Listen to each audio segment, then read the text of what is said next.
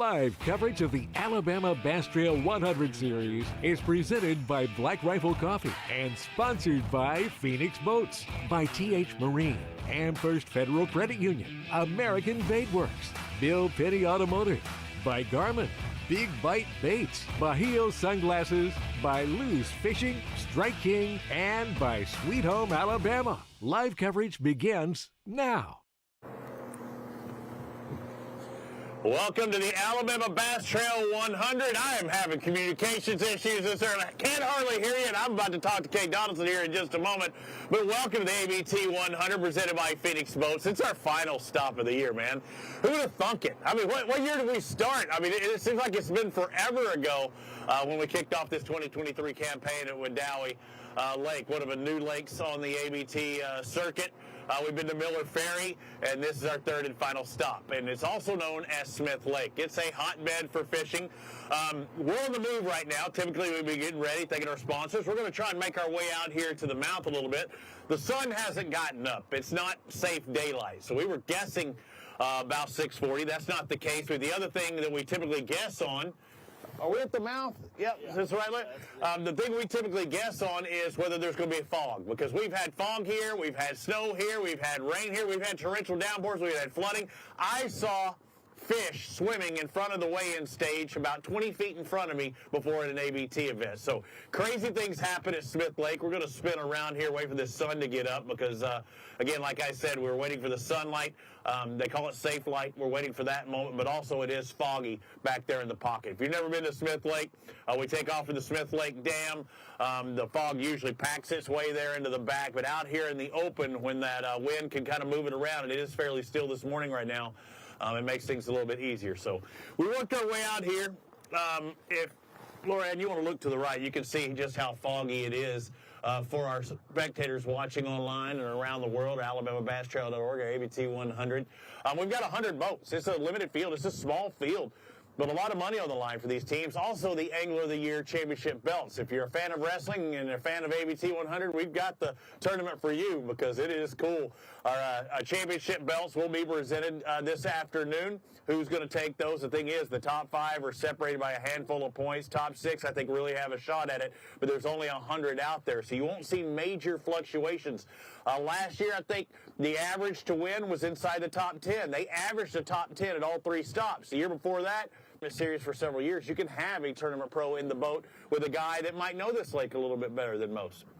I'd like to thank all of our sponsors that helped make this event possible. Of course, presented by Phoenix Boats, but fishalabama.org, Garmin, they kick back some extra money as well. The Garmin equipped boats out there with some extra cash on top of that $100,000 total payout. If you win this event, you can win, or you will win $25,000. And I was looking through the information. It only costs $3,000 to enter. So if you finish in the top 9 one time out of these 3 events, you made your money back. Anything other than that, it's gravy on top of that. Looking down, they paid down the top 25. I think it's 1,500 or so for the top 20. Actually, top 20, not top 25. Sun is starting to make its way up. So it is going to be a little bit closer, but with it socked in right now, we're having to delay just a little bit. Black Rifle Coffee, our Black Rifle Morning Coffee, Black Rifle Coffee Morning Show. I'm not sure what Kay had me dialed into. We've got our American Bait Works, Big Bite Baits, T.H. Marine. Also, those Angler of the Year belts are brought to you by T.H. Marine. They're our Angler of the Year recipients. Sweet Home Alabama, America's First Federal Credit Union. Extra payday if you've got your boat and your truck finance for America's First Federal Credit Union. Busch Light, Josh Butt's sitting over here to my left. He's just off camera. You know he's going to celebrate the winners with a Busch Light. But again, I'd like to thank all of our sponsors help make this event possible, like Mountain Dew Big Bass this week. Bumped it up a notch. $1,000 is on the line for one of our teams here as well. I'd like to bring in Kay Donaldson, the program director of the Alabama Bass Trail. Again, Kay, I'm going to try and hear you. We were trying to get these anglers out as soon as possible, but 6:40 was not that time. With the fog and a little bit cloudy maybe, I think they're going to get a little bit of a late start. But this is a lake that can get finicky. I was talking to a local as I came to my boat earlier, and he says, man, they were starting to head where I wanted them to be, but then it warmed up just a little bit. I think that warming trend at the end of this last week might throw the monkey wrench in for some of these anglers.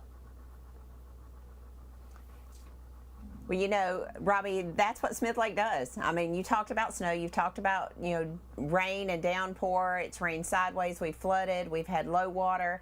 That's what Smith Lake does. And we always say this about Mother Nature. There's always the ABT factor when you think about weather. When you're looking at, you know, I even have it in my script to talk about weather, but there's no sense in it because it's always going to change when we get here on the banks of the lake. So we did have a little bit of a warming trend, but dude, we were hot at Weiss Lake 2 weeks ago. I mean, to the point you could wear short sleeves.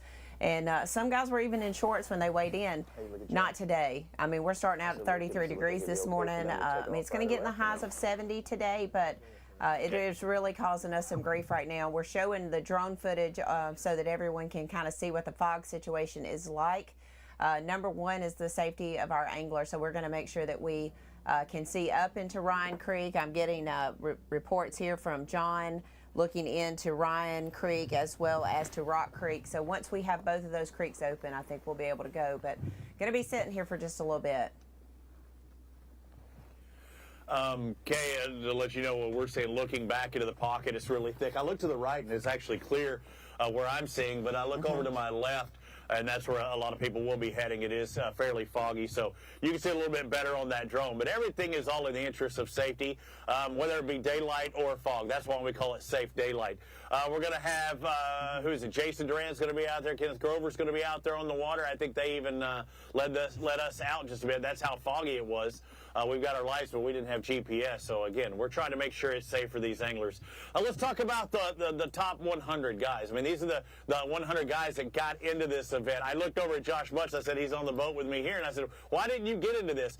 They can pick which events they want to choose and cherry pick if they want and see if it suits their style from year to year to year. But the one thing that's interesting about the ABT 100, we have not had a repeat lake in the 100s that we've had, say, in the ABTs where we generally go year to year. This will be our 9th different lake and 9 different opportunities.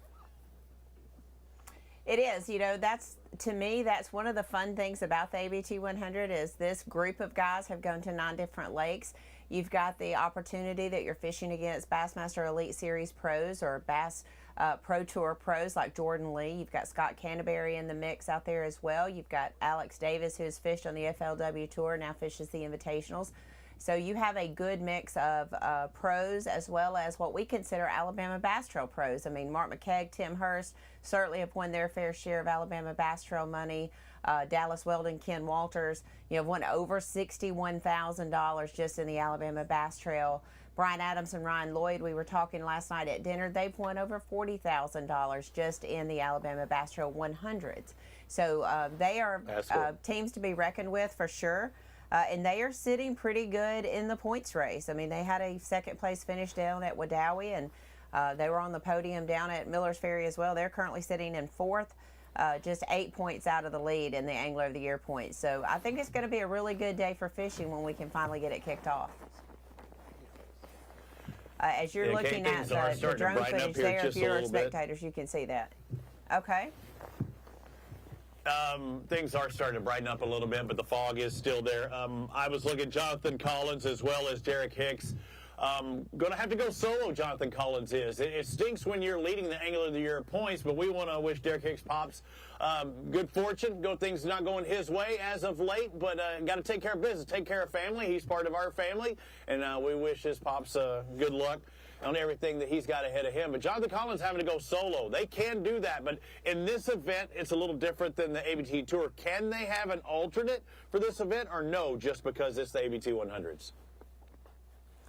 No alternates in the Alabama Bass Trail 100. I mean, there's only 3 tournaments, and so that was one of the things when we started the Alabama Bass Trail 100. We talked to a lot of the guys that fish our regular series, and that was one of the things that they really were adamant of, is that they didn't want alternates in this event. I mean, it's a lot of money here.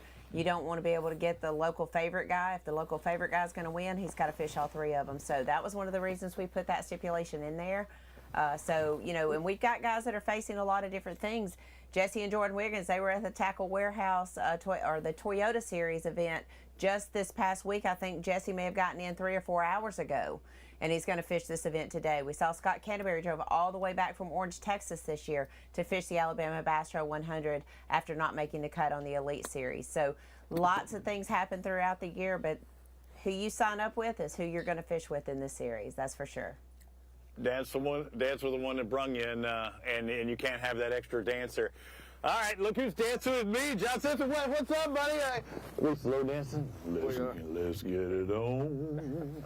All right, but it's up to you. You're the tournament director. A lot of people look at Kay and go, "Oh, okay, she's doing it." No, it's out of her hands 100% entirely. She might be the program director, but it's your call as far as this. And we knew as the minutes started ticking up, we knew that fog was rolling in, and there would probably be a delay. What's the word? What are you seeing now, and what aids in your assessment? Yeah, so we're out here in where the split is, where you either go towards Rock Creek or you go to the Ryan Creek arm. Well, if you got out here, the Ryan Creek arm is just socked in with fog. So to be safe and keep these guys safe right out of the gate, we're not going to send them through that fog bank. So we're going to let it burn off a little bit, and then when it's safe to go, we'll send them out. It's a clear morning, and that's usually not good for this scenario. But if you look out to the right, Lauren, I want you to see, and you can shoot off through there, you can see the fog moving. Moving fog is a good thing. It'll blow out of here because the sun is starting to come up. And typically, we would have launched by now. Even with the overcast conditions, you would have been fine. When fog just sits still, that's the problem, and it kind of socks in. But with that air moving, get a little bit of a breeze. And you know what? With these anglers, I don't think they're going to mind a breeze at all, because one thing about Smith Lake, it's a clear lake. It's a deep lake. It's been warming up as the week progressed, Kay, but I think a lot of these anglers are looking for wind because clear lakes, speaking to one of the guys, it can make it difficult for these fish. I haven't talked to you, Kay, about what you think it's going to take to win. I know we've had over 15 it took to win one of these tournaments. It took 20 pounds to win another. When we come to Smith, we can see a 20-pound to 30-pound bag. But with the conditions changing throughout the week, what do you think it's going to take? Will they be able to catch 20, or do you think it'll be in that 16 to 17 range? You know, they had a tournament here last weekend with probably around 150, 160 boats, and the winning weight was just over 16 pounds, and that had about a 4-pound largemouth in it. So talking with Jesse and Jordan Wiggins this weekend, this week on the podcast, they felt like a 17 to 18-pound bag would win. I know I read the article that Wesley Sams did with our guy Jason Duran, and he said he thought we could see a 20-pound bag. I still think you're going to be somewhere in that upper 19 region. I think I don't think you'll have many bags there. I think you're going to probably see a check at about 13 pounds, but I think it's going to take a little over 19 pounds to take the win today. Top 20 and get I think paid, you're going to have a so they're going to largemouth fight in the till the mix. very end. Yes, I think largemouth will certainly play a factor they are. I mean, as well. Yeah, I think you're going to have a mixed bag. You know, 2 largemouth would be huge right here in this tournament. But you've got guys that can do it, dude. I mean, you got 2-time Bassmaster Classic champion Jordan Lee raised on this body of water. So you've got him, his partner, not a bad fisherman, Chad Hall. I mean, he's seen some wins on the Alabama, Bass Trail and some really good finishes. So you've got, those guys. Chad Hall can hear us right now, Kay. You just gave Chad the moniker, Chad Hall. You were talking about Jordan and his accolades. But Chad Hall, not a bad fisherman. You're exactly right. You're so adequate in that statement. He's not a bad fisherman. But yeah, Jordan's got if he can keep a hook out of his head. If he can keep a hook out of his head. I know you remember last September when we were doing the Pro-Am and hooking his head. So that's a dangerous group, not just on the water, but in the boat.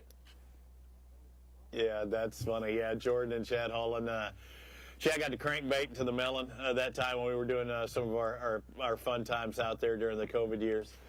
Things are starting to lighten up. That's a good thing. So just looking and shooting through me, you can see the bank over there. It is still probably too foggy, right, John, as we look at it here. And looking to my left or to the right. So the densest fog to the left, that's where predominance of these guys will be heading. So when you can see a little bit of the shore, yeah, that's because we're pretty close, but you cannot see up that river. We've seen, what is it about Smith Lake, Kay? I mean, it always brings the weather one way or another, and I think, honestly, you might have jinxed it this morning because you were talking about no floods, no snow, no rain, no fog, and right after that, the fog started pouring in. What is it with Smith Lake? Well, you know, Robbie, maybe it's not Smith Lake, maybe it's just me. Maybe it is just me. Maybe I did jinx it. You know, the week has just been so good. You know, actually we had some cold temperatures, but that's what everybody wanted. They wanted that at Weiss. They wanted the temperatures to cool down and get those spots active and get them moving in that fall pattern. So that we wanted it to cool off. But I started talking to Daniel and John earlier in the week around Wednesday that said, hey, we're getting real cold air temps, but the water temps haven't cooled down. So we knew if we were going to be around that 65 to 68 degree water temps, and we were at a 30 degree air temp, that this was a great possibility. So that's North Alabama fishing in the fall. So we're used to.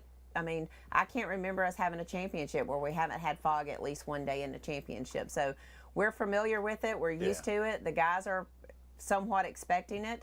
So hopefully we'll be able to get you guys out of there quick, and we won't have too far delay. It's been crazy.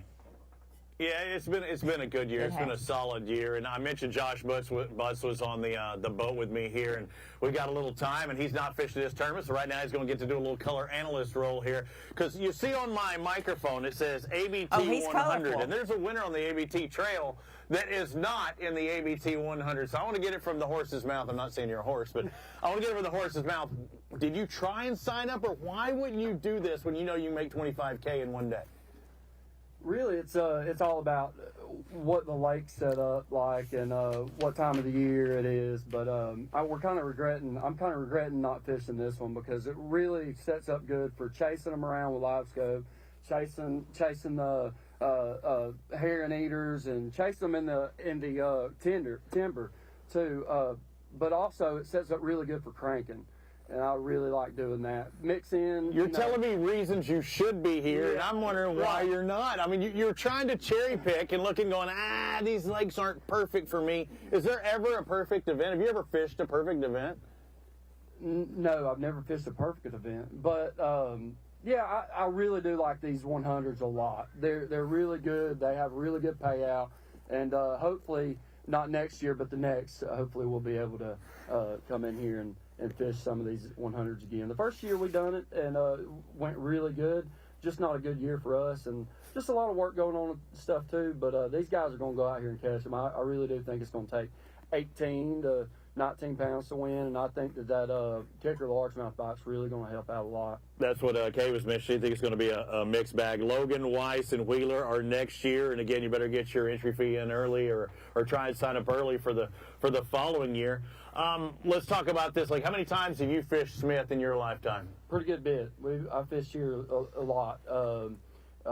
It's been a really good lake for us. I know the first year on the Alabama Bass Trail we finished fourth, and I was telling some of these anglers last year we got chased into that live scope deal, catching singles, but the cranking bite was still pretty good as well. So we kind of, mixed it up a little bit and got on a little bit late. But look, anybody can go out here and win if they stumble on, just like at Jordan when we won the championship. They can go out here and stumble on these chasers that are, 3 to 4 pounds and catch them real quick, and they could have 17, 18 pounds real quick. Look over, John, I think it's clearing up over there. I'm looking at you looking hard. It's starting to thin out a little Starting to thin out just a little bit. Still not a go. Still not a go, he says. All right, Josh, let's talk more about this. Like, for the fans around the country, around the world, maybe it's a service member watching online somewhere around the world. Explain Smith Lake to me. This was one of the first events I came to when I was doing the Bassmaster Tour back in 2005. I was out there on the banks at the dam with Fishburne. That's how long ago it was. But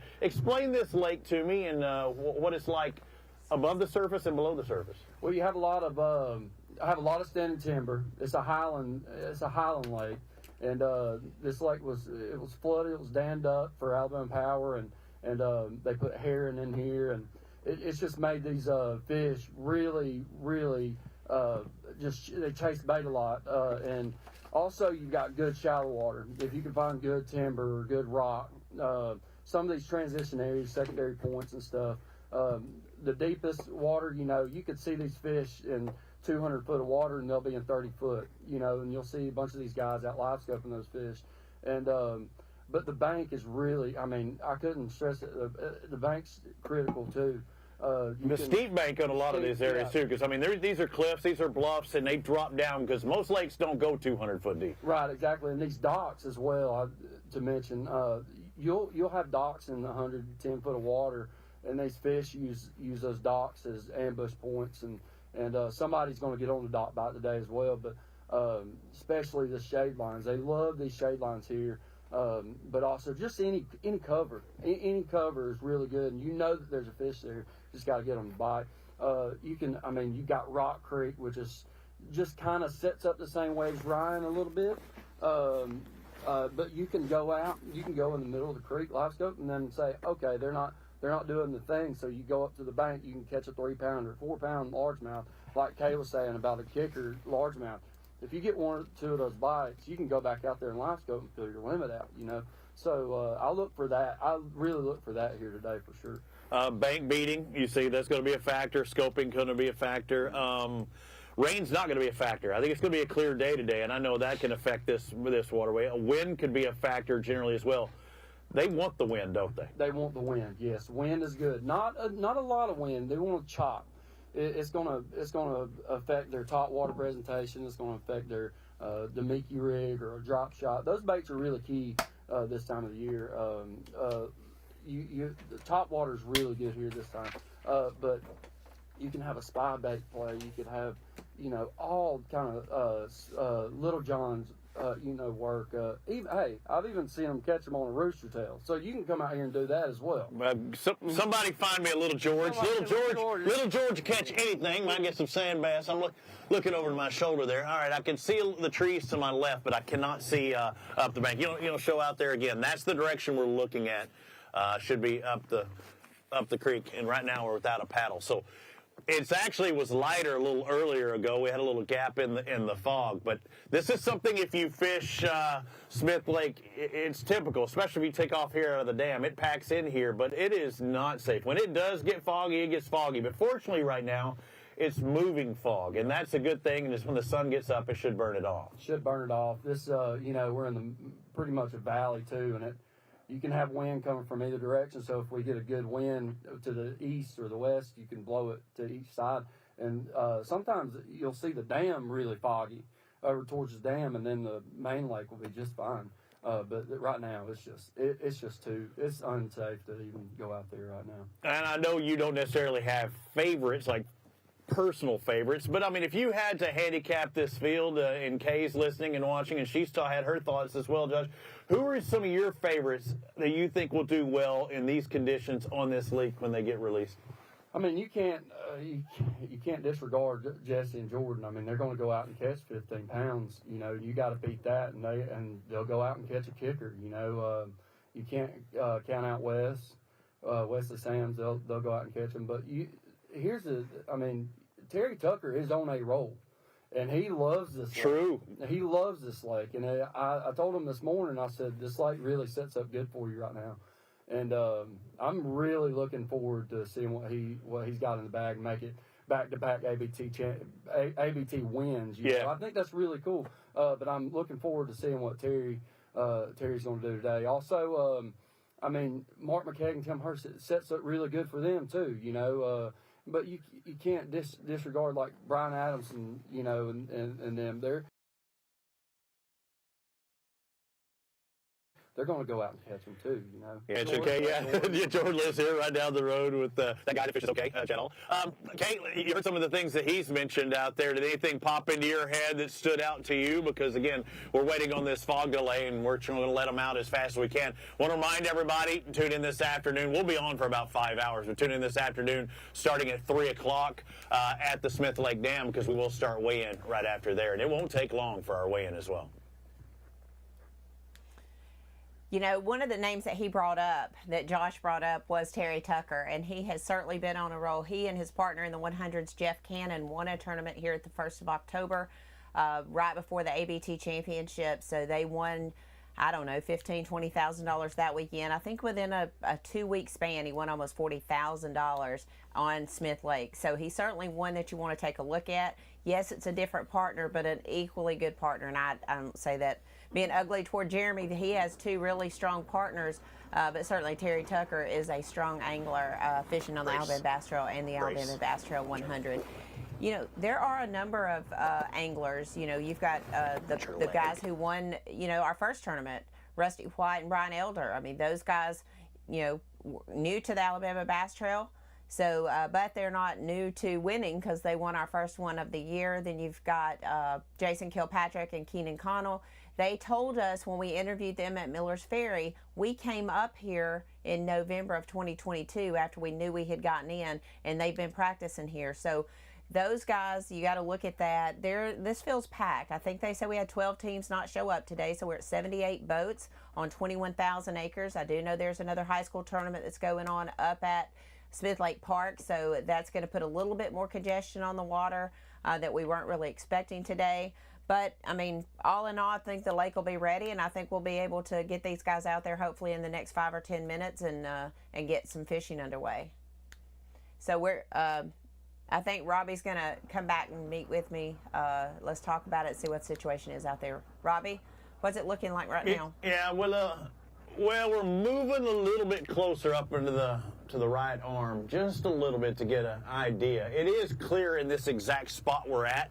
But one thing that you'd mentioned, it's not about just our guys. We do have some awesome anglers. 100 of the best from around the world are here in the ABT100 presented by Phoenix Boats. It's the unknowns. And to point that out, we have 100 boats here in the water, but there were a couple that weren't in our tournament, and I saw one in particular that didn't happen to have any lights on. It was a local guy, didn't have any lights on this morning. Very early, slow creeping, didn't have anything to do with us. Those are the people that you have to watch out for. No matter what, don't do that. I don't care if you're fishing a tournament or you're not. Make sure that you're safe out there. But the thing is, when we're out here looking into this fog, what about those high schoolers that could be heading towards you? Now, maybe the high schoolers aren't driving and maybe they've got a captain to do it, but if you can't see them or they can't see you, it causes a problem. So it's not always just about us. It's about the unknown. John, it is clearing up just a little bit that way. And the thing is, with all of our boats, we know every one of them has a GPS. They're locked in. They can follow a trail. They can do everything. But they don't want to head out there into the unknown for that Robbie, guy that may be waiting for him. He's with Jonathan Collins, our leader. Jason Duran, you're out there. I think you caught up with Jonathan Collins. That's a good thing because he's out there and a chance to win that ABT 100 title presented by TH Marine, but he's having to do it solo today.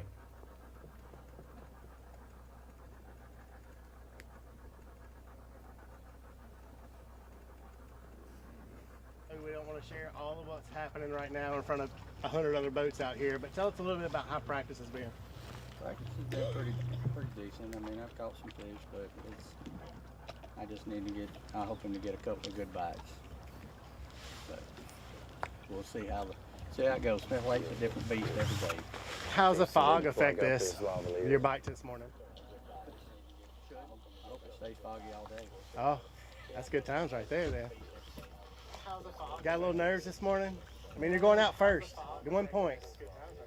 Could change a lot today. Just got to catch it and keep it. Fishing solo today.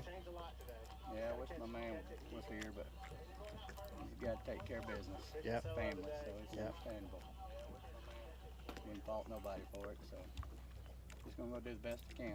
Yes, sir. Well, we appreciate you giving us a little time this morning. Good luck. Go get them, buddy. Appreciate it. He'll let you in. Yes, sir. Well, we appreciate you giving us a little time this morning.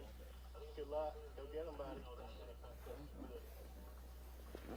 All right, looking out there, you see the boats. Now, earlier you could not see those boats, and you can see the sun coming up. Jason's going to get his audio stuff sorted just a little bit.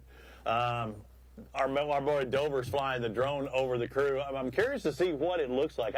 Hey, look at that, Lauren. I can actually see some daylight over there through the fog. So it is starting to lift, and it is starting to clear out. What's our time right now? We got an official time. So we wanted to take off at 40, 42 would have been.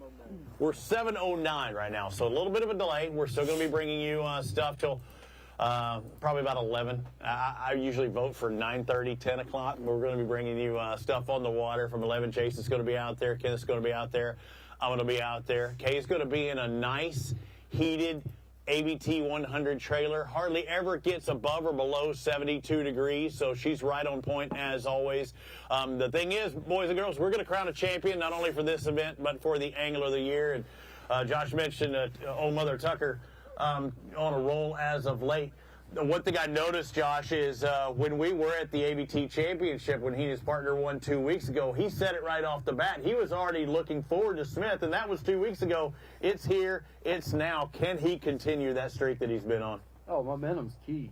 The momentum's big-time key. Is it confidence or what? It's confidence, but you also feel that you're like, you just get it in your head that you can go and do it, and it's a bunch of confidence.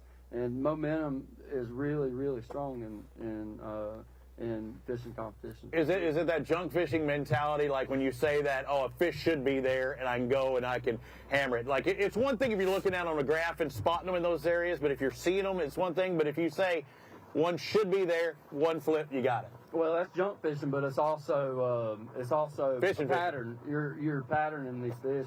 Very good pattern. Like this Smith Lake is such a good pattern. And I didn't mean that as a negative, but I'm just saying instead of saying, and even though I want to point this out too, and everybody, you know, has their thoughts on the electronics and stuff, yes, you can see the fish better than you could before, but you still have to know where they're going to be. Yeah, and these fish are getting conditioned very well to this live scope, Robbie. They'll run away from it. They'll come up underneath your boat. And when they start doing that, you can leave that school, come back to them later. If there's nobody sitting on them, you can also get those to fire up again. But they come up under your boat and acting as shade and cover. And then you back off and come back on them, and you can catch them again. One thing you'd mentioned is the bait fish. Other than the herring, what is the other bait fish that would be typical, say, for some of these largemouth that are up on the bay? You have threadfin, a lot of little threadfin in the backs of these creeks. They'll play today. Smaller fish get with those threadfin, but you'll also have a random good largemouth in them. The bluegill, man, I've seen a lot of wolfbacks before when the water's drawn down a little bit, and you'll have these wolfbacks of spots and largemouth up in these pockets and be chasing and stuff too. So just a lot of different variables here. I mean, you can do anything you want. It's just getting that lucky bite and getting it in the boat. That biggest variable as far as the bait's concerned. Anytime you go to a herring lake, it is tough if you're going to live and die by the herring.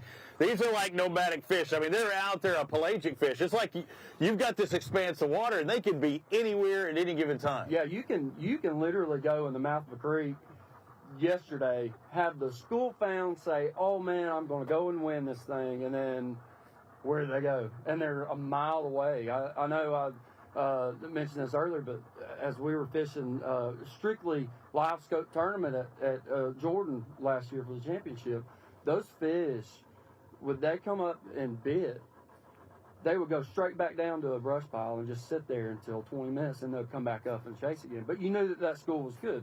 We chased those fish for a mile. The same school that had 10 fish in it, we chased it for a mile. That's how quick they can move, and that was in an hour. Yeah, it's crazy. And again, this lake known for that. It's going to be interesting. John, I'm looking at, come on over here.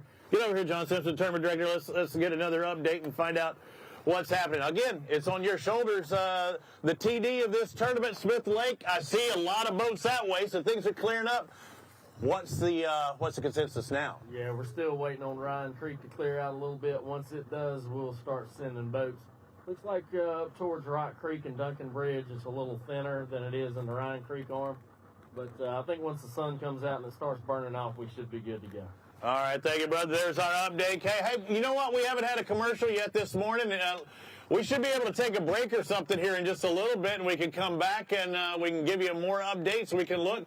Things are starting to clear up here, but it's a foggy morning at Smith Lake. The final stop of the ABT100 presented by Phoenix Boats. We'll be back in a bit, hopefully an update, and we're sending these guys out on the water. Today's Live on the Water coverage is brought to you by Big Bite Baits, by TH Marine, and by AmFirst Federal Credit Union. Live coverage continues right after this. At Phoenix Boats, our passion for fishing is obvious. Whether it's a pro event or fishing with our family and friends, we truly love the sport of fishing. That's why our goal is to make every single Phoenix boat that goes out the door the best fishing platform it can be in both design and construction. We love to fish as much as anyone, and we believe it shows in every boat we build. Phoenix Boats, built by anglers for anglers. The perfect checking account doesn't exist. Not at a bank, that is. So why do you keep looking there? At AmFirst, you can get no minimum balance or monthly fees, an instant issue debit card, and free checks with unlimited check writing. But who doesn't want more? Like a rewards program you'll actually use, and convenient digital tools that make it easy to manage your account from anywhere. Now you could try and find that at a bank, or you could save yourself the trouble by checking with us. On the weekends, some folks step up their game, like bringing home Jack's Fan Faves Value Meal. Our chicken nuggets, mac and cheese, and a drink for just $5.99. Now, Miss Ashley, I ain't saying she can run a post route, but she's got hands as golden as the nugget she snags. The fresh, hand-breaded, all-white meat chicken is a catch in itself. Try them with our handmade sauces. Score our Fan Faves Value Meal for just $5.99. It's quite a haul. Big companies get bigger and bigger and talk about their fancy labs where they study fish behavior, but then they all go golfing on the weekend. We don't have a large laboratory to test baits. Why, you ask? We don't need a big laboratory because our pros fish, our employees fish, our salespeople fish, our suppliers fish, our mold builders fish, our owners fish, and our kids fish. This is our laboratory. Our R&D comes from time on the water, learning how to make fish bite. We don't have other hobbies. We fish.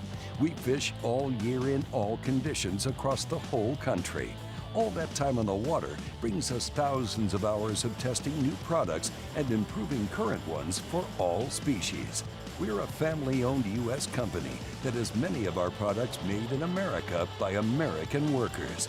The products we don't make in America, we make in Guatemala, which supports many families in that country as well. This hour's live action is sponsored in part by Garmin, by PowerPole, American Bait Works, Bill Penny Automotive, and by fishalabama.org. There's a lot more to come. At Phoenix Boats, our passion for fishing is obvious. Whether it's a pro event or fishing with our family and friends, We truly love the sport of fishing. that's why our goal is to make every single Phoenix boat that goes out the door the best fishing platform it can be in both design and construction. We love to fish as much as anyone, and we believe it shows in every boat we build. Phoenix Boats, built by anglers for anglers. Bill Penny Toyota is Alabama's #1 volume Toyota dealer. But that's not the only reason to get to know Bill Penny. Enjoy a 10-year unlimited warranty on every new Toyota in stock. Get 1 year of 24/7 roadside assistance. Test drive for the chance to win $5,000. You heard right. 5,000 big ones. Plus, choose from over 700 new Toyotas in stock and price to move. Bill Penny Toyota is Alabama's #1 volume Toyota dealer. Get to know us today.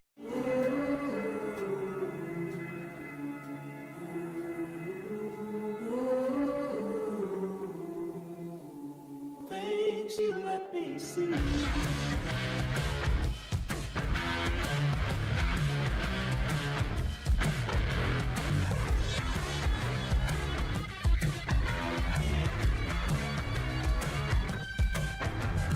Things you let me see. Some things ain't worth keeping. Yesterday's traditions, today's adventures, tomorrow's memories. Now that's something worth keeping. Fish Alabama and find your keeper. For more information, visit fishalabama.org. Well, what would typically look like an Alabama tourism commercial with a nice fog rolling over the hills of Smith Lake is not good for a top-level bass fishing tournament. We are under a fog delay right now for the launch, whether it be Ryan or Rock Creek. Pretty soft in, but you look at some of the anglers out on the water, they are prepared. They are jonesing. They've been snacking it up. They've been drinking their Black Rifle coffee to kick things up. You can see more and more anglers as we look towards the dam. You can also see the sunrise starting to peek out from the fog to the left.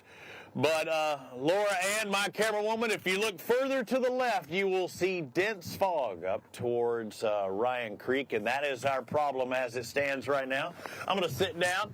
There's our tournament director over there, our assistant tournament director, Danny Montgomery, as well. They're looking at our drone footage and what it looks like, because when we're down here at ground level, we only see so much. If you look to the camera left, it would be, I believe, Rock Creek. If you look to the right, it would be Ryan Creek.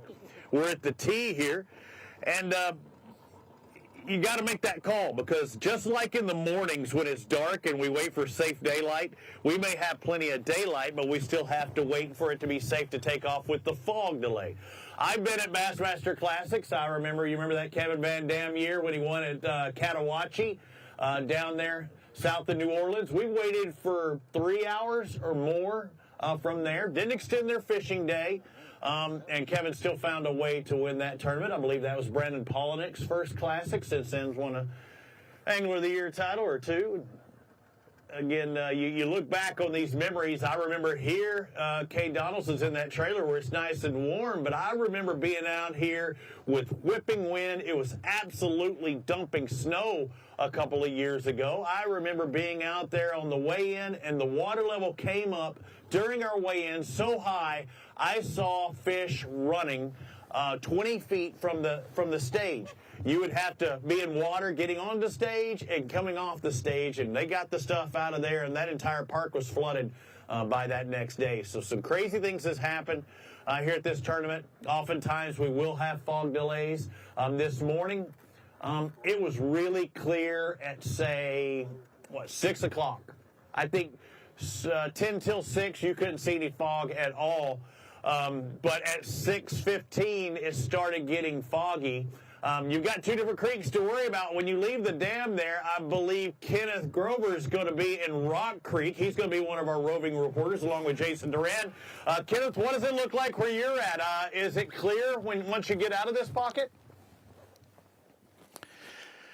Robbie, what happens here is as you move up the lake, there are patches of thick fog, and then there's clearing areas. You can see here there's a patch right here that's back towards where you guys are at the dam. I'm kind of sitting in a clear area, and then if you go further up, it's actually up Sipsey River, goes that way. There's another fog bank here. It makes it really, really tough, and then Rock Creek is kind of behind me. I'm where Rock Creek enters into the Sipsey River here. I kind of wanted to hang out here, watch the anglers come this way, see how many of them were going to go up Rock Creek, see how many of them were going to go up Sipsey River. But I'm having to wait on safe conditions for you guys to be able to let the anglers go. But that's what we run into. And as these guys take off, they hit these areas, it's real thick fog. They can't really see. And when you have so many boats taking off, it can create an unsafe situation. The other thing that happens a lot of times on this lake is we see a lot of floating docks. A lot of these docks break off or whatever, and they float in the middle of the lake. So there's usually not a lot of wood and timber, that kind of stuff. But those floating docks or random things that are floating in the lake, certainly don't want any of our anglers to hit those as well. So it helps when boats when are one thing to worry about, but the floating docks or anything other issues. There's clear pockets, there's foggy pockets. Just makes it hard to navigate. What was it like for you? Because you still took off from the same spot. What was it like for you? How fast were you able to go? Because it's one thing if everybody goes 5 miles an hour. That's not the case. And you could be at another tournament, and it could have been clear where you were at, and people were running. What was it like for you once you got out of, say, this dam pocket area? What was it like for you heading to the area you were at?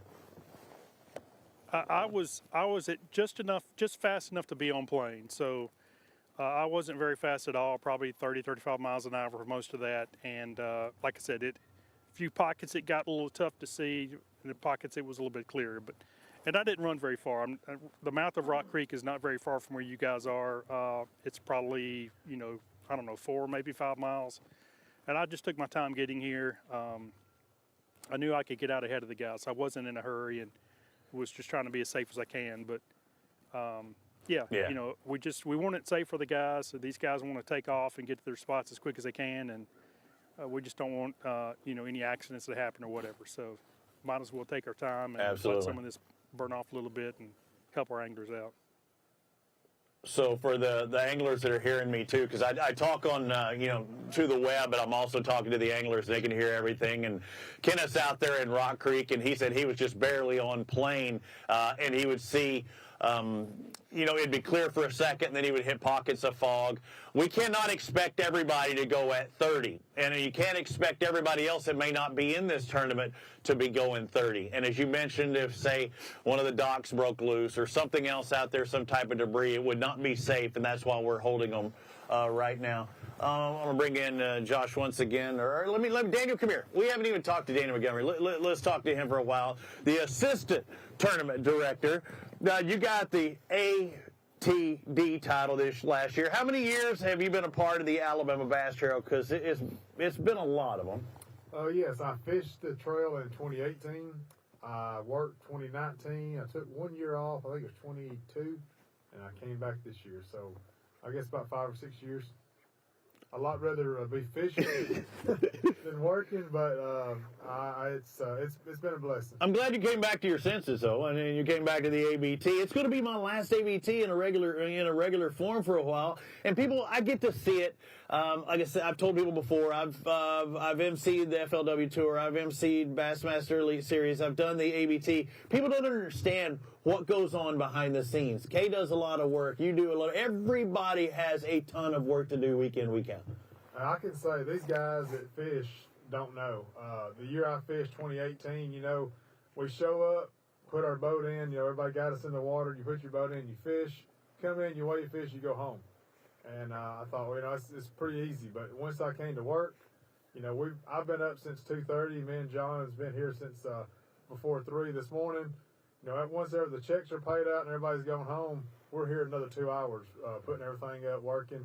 And not to mention everything that John and Kay does during the week. So a lot of the anglers, on the angler side of it, you don't see that. And constantly improving. I know you've seen the new ABT trailer. I was amazed at just how quickly it got put up at the ABT Championship. Been a while since I've seen it, but y'all got that as a solid process. I know the tanks have been improved, and I hear we've got a new improvement coming for 2024 as far as the release tanks. Yes, we have new release tanks coming. Hopefully you'll be here. They probably won't be here for the 100 in January, but hopefully have them by February. They're going to be where we can release the fish with probably just 2 or 3 people, where now we've got to send 6 or 7 to get the fish in. So they're going to have release tanks, release tubes. It's going to be a huge improvement. It's going to help us as far as our manpower and just get done quicker. And be better for the fish, because a lot of people also, people see fishing tournaments. We do not keep these fish. Every one of these fish that the anglers catch, they try and keep them alive. No penalties, and put them back out there in the water so they can be caught another day. But if a fish is struggling, say we have a fish that was caught at depth, you have guys back there managing some of these fish that might be hurting a little bit, making sure they get a little extra special attention. Yeah, we have Frank. Frank's been around longer than any of us. He's been since day one, and Frank is he's awesome. I can't say enough good about Frank. He's a fish care guru. If you don't believe me, just ask him. Oh, that's true. That's true, because nobody knows Frank better than Frank. That's right. But Frank is to me, I'm replaceable. I don't think Frank's replaceable. Frank just does so much for our fish care.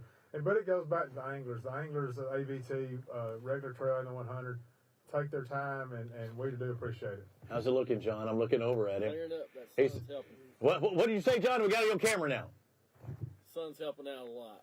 Starting to clear up in the Ryan Creek arm, so hopefully once it peaks over those trees, it should be burning it off pretty quick. All right, going to be getting out there close. One guy that is replaceable is Luke Duncan. I heard he was watching online, and it just made me think of Luke Duncan. Why isn't he over here, harassing me? That's the big question I have. Now, do you have any favorite memories, Daniel? Oh, he's in the parking lot, I hear, harassing Kay. Do you have any favorite memories, fond memories, or anything that just sits back of all the years that you've been here covering the ABT events? I think the biggest thing in me is the friendships. I don't know if that's just a memory, but just the friends I've made, not only on the team. We have a great team, but just the anglers I've met. I've made some really good friends just through the anglers and knowing them. But I guess a memory, and I ain't gonna say it's a good memory, was Smith Lake a few years ago during the flood. I know you. Yeah, no, that's bad. Yeah, you mentioned it a while ago. That's just one tournament that has stuck in my head, and every time I hear Smith Lake, that's the first thing I think of is the flood. You remember me? I mean, me and you, we were talking about fish, and I'm telling you, 20 feet in front of the stage, we saw a fish fighting to get through the grass. And I'm just talking about tall grass.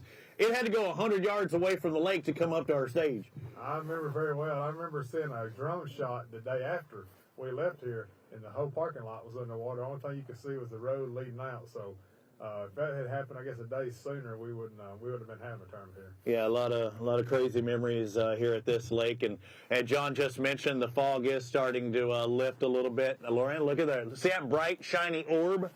They call that a sun that's starting to peek its head up.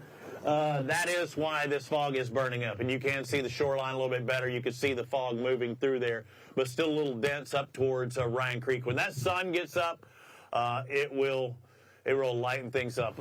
Let's bring in Kay. Kay, we got to have something to talk about as we get ready. I think it is getting close. I see Goob over here getting ready to go out there on the water. We should almost interview him. The Alabama Bass Council's. No, what? No. Oh, what we got for snacks? I see you mowing something in the pocket. Sunflower seeds on the market. You got, what is it? Chinook sunflower seeds. Canuck sunflower seeds. So, okay. I thought it'd be something really good, but he's just sunflower seeds. You know, if you were at a baseball field, they wouldn't even let you on there. You can't even get on those things anymore with those things. But Kay should be in that nice toasty trailer, and we haven't even talked about that, Kay. Looking at all the snacks that Goob's got ready to go. Christmas tree cakes. Do you have your Christmas tree up yet? I know it's up in my house, and the reason it's up in my house is because I didn't take it down. No, Robbie, I do not have a Christmas tree up in my house. I don't put my Christmas tree up till the day after Thanksgiving. So that's a tradition in our home. We put it up on Friday after Thanksgiving. I don't get into the whole Black Friday deal, so that is my Black Friday. I like to put my Christmas tree up. But, you know, Christmas is going to come early to some people today. They're going to take home over $25,000. They got a Phoenix boat. It's going to go up to $32,000. And, you know, there's a possibility someone could walk away with $36,000, $37,000 today. And for a one-day tournament, I'll take that. I wish it was me. That's pretty solid. $3,000 entry fee. Yeah, $36,000. A lot of money for per angler. Is only $1,500 for the entire season. That is pretty good. Hey, and you didn't have to do it. I remember reading the post or something you had online. It was talking about when you brought this to your board and your members after you have the ABT. They said, "Really, you want to work more, Kay? What is wrong with you? Why are you wanting to work more?" Well, you know, very similar to the Alabama Bass Trail, there was a need there. And when you have 15, 20 anglers come to you and say, we love what you do, but we'd like a more limited boat field and we don't mind paying for it. I think you have to look at that. And I said this in the podcast earlier this week. I think there's room for an honest conversation between organizations and anglers. And I'm lucky that I'm able to do that with our anglers. I'm able to sit down and listen to an honest conversation.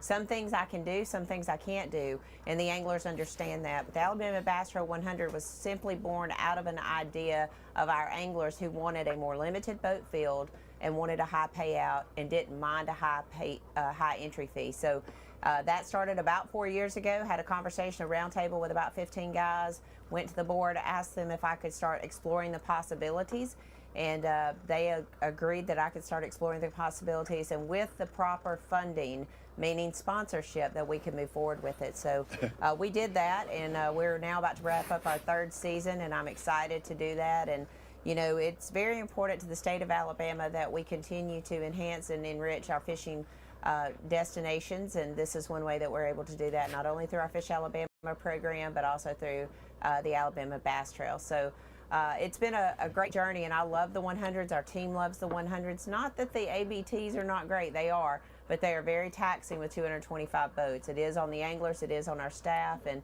so the 100s are almost like vacation for our staff. So it's a real quick setup, real quick takedown, real quick weigh in. And I'm laughing you look like you're on vacation, actually. No, I'm just laughing how you honestly said for our staff, this is almost like a vacation. You say that like a woman who's in 70-something degree temperature right now with a blanket over your legs, with a monitor in your face, while we're out here in the fog knowing we got to be out here another 3 or 4 more hours. That made my day right there because But it is different, and I thank you for having the ABT 100s because it is fun, and being able to see some of the guys that are touring pros compete with some of the guys we would typically see on the ABT tour. That's what makes it special for me as well, and I've been to most of them, or more than not. But also getting into this tournament, getting into the ABT 100s or ABT tour events has not been easy these past few years. Yeah, the ABT just sold out on August the 15th in 28 minutes, and the ABT 100 took us about 5 days to fill that up, but we really only had about 15 spots after the first day of registration. So it is beginning to be a more popular format for a lot of guys. You know, you've got the guys that are maybe fishing the opens that want to also fish this event.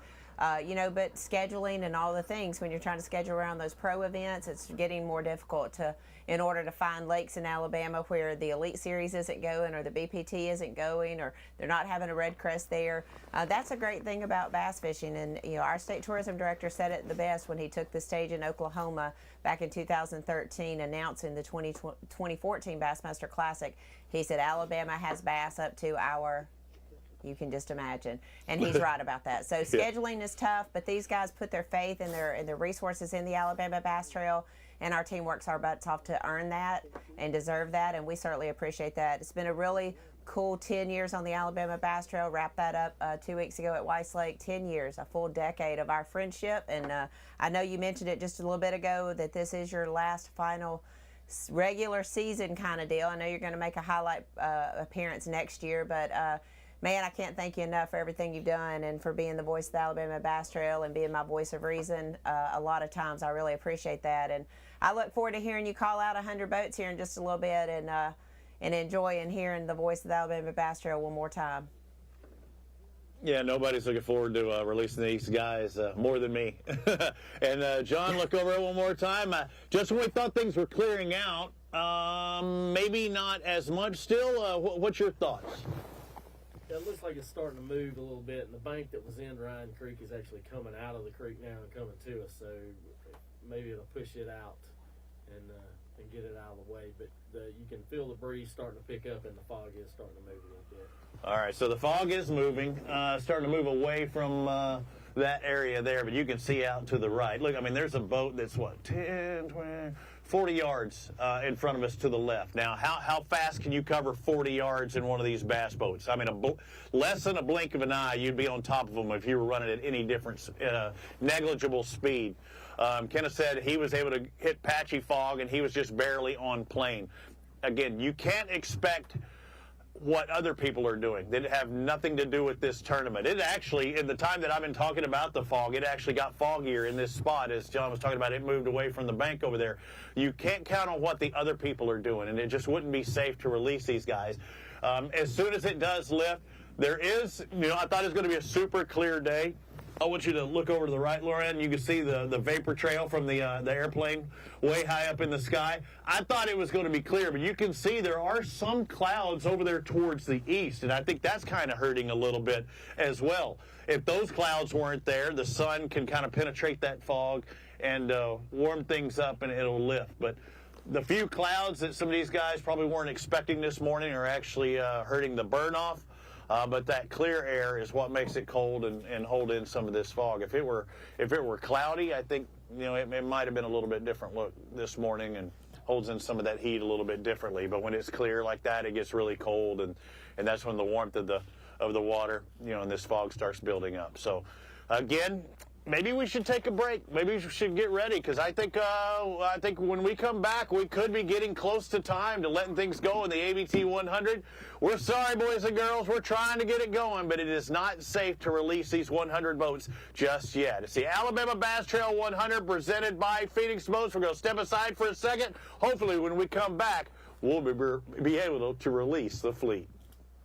Alabama Bass Trail 100 Series live coverage is brought to you by Phoenix Boats, Bahio Sunglasses, Strike King, Lose, and by Busch Light. There's more Live on the Water coverage right after this message. At Phoenix Boats, our passion for fishing is obvious. Whether it's a pro event or fishing with our family and friends, We truly love the sport of fishing. that's why our goal is to make every single Phoenix boat that goes out the door the best fishing platform it can be in both design and construction. We love to fish as much as anyone, and we believe it shows in every boat we build. Phoenix Boats, built by anglers for anglers. Stetson Blaylock, Todd Auden, Hank Terry, let's go! Garmin Live Scope, I tell you right now, if you don't have it, you are behind. It's just wild. It's like a video game. If you do not have that Garmin Live Scope, you are definitely missing out. Bassmaster Classic Champion!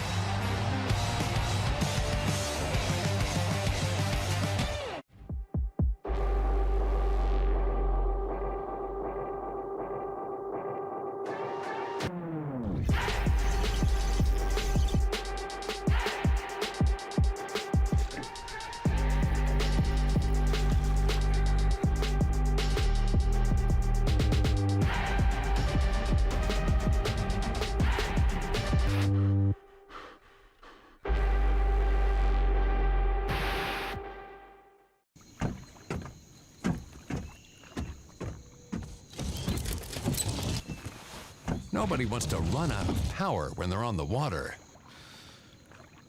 There is a better way.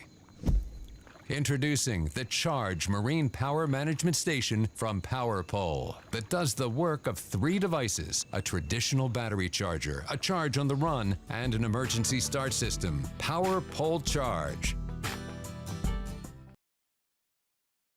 Today's Live on the Water coverage is brought to you by Big Bite Baits, by TH Marine, and by AmFirst Federal Credit Union. Live coverage continues right after this. At Phoenix Boats, our passion for fishing is obvious. Whether it's a pro event or fishing with our family and friends, We truly love the sport of fishing. that's why our goal is to make every single Phoenix boat that goes out the door the best fishing platform it can be in both design and construction. We love to fish as much as anyone, and we believe it shows in every boat we build. Phoenix Boats, built by anglers for anglers.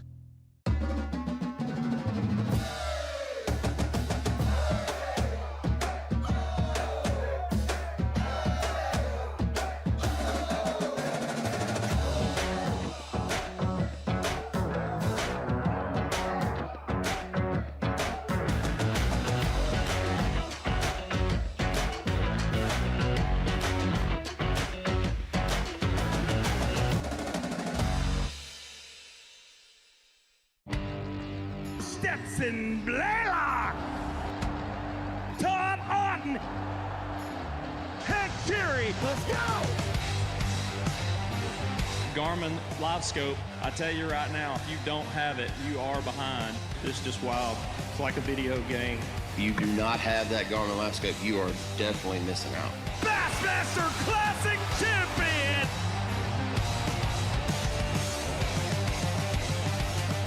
The TH Marine HydroWave H2 KVD Edition is a surefire way to ignite a feeding frenzy. The HydroWave utilizes a sound-emitting technology that imitates bait fish and other feeding fish below the surface that preys on the competitive nature of bass and other game fish to get you more bites. The HydroWave is another way that TH Marine has you covered from transom to trolling motor.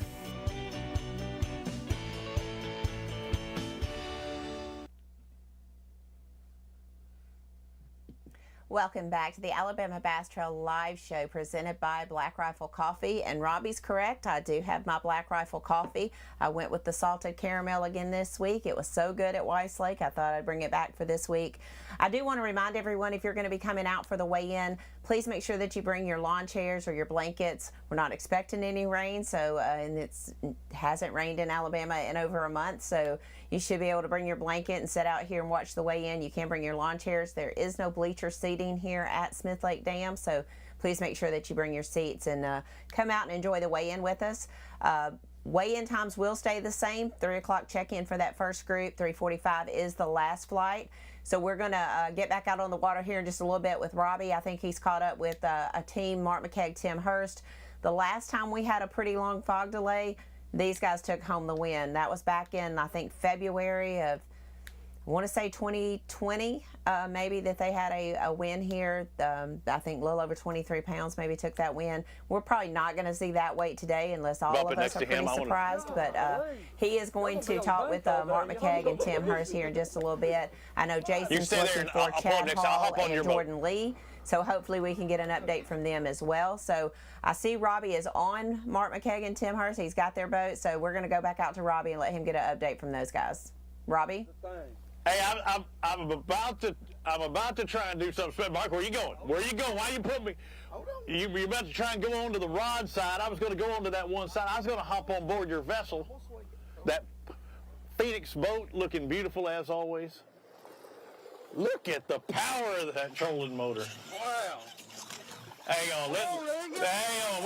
We're getting a trolling motor tutorial by the governor himself, Mark McKeag. He gonna go in the water. Back it up, Terry. Favorite video on YouTube ever. If you ever watch fireworks.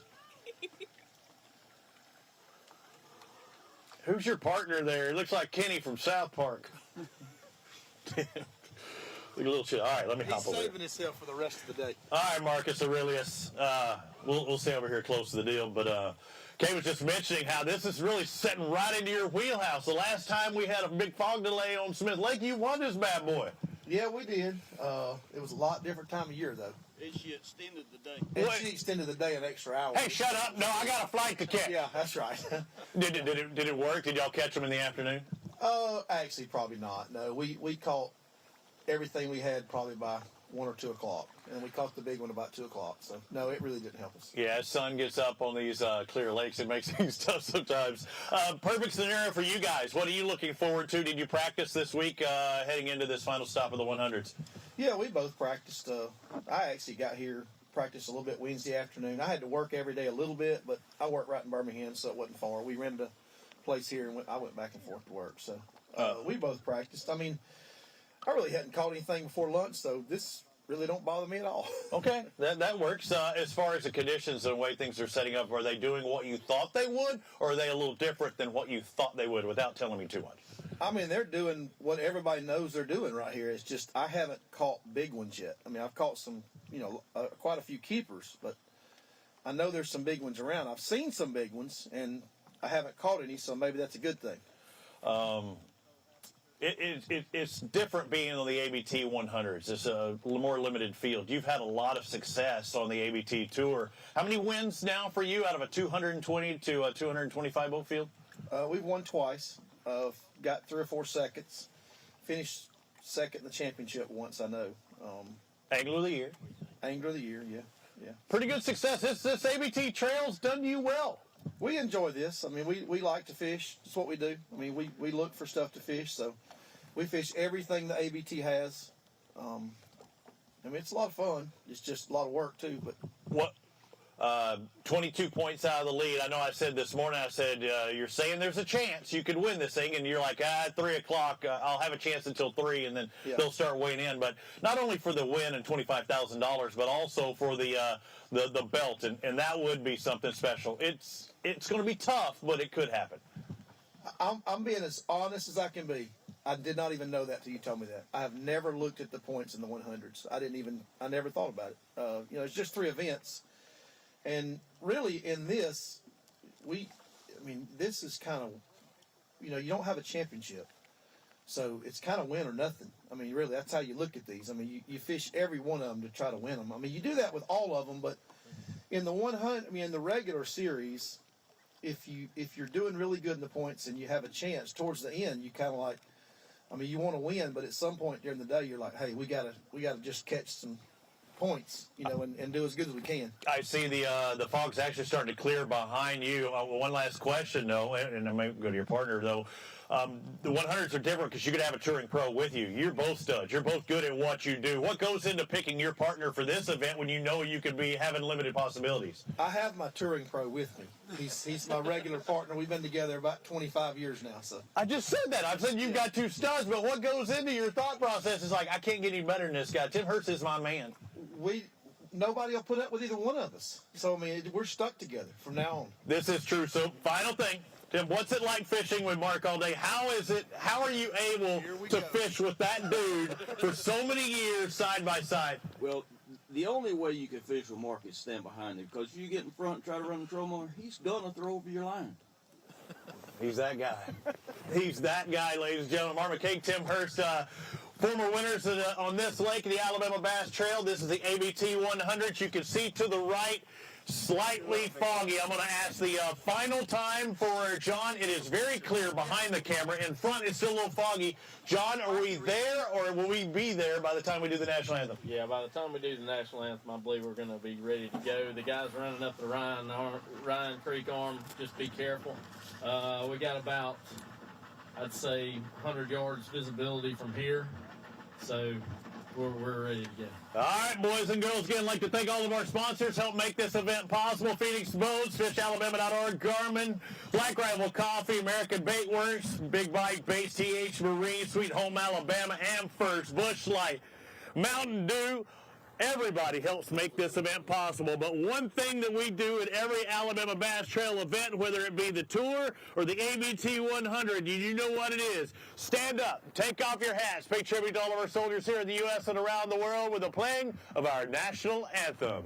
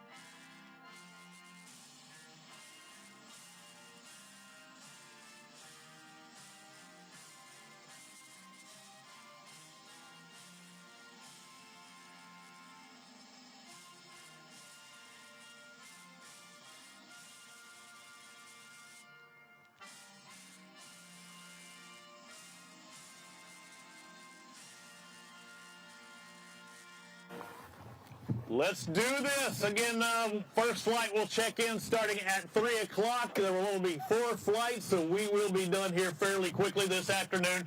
About an hour less of fishing time. Guys, go out there, be safe. And again, as you head into rock, it's a little foggy, but it clears out after that. We've got reports. All right, first boat up.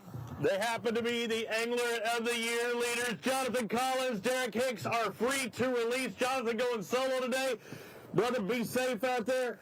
Derek, we're wishing Pops good fortune in the months to come. Bradley Williams, Jeff Weaver in boat number 2. You are good to go. Boat number 3, Jimmy Whaley, Terry Adams. You are free to release. Again, we're going to go through this again. Tell me your boat number as you work your way by. Boat number 4, the Flag Attack, Jackie Flack, Ethan Flack. Thank you, guys. Boat number 5, Lucas Black, Lee Black. You are free to go. Been at that Toyota event, Lee is. He's back with us. Lucas fishing once again. Tim Hurst, Mark McCaig, and Gavna. Boat number 6, you are free to release. Boat number 7, Mark Condren, Ted Paisley. Boat number 8, Travis Clemens, Ricky Clemens. Good luck, gentlemen. Randy Waddell and Kevin Nunley. Good to go. After boat number 9, we move to boat number 10, Kevin Ullman and Jack Tibbs, free to release. Hashtag Team Hurst behind them. Boat number 11, Matthew Hurst, Roy Hurst Jr. Thomas Roach and Kevin Williams in boat number 12. Again, first flight checks in at 3 o'clock this afternoon at the dam. Jed Lamb, Blake Hall in boat number 13. Lucky 13's followed by Lee Varner and Billy Adamson in the 14 boat. Boat number 15, John Kellett, Robert Story, free to release. Boat number 16, John Hearn, Brian Martin, you are good to go. Trey Sorrell's going solo today. John Brown not here, boat 17. Boat number 18, Big E, Eric Morris, Alex Davis, free to release. He can play some Hank Williams Jr., he was texting me. LeBoyd Lemon, Zach Lemon in boat number 19, you good to go, followed by Dee Dee Murphy and Dylan Murphy. Boat number 5. Boat 22, Matthew Johnson, Trevor Raddick. Boat 23, Nolan Spencer, Robbie Spencer. You good to go, guys. Good luck. Jace Thompson and Thomas Eden just behind you.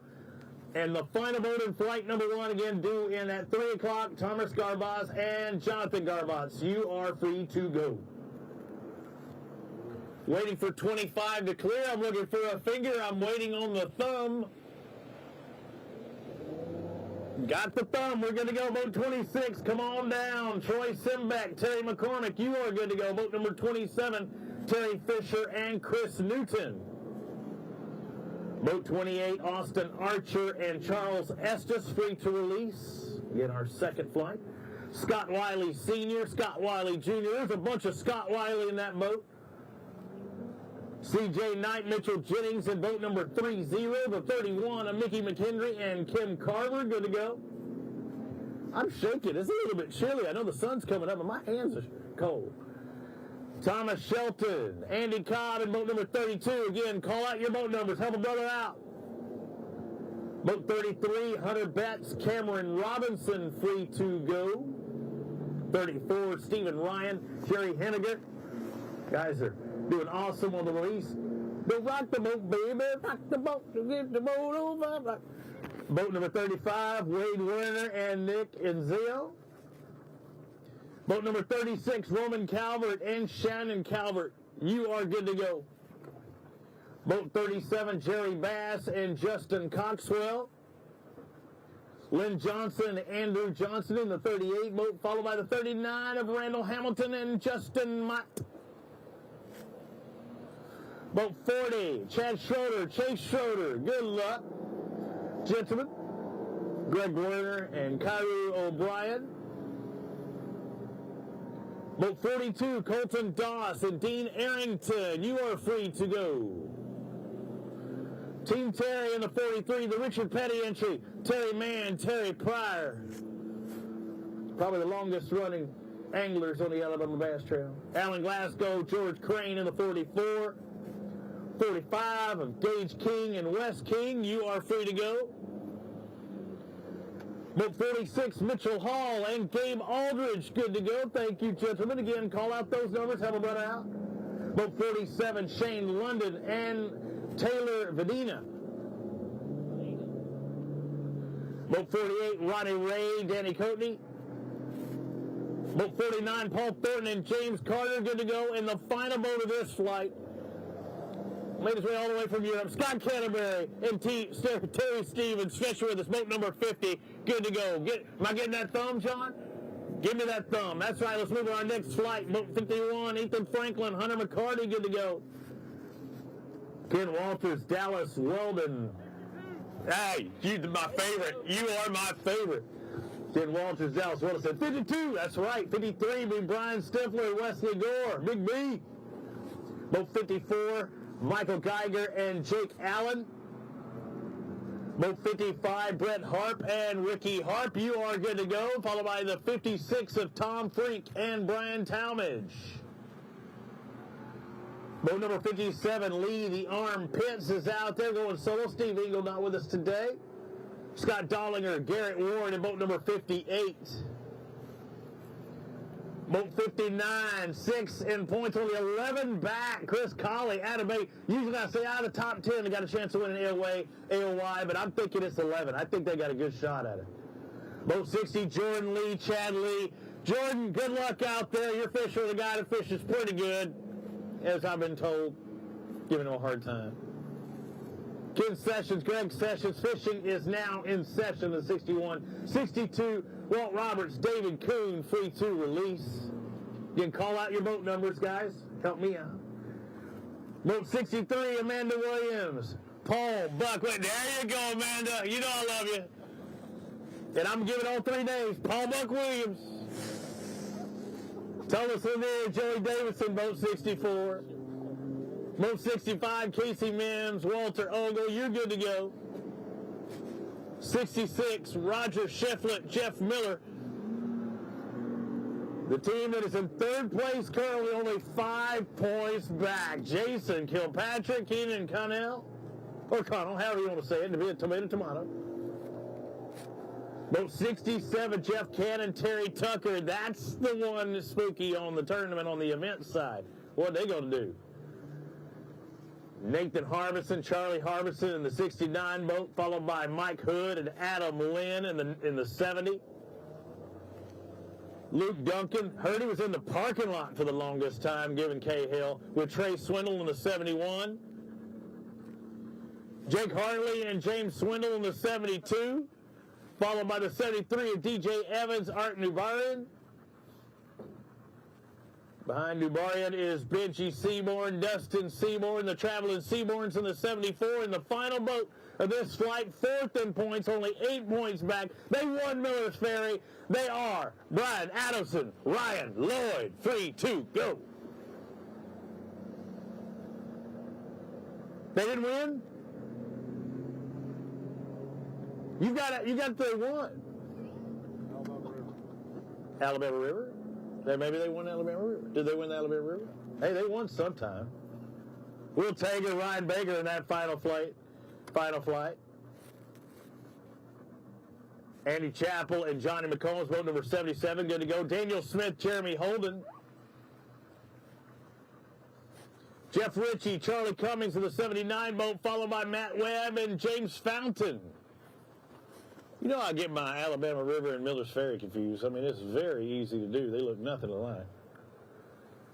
James Scott, Jarris Booker in the 81, followed by Rusty Mask and Cody Farr. Good to go, guys. Robert Robertson and Morgan Brown in the 83 boat, followed by Matt Green, the Green Machine, going solo today. Jacob Knott here. Jamie Campbell, Jim Lasser in the 85 boat, 86, Paul Davis and Josh Chappell. I got Rusty White, Brian Elder. Case says they won Lake Wedowee, but I question myself every time now. It was so long, it seems like it was 1978 when they did so. Josh Benford, Daryl Baker in the 88 boat. Nick Turner, Joe Lay doing it once again. Good luck, gentlemen, in the 89, followed by John Pollard and Tim Watkins. Waylon Mullis and Justin Hamner in the 91, followed by a couple of studs on the ABT. Jesse Wiggins, Jordan Wiggins in the 92. I think we might actually be able to go right out on the water from takeoff. Boat 93, Bo Spence and Tyler Temple. David Pear in the 94 with Jimmy Mason. They did well. They're in the hunt. Did well that first stop for sure. Philip Dukes, Bailey Dukes, the Dukes of Alabama in the 95, the reigning ABT 100 champions, or the Dukes of Anywhere, or Dukes of Everywhere. Trey Wade, Leon Wade, the 96, the 97, Rob Lee, Steve Winslet, another couple of studs to the ABT Tour, followed by Ben Williamson, Bo Williamson, who are only 1 point out of the Angler of the Year. Wesley Sams, Jeremy Tomlin, boat number 99. You know they know this lake as well or better than almost anyone. And last but not least, going solo, the Scarecrow, Greg Crow, boat number 100. He is probably loaded up on Jack's biscuits, ready to win him another $25,000, celebrate his big win on the Toyota Championship, a year or two ago, where he won, almost $250,000. Good luck, Brett. Good luck to our 99 boats out there on the water. It's the Alabama Bass Trail 100. I believe that we can go out to Jason Duran, who's out there on the water right now with one of our championship on, Jason. All right, here we are, straight into some fishing action this morning. I know you guys have been holding in with us. Thank you so much for holding in with us this morning during the fog delay. These guys have been anxious and itching, ready to get back out here and go to fishing. The weather's changed up this week. We have had a warm front up until last weekend, and now the cool weather is finally here, and the Smith Lake bass really love the cool weather. So guys have been out chasing schools during the day. We've caught up this morning with our AOI leader, fishing solo today, Jonathan Collins, leading by 1 point currently, and hoping to take it home today. We just made a quick little run. We took out the dam and made a right, and we just made a little run right up here. We did pass some of that floating stuff that we had talked about this morning, the dangers of why we don't take off in the fog, and we wait till the fog lifted up. We had a nice little paddle boat out in the middle of the lake, so thankfully the fog had lifted and we were able to see that as we passed by it this morning. We were all safe getting here, so we're not very far from takeoff, just a little bit up the lake here, and Jonathan's been casting around a little bit with us, and I kind of just fishing the area, live scoping a little bit and just trying to work the area out just a little bit. So we talked to him earlier this morning and said, he's just going to go out and go fishing today, and I really try to do his best.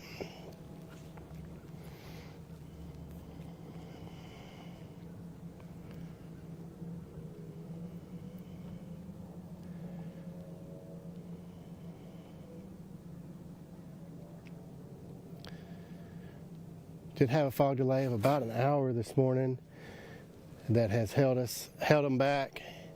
Still hear boats running. Jonathan was boat number 1 taken out this morning, so he was able to pick his spot, be the first one here. Have a couple guys around us fishing as well, kind of doing the same stuff. Hoping to see some good bags today. Guys have been talking this week that could push up close to 20 pounds to win this deal. Should see a lot of bags with 18 pounds. That's the dock talk though, so you never know what it all happens until we finally get out there and get them all weighed in. So we'll definitely, the best of the best here. I would say the best of the best in team fishing anywhere is the Alabama Bass Trail, and then you add the Alabama Bass Trail 100. These guys are the top of those guys, so it's gonna be a good day. These guys definitely know how to catch them.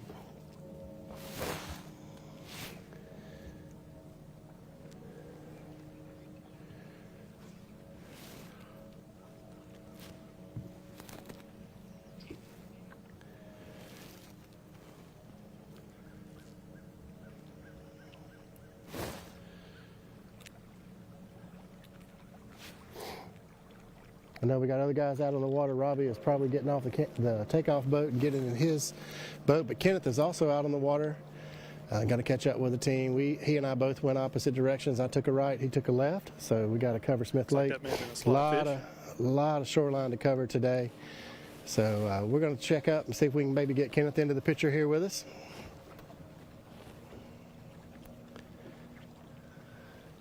Kenneth, tell us a little bit about what's going on in your end of the lake.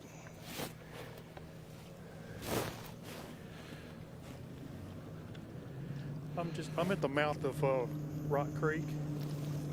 I had to let all the boats go by before I could cross the creek and get over to this boat, so I'm just now getting on them. They caught a fish. It ended up being in the slot. You had to let it go.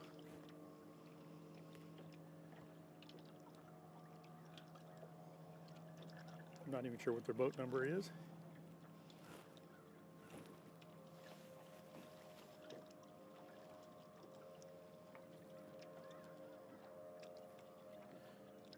They're looking down at their live scope, looking for schools of fish. They've got little small shad imitating baits. I don't know if it's a tail spinner. It's kind of hard to tell from here. What's your boat number? 25. 25? 25. Boat 25.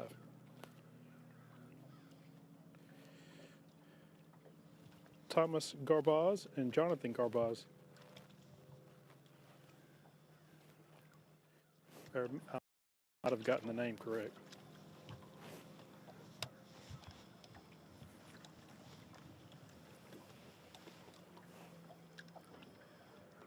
These guys are fishing off the end of a real long point. There's timber out here as well. Once you get down to 30 plus feet of water, there's a lot of timber. And these fish will suspend out on top of that timber and kind of relate to that point as well, moving around looking for bait.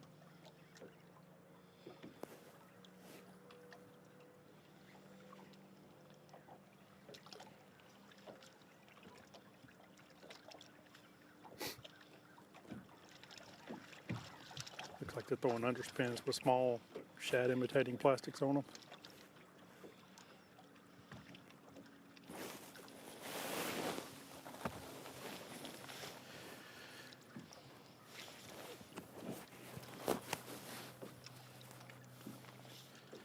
So Smith Lake is a herring lake. The herring tends to be a little bit bigger, but there's also a lot of shad, and the shad right now are pretty small. They're about an inch and a quarter long right now, and there's a lot of fish schooling around those. Lots of times those are the smaller fish, those. You just kind of have to work through them and try to get to where you can find the better fish.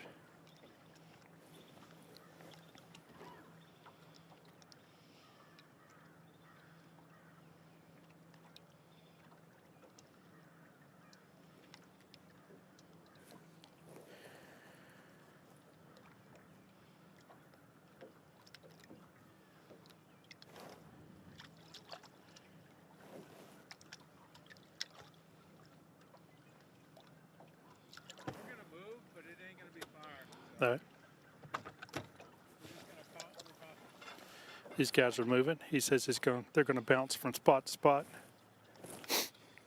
They're again trying to take advantage of this, or the early morning where these fish are more active. I know last weekend it seemed like these fish were very active until about 10 o'clock. Once they got 10 o'clock in the day, they got a lot less active. They got a lot deeper. They hide in that timber and kind of suspend, get harder to catch.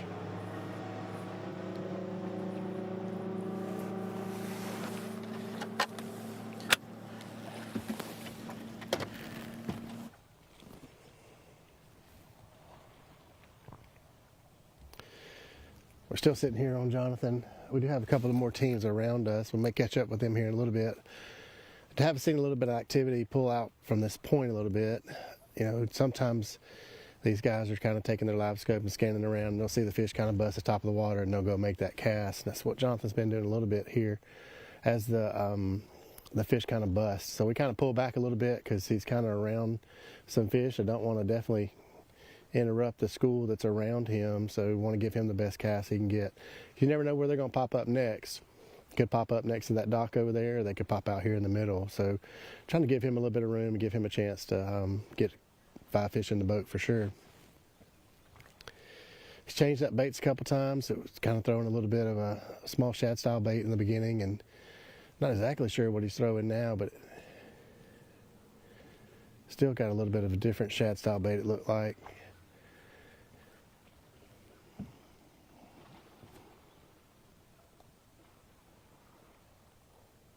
Slow rolling it, keeping it up in the water column.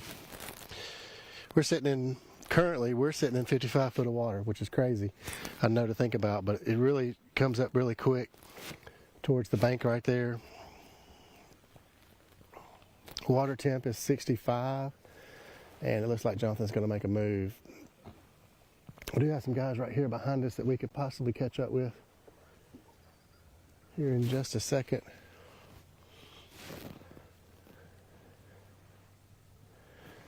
Let my hammer lady get Jonathan taken off, and I'll slide back here and catch up with these guys behind us here.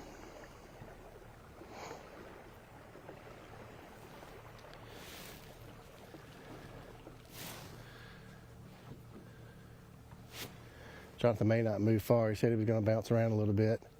Got some more guys over here fishing in the same area. Pulled out offshore. These long points come way out. Jonathan's going to move on down a little bit. We'll catch up with him maybe here and again in a minute. Let's slide down to these guys and see what's going on.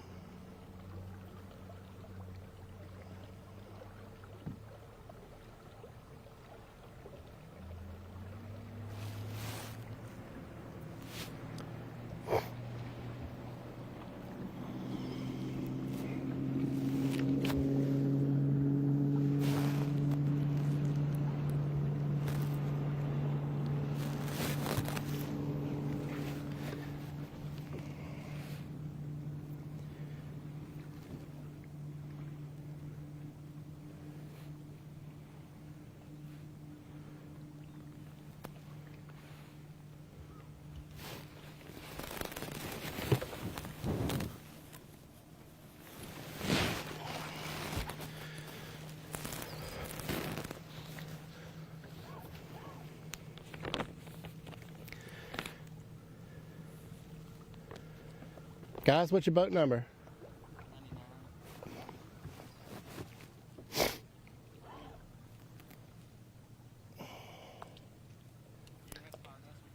I was about to say, didn't have to find y'all.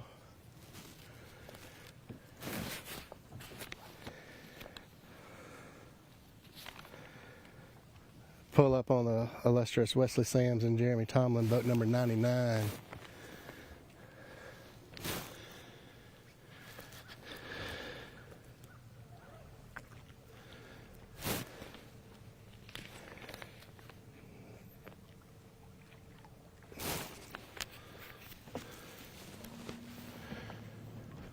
Another team that expected to do well here.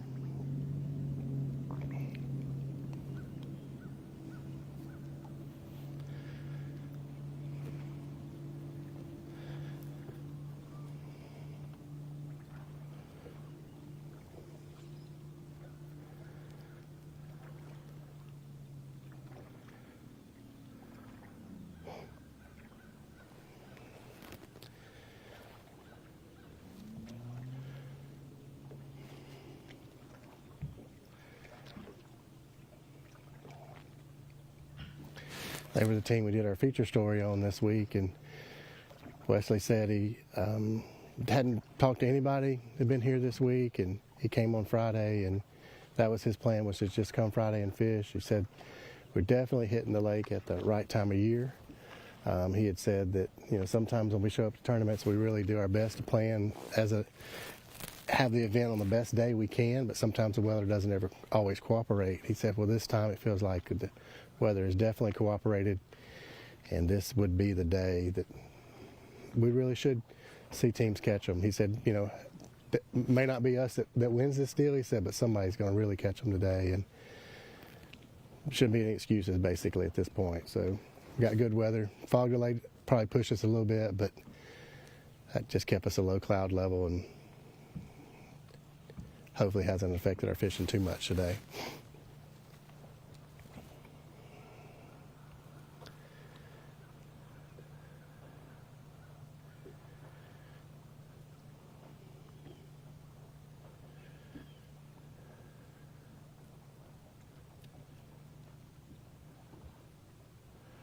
Gonna make a bait change here.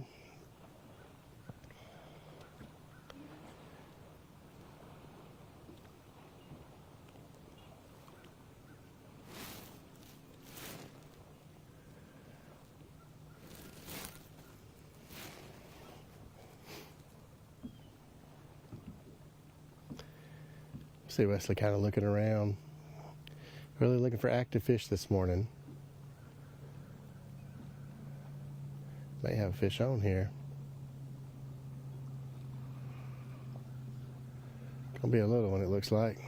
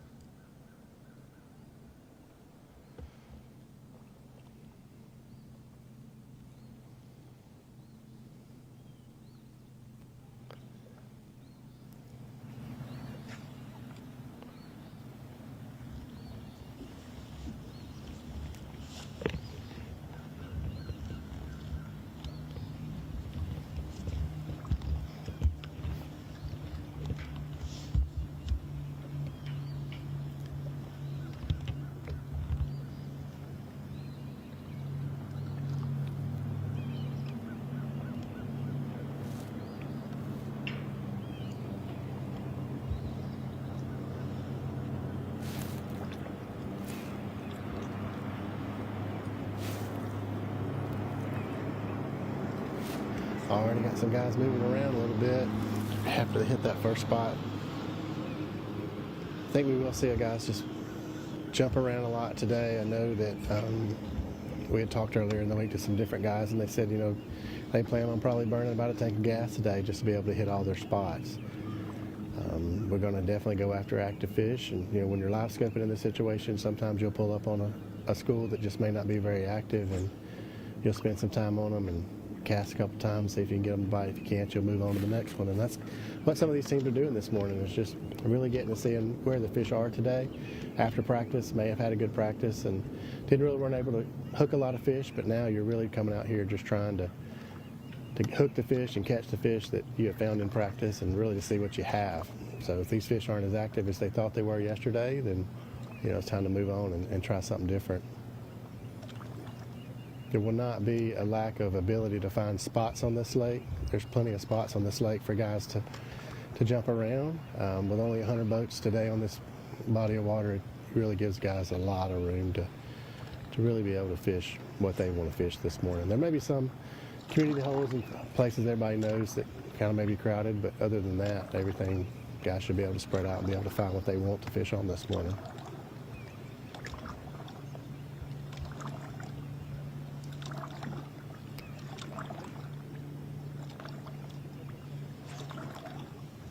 Most of them are making really, really long casts, really trying to cover a lot of water, but also trying to stay back away from the fish that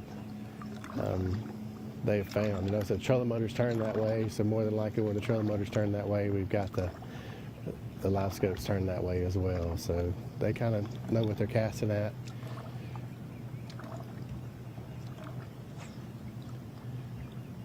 Deep pocket here, but definitely got some long points that come out as well.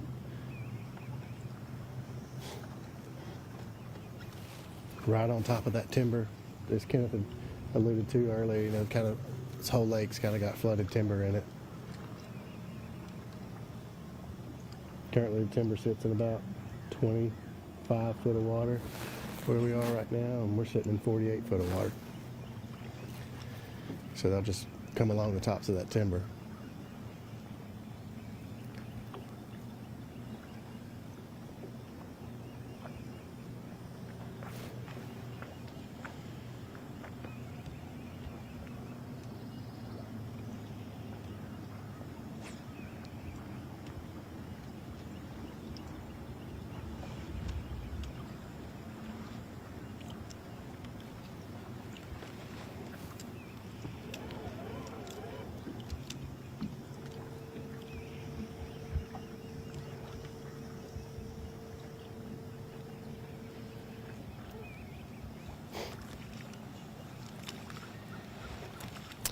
Well, I think Robbie has finally made it off the blast-off boat and has made it to his cameraman and camera lady, and I think he's set up on the team. Robbie, how far did you have to run to make it to the first team this morning? Well, I didn't actually. I'm almost negative from where we took off. Nolan Spencer and Robbie Spencer, boat number 23.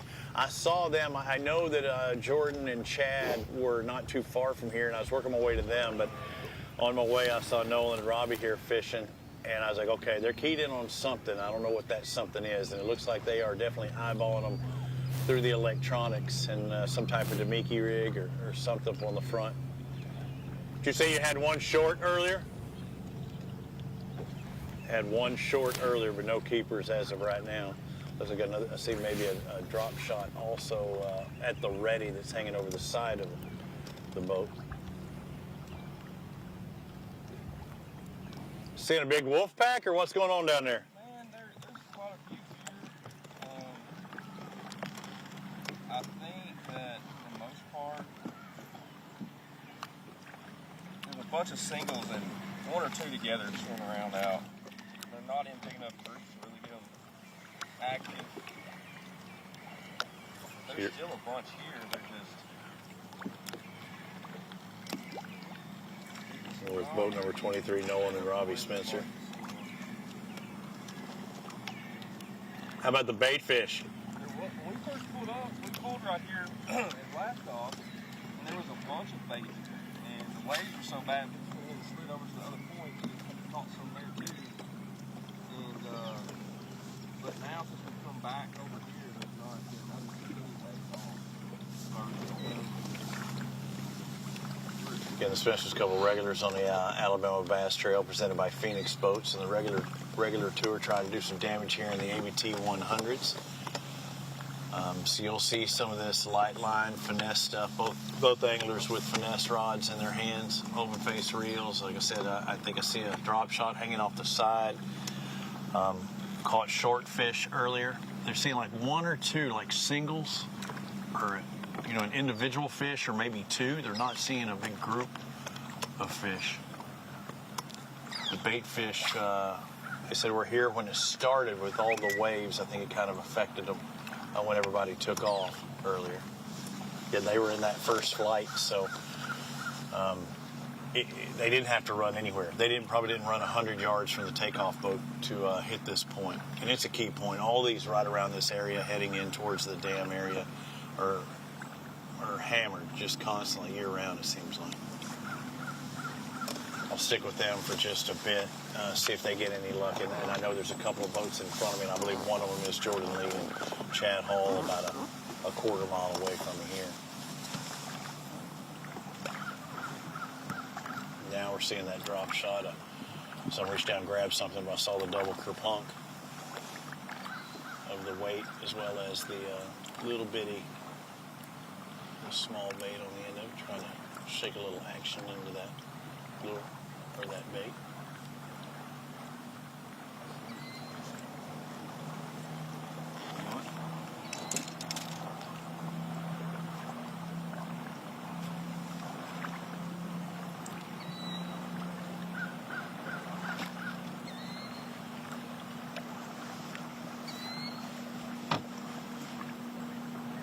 Reaching for that hat to put on because it is going to be sunny today.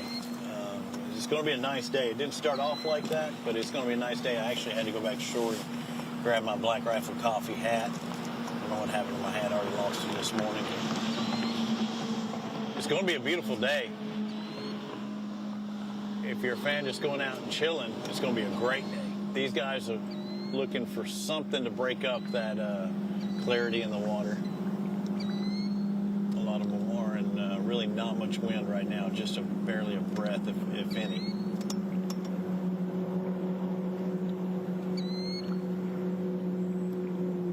I know Kenneth and Jason have been running around as well.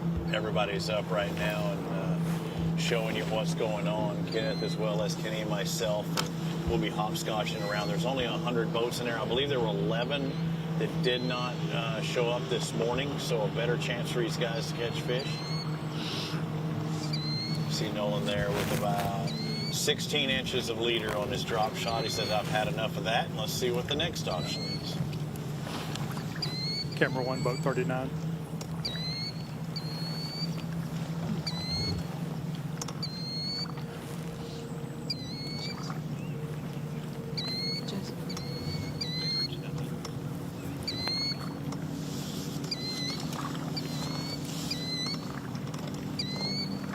Take me out, we'll move.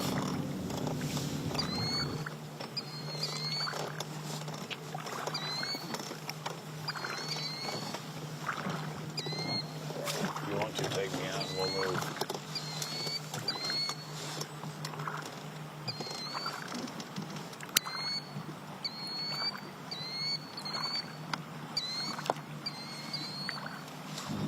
You can't hear it. Well,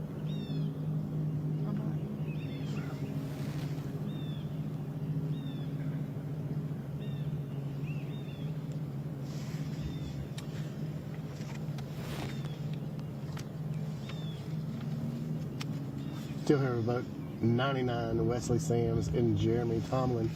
Caught a little short one this morning. Still chasing out Depot right now. Just kind of working it through the area. Started first thing this morning on our AOI leader. Sitting in first place by 1 point currently, Jonathan Collins, fishing solo today. His partner had some family obligations and wasn't able to make it with us today, but Jonathan still came out and trying to defend that AOI. he started out with us this morning and was able to fish around a little bit and didn't like what he saw and cranked up and moved on to new waters. So maybe we'll catch up with him a little bit later today, but currently I don't have anybody with any fish in the box at this point. Wesley and Jeremy just had one short one.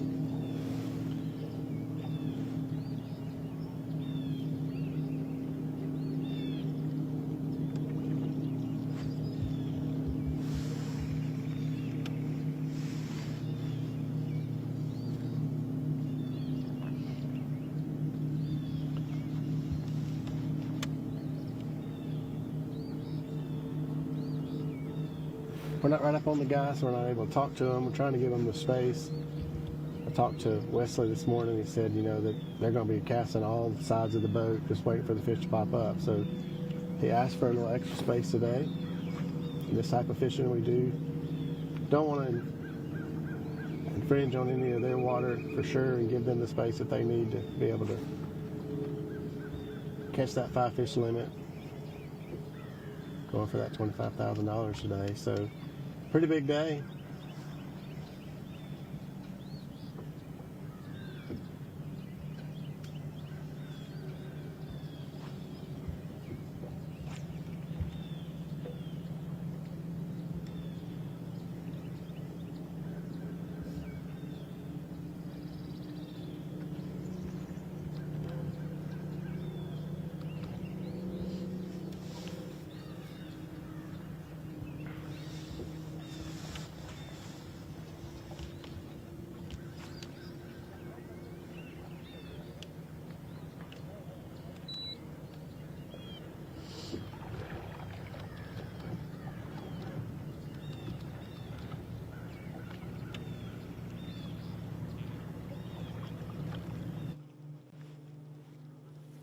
How y'all doing? They moving quick.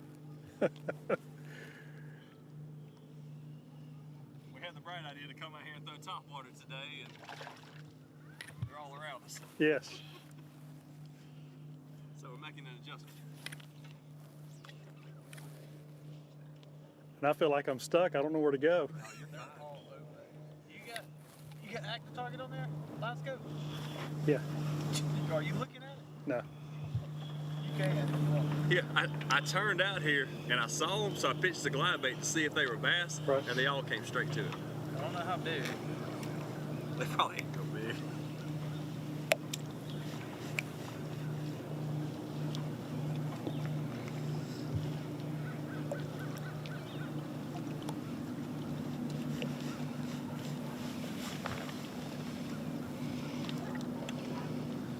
You have any keepers yet? Not yet. I mean, we might not catch anything. We didn't even practice for this one. Really? Yeah, we're about out of lead time. We've got just enough to be able to go down to Florida to fish the team championship. So we both kind of agreed we'd just come here, throw top water, and caught something great. If we didn't, it'd be a fun day of fishing. Right. But if we can dive on them, that'd be just as good.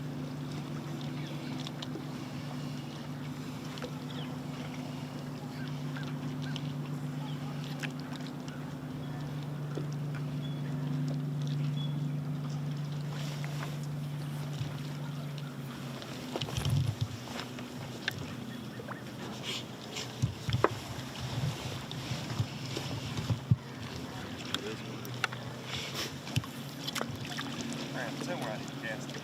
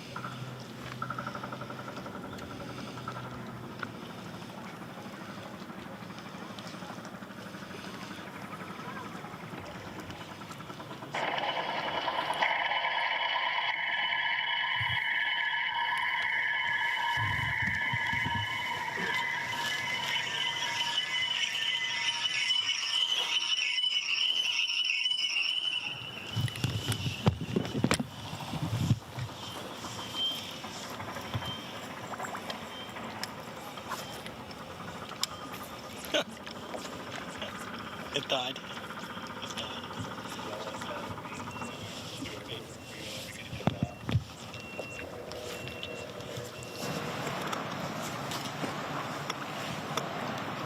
Boat number 15, John Kellett, Robert Story, having some struggles, it sounds like. Not with their fishing necessarily. They don't have any fish in the boat. But I said, you catch anything? He said, no, there's been a boat everywhere we've wanted to go. Come on now, it's only 89 boats out there, but every one of them's on your spot, huh? That's right. All 89.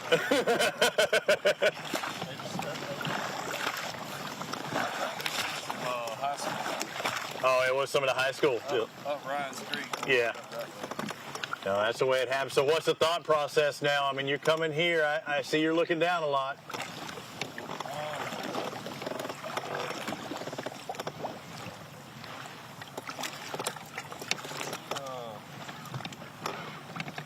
We've struggled practicing, so we're just going to jump fish and spot hop and hope for the best. Right now it looks like, what, a main lake point or whatever. What are you seeing, bait down there? You seeing individual fish around them? Yeah, we've been chasing these spots on this bait walls, but you know how that goes. They're here today, gone tomorrow. In a little bit of a struggle, trying to find somebody with some fish. I see another boat. You see them right through the shot there, about 150 yards up. They went by us just a moment ago. I think that was a gray Phoenix. Almost looked like McKeag's boat. Not sure if that's them. I'll go talk to them here in just a bit. When we get somebody that's catching some fish, we'll stick with them and talk to them for a bit. We're going to hop around as much as we can until we find that hot spot. But again, boat number 15, John Kellett, Robert Story, said with that high school tournament out there, they've already had several anglers on the spots they wanted to go to. And even though we have a more limited field, that one added to it makes the lake fish a little bit smaller.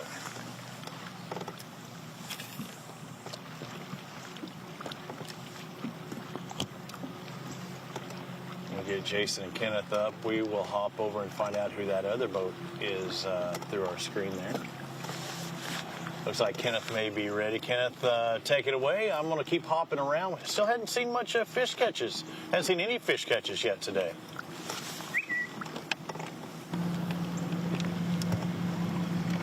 We're still here with Brandon Hamilton and Justin Mott.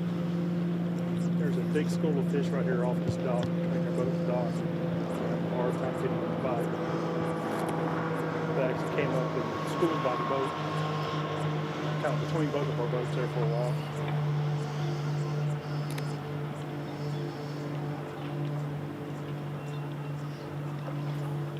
They're using their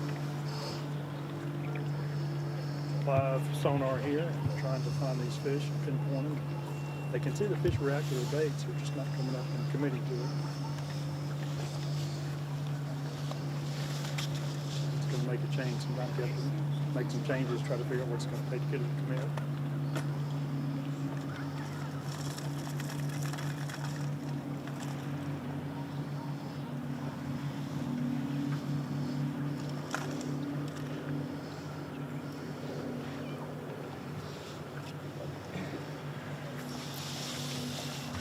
I do got one technique that probably works. I don't like it, but it does work.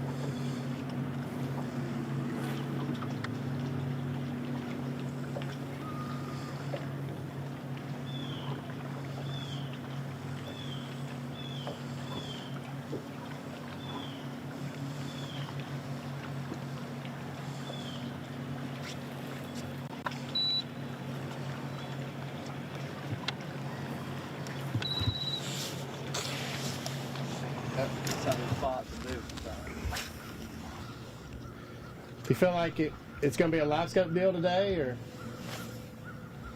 Shoot, I think people. I mean, you guys know the lake better than anybody, probably some days. Ways. Yeah. Folks gonna catch them shallow, turn the live scope off.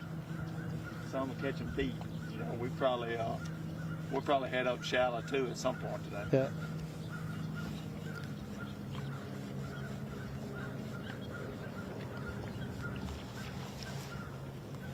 It's a matter of when these spots want to feed, when they'll hit. Yeah.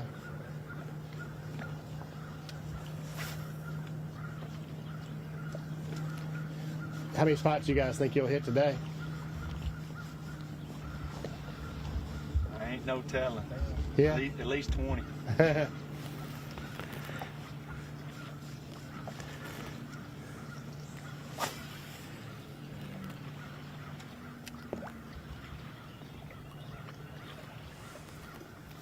to go?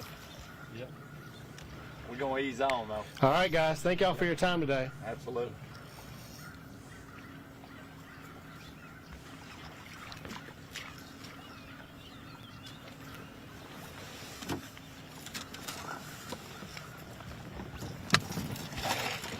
Plays very long.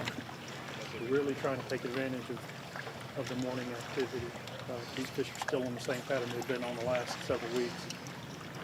They have until about 10 or 10:30. These fish will be real active, moving around, looking to feed, and then after that, they get really tough to catch.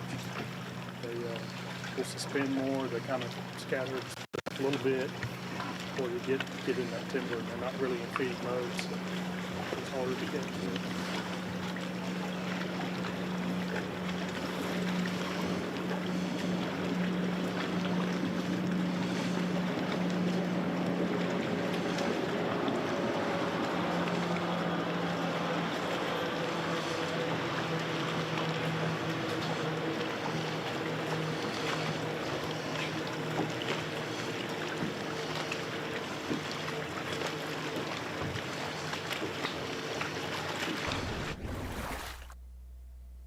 Welcome back inside the Alabama Bass Trail Live Studio here on the banks of Smith Lake.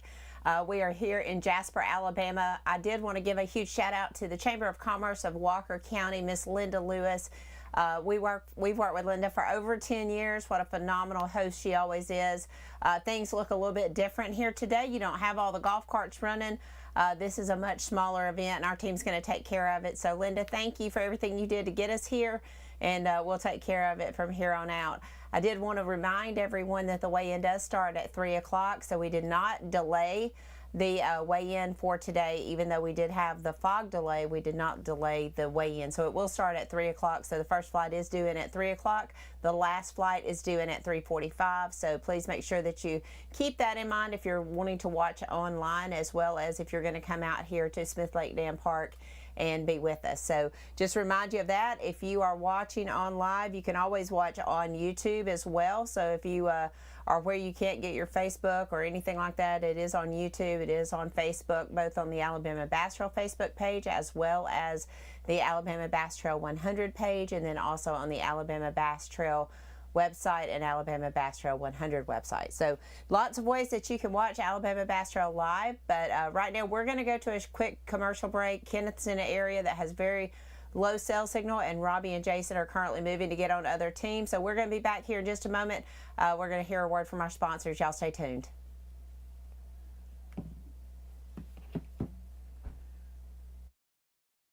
Today's Live on the Water coverage is brought to you by Big Bite Baits, by TH Marine, and by AmFirst Federal Credit Union. Live coverage continues right after this. At Phoenix Boats, our passion for fishing is obvious. Whether it's a pro event or fishing with our family and friends, we truly love the sport of fishing. That's why our goal is to make every single Phoenix boat that goes out the door the best fishing platform it can be, in both design and construction. We love to fish as much as anyone, and we believe it shows in every boat we build. Phoenix Boats, built by anglers for anglers. The perfect checking account doesn't exist. Not at a bank, that is. So why do you keep looking there? At AmFirst, you can get no minimum balance or monthly fees, an instant issue debit card, and free checks with unlimited check writing. But who doesn't want more? Like a rewards program you'll actually use, and convenient digital tools that make it easy to manage your account from anywhere. Now you could try and find that at a bank, or you could save yourself the trouble by checking with us. On the weekends, some folks step up their game, like bringing home Jack's Fan Faves value meal. Our chicken nuggets, mac and cheese, and a drink for just $5.99. Now, Miss Ashley, I ain't saying she can run a post route, but she's got hands as golden as the nugget she snags. The fresh, hand-breaded, all-white meat chicken is a catch in itself. Try them with our handmade sauces. Score our Fan Faves value meal for just $5.99.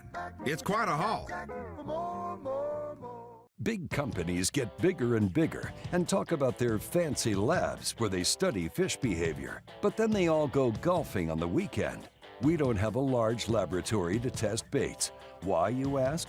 We don't need a big laboratory because our pros fish, our employees fish, our salespeople fish, our suppliers fish, our mold builders fish, our owners fish, and our kids fish. This is our laboratory.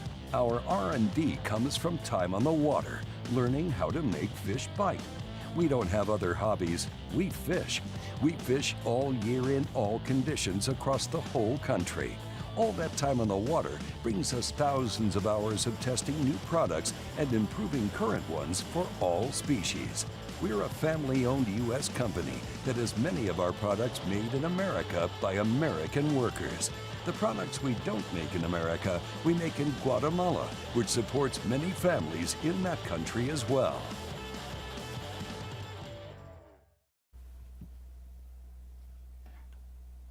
Welcome back inside the Alabama Bass Trail Live Studio as you are looking at beautiful Smith Lake here in Jasper, Alabama. This is at Smith Lake Dam. As you can see, the fog is it was heavy this morning. It has lifted a good bit. Still, some of the areas along the lake are going to have that fog coverage. Air temperature around 36 degrees, water temperature anywhere between that 65 to 68 degrees. Very little to no wind today. And again, if you live in Alabama or in the South, you know we have had very little rain over the past 30 days. So we are currently in drought situation in North Alabama. So you're not going to see a ton of current. I mean, there's just not a lot of water moving. These guys are hoping for some wind today to maybe cloudy up some of that water. But right now it's clear skies, clear water. So far the fishing has been slow, so we're going to get back out on the water. I know Robbie is with two-time Bassmaster Classic winner Jordan Lee and his partner Chad Hall. Robbie, tell me they've got a limit. Yeah, no, they don't have a limit. They do have a keeper though, so that's a good thing. At least I'm one for about 4 as far as boats I've come up to. But yeah, Chad, who, as you described, said he's a pretty good fisherman, you know, and Jordan, who's also a pretty good fisherman. One's won on the Alabama Bass Trail, the other one's won on the Bassmaster Classic. Yeah, so one fish for about 2 pounds, and they went to, it looks like, at least their second or third pocket of the morning. All right, guys, it looks like it's been slow. I know you got one fish. How many bites have you had? Did you lose any? Had 3 or 4 bites. They're just slapping at it. They're not even. Couple of slappers. Yeah, we're just kind of hoping for a couple.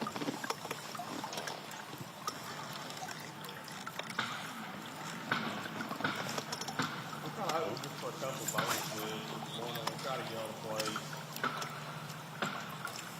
But we're fishing fish. There's a boat on it. So we're trying this pocket bite first thing.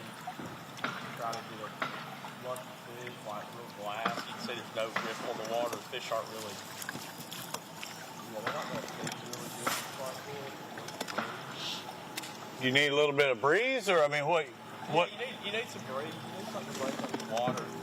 So everybody thinks early mornings, the best time to be out here, but the bite's going to be in the afternoon for the most part. But I just had 2 fish look at in this pocket. I mean, you just try to get lucky on this place and get a big bite. Doing something maybe a little different. And that's just what we're trying right now. And the boat, you said it was on y'all's one of the early spots. Was that one of the high school teams or one of the ABT ones, you think? A couple ABTs. It was one of the ABTs. Okay. Because somebody had mentioned, even though we got a small field, there are some high schoolers out there that are going to be sharing the lake with you as well. I was just wondering. Yeah. We're not too concerned that we're not going to catch a limit or even, you know, two to 2.5. Like, we're going to get our chances of those. Kay mentioned mixed bag. You're going to need to have that. You think that'll be the case? Usually the case. Hard to win with all spots, so it gets real cold. Yeah, and that hadn't been the case. The mixed bag's the key, but it's easier said than done. But we're gonna bounce it right over here, this little pocket. Yeah, just mix it up. We're gonna bounce a lot today. What have y'all been throwing so far this morning? Weight bait, swim bait, little fluke. Had a couple bites on swim bait, but you know they're smart out here. So you need a little wind. Just not too concerned with this morning bite for you, though, right? Not concerned. We're just gonna go right about. Yeah, people think that early morning bite's big. Yeah, we're not too concerned, but hey, I gave you a new name. I heard. what's that? You Chad Lee. That's your kung fu name. Yeah, he called him Chad Lee at takeoff. I like that. That's all right. Daddy hey, Chad. Hey, it's all right. I'll claim all the leads. Good people, good family. We're gonna have fun though. Hey, is it a case of you're letting him ride the trolling motor and you take the big motor, or what? We're gonna mix it up. It don't matter to us. We don't care. A couple of Alabama studs out there. Tear it up, guys. I'll follow you in a little bit. I'm gonna find out who this is. About 100 yards in front of us here. We got another boat. If y'all want to stay with us, or if we can go to another boat, you let us know. But you're looking at Jordan Lee, Chad Hall take off in front of us. You see this other boat here in about 70 yards. Look like they're staying just off the boat docks. Oh, and look, there's another boat about 20 yards in front of them. So, and look to the left, Lori. And look where Chad and Jordan are. There's another boat right there. Okay, so in this one pocket, there's 4 boats. Then we should hear a lot of Robbie Floyd today if we've got that many boats that close to you. And I don't mean to step on you either, Kay. I know we've got a little bit of delay here. And I can't tell if that's McCaig or not. It sure looks like it. I think that is Mark McCaig and Tim Hurst. Just up packing up, getting ready to leave. I saw a gray Phoenix, and it looked like the body type. We're going to find out. You're better at recognizing boats than I am, but it's crazy how small it is fishing right now, considering we have a limited field and we've got 4 of our competitor boats in this one pocket. It is. It is. This lake is 21,000 acres, but at certain times of the year, I know, normally this lake would be at 510 above, that's usually what they hold this lake. But in the wintertime, it is down to 499. So the water's down a good bit. A lot of that's because of no rain, but it is just the general wintertime pool. So it will bunch these people up. It'll bunch these anglers up. And again, they're having to contend with another 100 boats out of a high school tournament going out of Smith Lake Park. So it may tighten things up just a little bit, but we're going to let you see who this is that you're covering and then see if they've got anything in the boat. Looks like they might be moving What's as well. What's your boat number for the day? 97. Oh, my God. They gave you a late one, huh? You like that? 97 Rob Lee, Steve Lindsay. I can tell who it was coming up, but how's it going for you today? I said you're going to be some hopping around, huh? Yeah, no fish so far. What so far? No fish. No. Any bites? Any misses? 2 bites right here. Shorts at all? Nothing? Nope. Didn't hook up with them. They ain't been biting good until about 10 o'clock on for us. We're just trying to stumble on a 3-pound spot somewhere. So it'd just be a bonus if you got something in the morning? Yeah. How do you transition through the day? Like right now, I saw you just off these docks. You look like you're doing the same thing the other 3 competitors are doing. Later in the day, hotter, these fish pull real shallow, and that's what we keying on, largemouth lake today. Okay. We ain't been able to catch no spots early. You got time. We got plenty of time. Good luck, guys. Might see you in a bit and do a little check-in. Okay. There you go, Rob Lee, Steve Winslet, Alabama Bass Trail regulars. Kenneth, they're saying that they're not too concerned this morning. They haven't been doing that well on spots. They're waiting for this sun to get up, things to warm up, and move towards the bank a little better.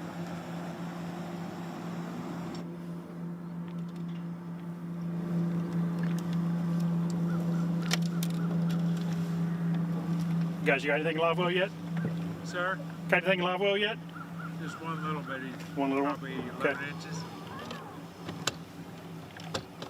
How many different spots do you think you're going to fish today? 40, maybe. Okay. There's big old school, but they're not chasing anything now like they were. Okay. Maybe later up in the day they'll get chasing it better. Okay. All right, good luck to you. All right, thanks. These guys are not wasting much time. They're moving from spot to spot. And he said that the fish are there. They're just not willing to chase anything right now.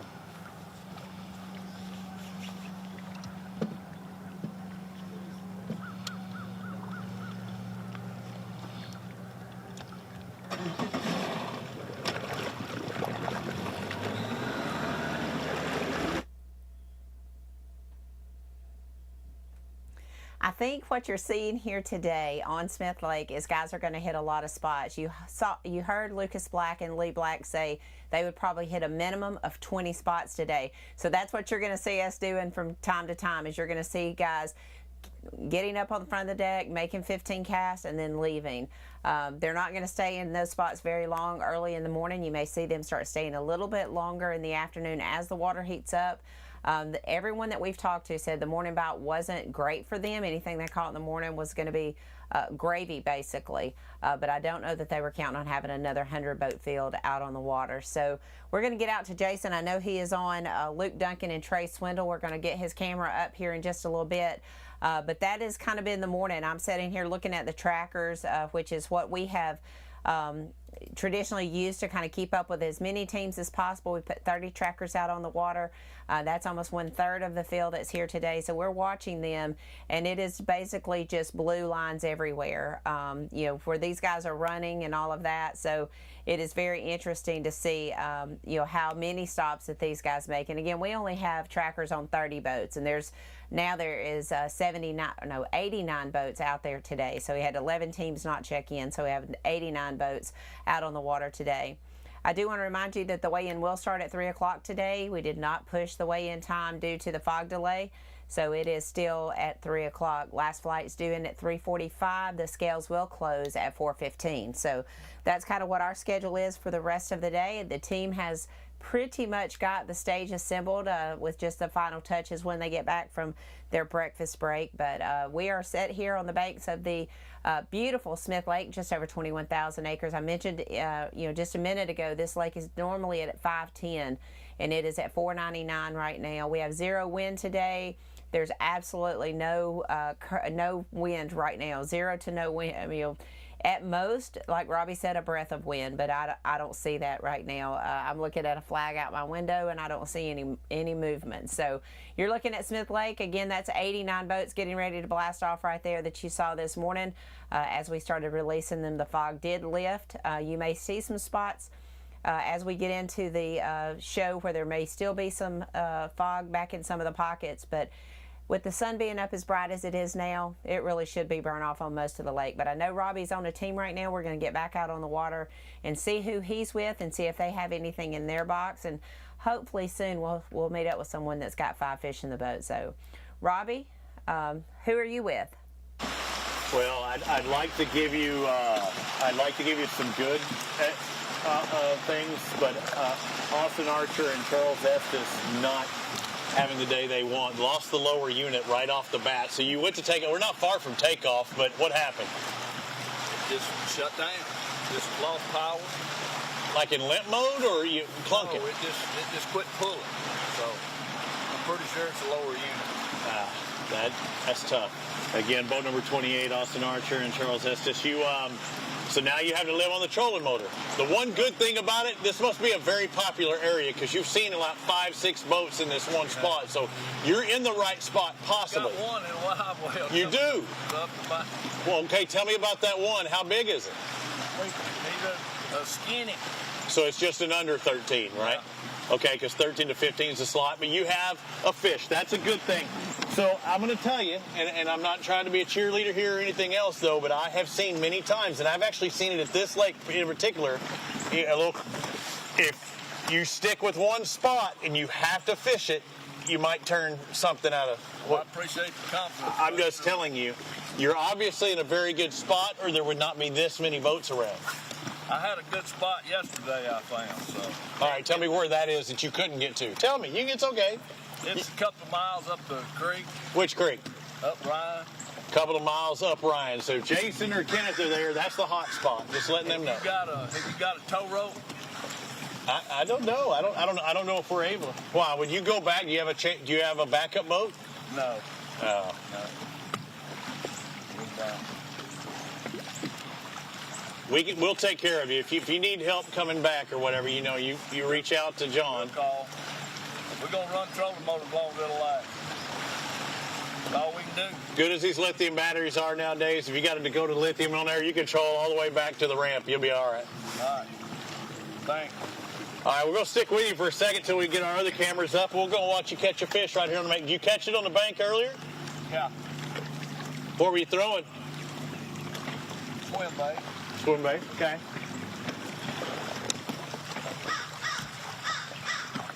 Yeah, until we get another camera up, we won't go hunt around chasing the dog's tail.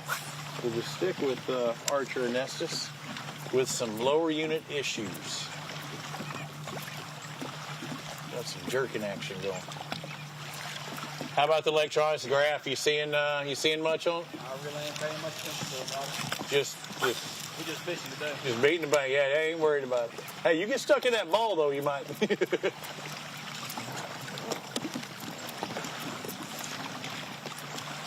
One of these mornings when they start looking at them. Yeah. Looking for cruisers this morning. I just wonder the way these fish are. Have you seen a lot of bait moving around or through them?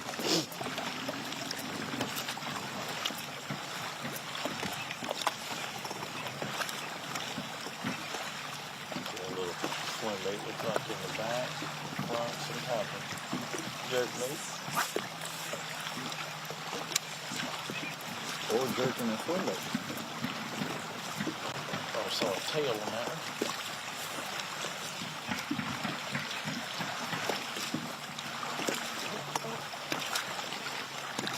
Okay, he's talking about the size of the lake and how it's drawn down. You can see that water line where it could be. You can see the tree line up there where trees have floated where it has been. But one thing about this lake, more than any other lake I think in the country, there is more construction going on with nice houses than I've ever seen. There is so much construction going on at Smith Lake right now. And if you're looking for a nice yard going down to the lake, you're looking at the wrong place. But if you want a nice view looking to the lake, you come to the right.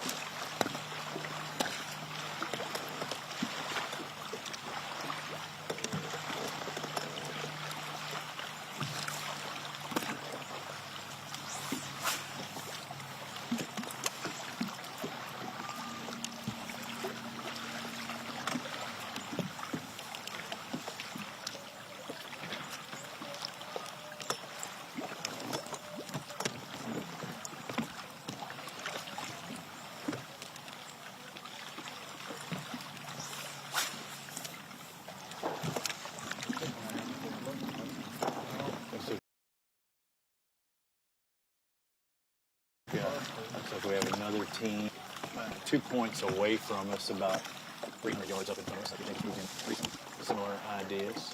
We'll get Jason and Kenneth on somebody. We may hop up there and do an update on them. Again, we're in an area that people seem to be hopping around. It might be somebody we've covered already. But still give an update.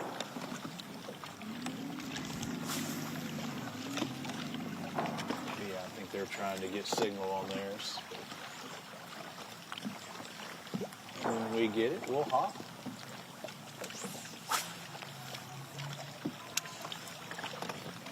And for our fans at home that watch these shows and you see how things are done, we're limited by technology, and technology has improved so much in the past decade.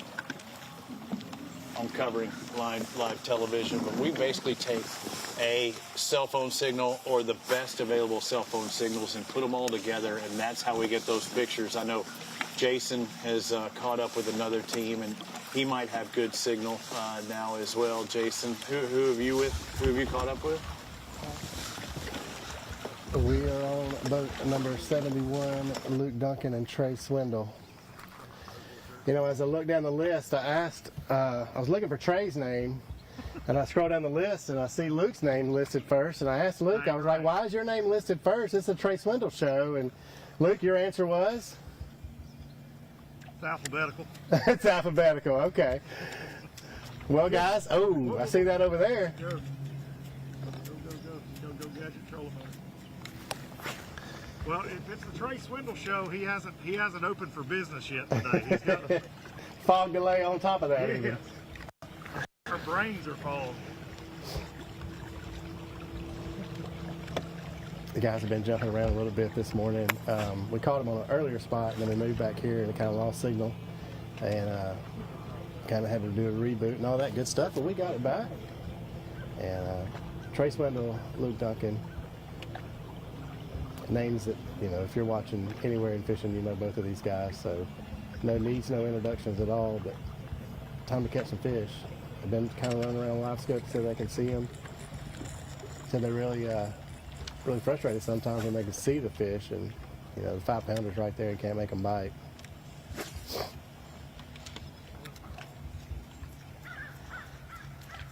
Also, when you're live scoping in a team tournament, it's a lot like boxing out basketball. You're just trying to get around somebody all day. Like, can I see the screen? Can I look? Gotta do that picture-in-picture on another screen maybe or something, you know? That's coming someday, right? He knows if I get back there, I'll take a nap.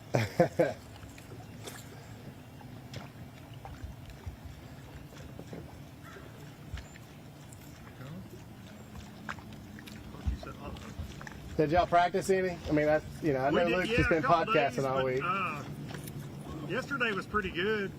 The first day was terrible, but yesterday we really didn't start getting bit till after 10 o'clock though. So, and to be fair, we don't get out of bed too early most of the time.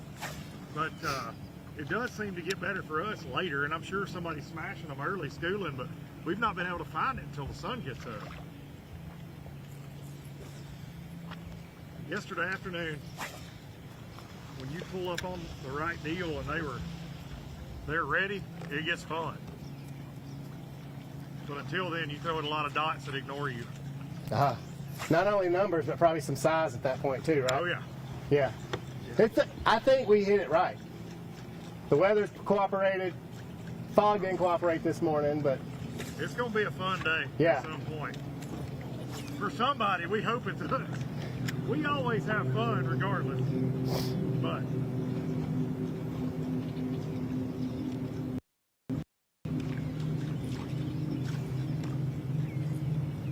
yeah, when they decide to bite, you can do no wrong, it feels like. Like Jesse Wiggins told us this morning, there's a lot more of them that seem to ignore you now than ever before, and it's crazy. You can watch them like run from the beam of the live scope, and they go tuck tail, and it's wild to see. But then when they want to, it doesn't matter. You can throw a bowling ball in there and it seems like they don't spoon.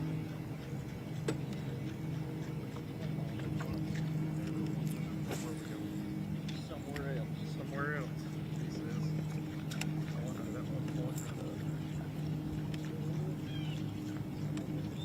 Scattered. Yeah, they're not real grouped up, it don't seem like.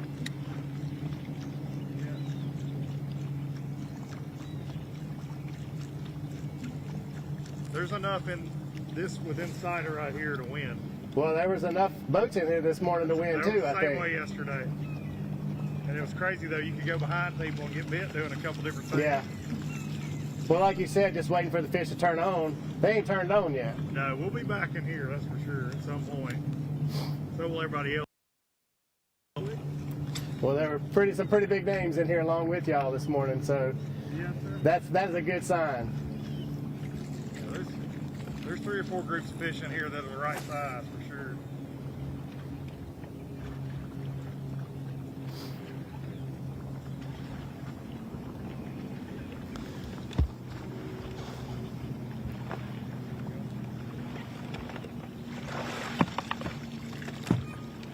Onward, boys. All right, guys. We will catch up with y'all later. DoorDash delivery service for Jack's Biscuits. Jack's Biscuits DoorDash would be nice, right? Phoenix boats on the water. I'll pay an extra entry fee for that. Oh, wow. Heard it here, folks. As he takes a big, nice sip of Black Rifle coffee and just plugging it left and right over there. We'll let those guys pour out. Like they said, there were a good many numbers of teams in here this morning that started in this area, and like Luke said, they're just kind of really waiting on this area to kind of fire.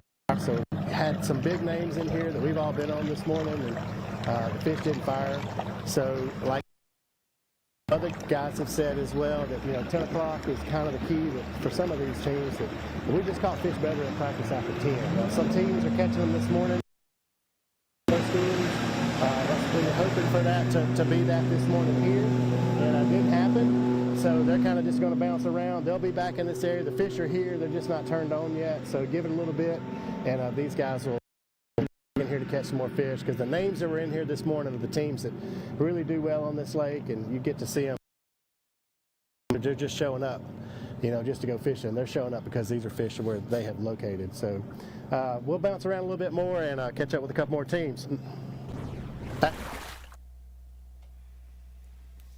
As you can see, that is the story of the morning. They're going to hit a bunch of spots this morning. The teams told us that early on, that they expected to hit 20 or 30 spots. And I'm sitting here watching it, and you see Sams and Tomlin, they're doing the same thing. I've seen Wesley Gore do the same thing. I've seen, we talked to Lucas and Lee Black, and they're doing the same thing. I see McKeag and Hurst on my radar as well. Hall and Lee doing the same thing. I think Robbie is headed to a team. I think Robbie or Kenneth one will be on Wiggins, and Wiggins here in just a little bit. And then Jason's going to be moving around as well. So that has been the story of the morning. People are just hitting multiple spots, trying to get the fish to fire. But we also heard Mark McKeag during the fog delay say that he wasn't expecting anything in the morning time, so this delay did not really bother him. He is in the first flight, so he has a shorter time today to fish compared to those guys in that fourth flight. But we are going to get back out on the water here in just a little bit. Again, I think I know who Kenneth is on. Maybe not. Maybe I don't. Maybe Robbie's going to be on Wiggins and Wiggins. I know we've sent a boat there. Hopefully we'll be able to catch up with Jesse and Jordan Wiggins. If they are standing up on the front of the boat, that to me deserves a round of applause. Those guys drove back from Table Rock last night. I think Haley said they got in about 5 hours right before blast off. And so they have had a heck of a week trying to get all the way to Table Rock, fish a few days, and come back to fish the Alabama Bass Trail 100. But this tournament's on their home lake, and they could take home over $32,000. So certainly they wanted to be here for this event. I mean, they signed up for it 18 months ago, and now they're going to get to fish this tournament on their home water. I don't know in recent years a team that has won more money on this lake than these two brothers. So they spend a lot of time on this water. They spring, summer, winter, fall, they're here. So we're going to try to get back out on the water. I'm not sure who Kenneth is with. I'm trying to look at the chart, but I can't tell if Kenneth or Robbie are on the Wiggins brothers. But we're hopefully going to get back out on. We're going to get back out on the water in just a minute and let Robbie or Kenneth, whoever is on them, to report on them to see if how they're making it, because like I said, they just got back into town just a few hours ago before we blasted off. So going to be interesting to see that. Really right now, Jordan Lee, Chad Hall, one fish for 2 pounds. That's the leader. Benji Seaborn, Jonathan Seaborn, they had one fish for 1.5 pounds to 2 pounds. Not a lot of fish action this morning. A lot of guys getting the strike or catching a small fish, and let's talk about that. Smith Lake has a 13 to 15 inch slot limit. So you cannot weigh a fish that measures 13 inches unless it goes over the 15 inch mark. So anything caught within that slot, 13 to 15 inches, must go back in the water immediately, cannot be placed in your live well. So you'll hear guys talk about that. They caught a lot of shorts. That means if it's in the 13 to 15 inch limit, 13 inch size limit, it has to go back in the water. They can weigh anything under 13, but if it hits the 13 mark, it must go over the 15 mark. So that's kind of what you're talking about as far as a slot limit goes. Smith Lake is one of the lakes in the state of Alabama that has a slot limit. So we've also talked about the different bait fish that's here. It is a blueback herring lake, not traditionally known in Alabama, but it has become the bait fish of choice. But Robbie is going to, I think he is on a boat. I'm not sure which one he is with, but we're going to get out to Robbie and let him update you on who he's with. Robbie? I've been on the Scramble-Matic 5000. I have found Wiggins and Wiggins. You cannot come to Smith Lake and not find the Wiggins boys. I pulled into a pocket that I knew they were in, and I saw them, picking up the trolling motor and heading out. So I'm like, okay, I got to find out really quick what they got. They said they had one fish for 2 pounds. So another keeper, 2 pounds. Fishing's been tough today, but if anybody's going to know where they're at and catch them, you can almost guarantee this team's going to be one of the front runners. So we've already chased them down. It was a chilly start. We'll find out how their day's going. Kay was giving you some love just a moment ago, saying you did some overnight driving just to get here, and tip of the hat to you, standing on the front of that deck, and thank you for joining us on the ABT100. Good to be here. Fishing that Toyota tournament as well, and that was in Missouri. Now they're back at their home water, Smith Lake, boat number 92, Wiggins and Wiggins. All right, so the single fish, how did it come about and how long ago? About 30 minutes ago on the top water boat. Top water, 30 minutes. Now, morning thoughts and ideas. Do you need to catch them in the morning? Do you figure you're going to, how's your day planned out? Morning's a bonus for sure. It ain't critical, but if you get a big one in the morning, it would help. Last week, we didn't have anything in the morning. Still had 15 pounds. So. But, yeah, I would love to catch a couple in the morning. We kind of missed the real morning light. Yeah, you missed that early morning, early morning with the fog, and I want to make sure and stay out of their load up. Top water is the choice right now. Nice action.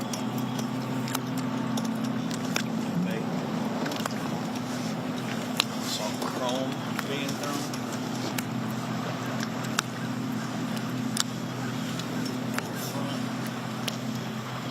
Just trying to see in the back bait yet. Subsurface. But near top of the water.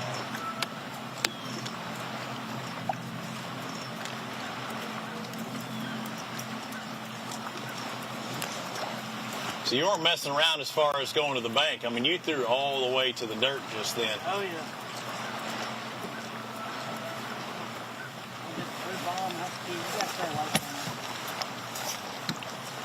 There's a bait back. I thought it was close. That's why I didn't see it. It was so far out there. Put some distance on those bad boys. Now we're seeing a bait change. Now it looks like a little Mickey rig or something. Maybe a little fish head. Two of the absolute best. These are their home waters, Jesse and Jordan Wiggins. Live here, grew up here.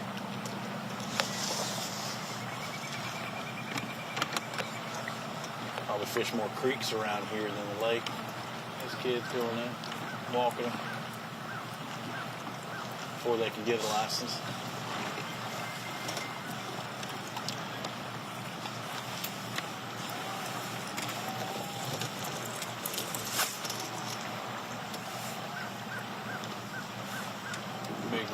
Bait, spook type, top waters you can get, just working it back and forth, but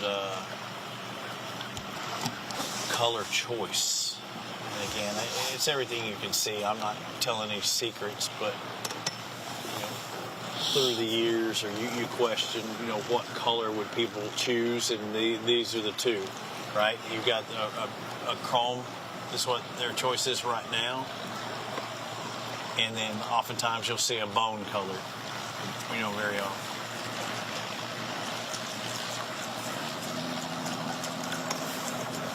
I see a boat just came out of this pocket that we were in, 3 of them in a Triton. Looks like a non-tournament fishing boat. So there is another boat. High school tournament, that's what it was. That's why they had a captain for the other. Third person just spin around here where we're in. There's another boat just behind us, and that looks like that would be another high school boat because there's a driver and 2 anglers.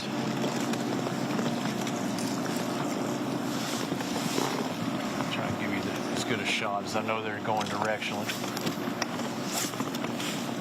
I'll also try and talk a little bit about that color. Got some high schoolers in here, looks like.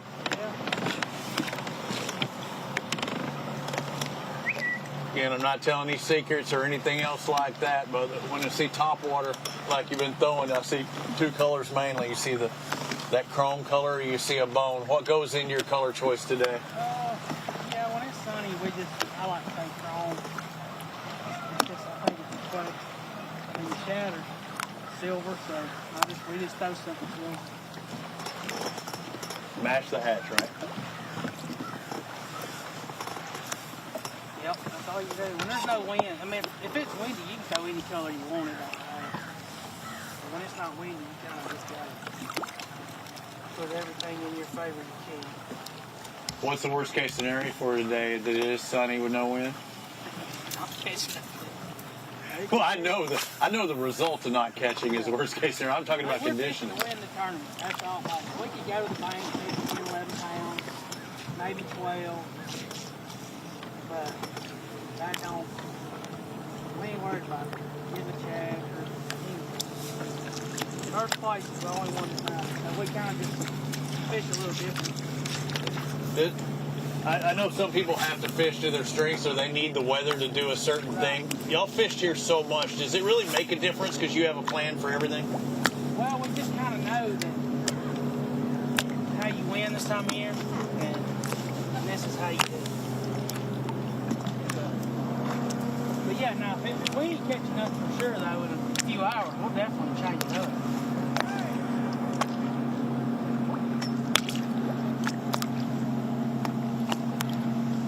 Got to be patient. You only need 5. You can't get in a hurry.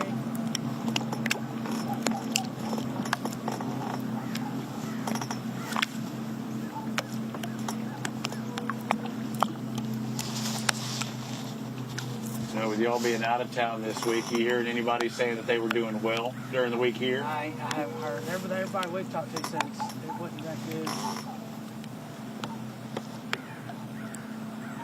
Just when you wanted to get locked into that cold weather pattern, it had to go and get warm this week. Yep.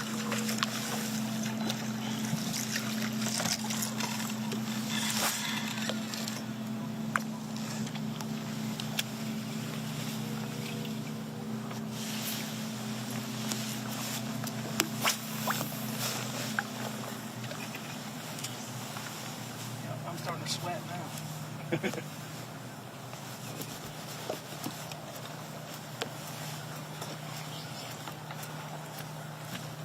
What was y'all's boat number today? 92. What was it? 92. 92, that's it. We'll give them a little bit longer to fish today with Jesse and Jordan Wiggins being the 92nd boat out at launch.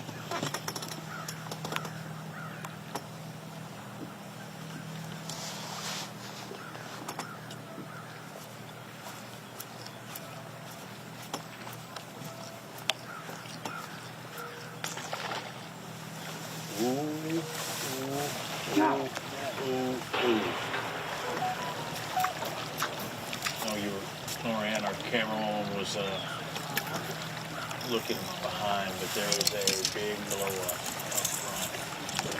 It did not have a taker, and now they're both going in that same area. Did you just take a gander, or did you feel it at all? He took it under about it. So it did take it under. I mean, the amount of water it displaced, it was a decent sized fish. That's what happens when there's no wind. Yeah. He just really didn't commit to the bait, so he took it under, or maybe just swapped at it a little bit. I'm still here, Robbie.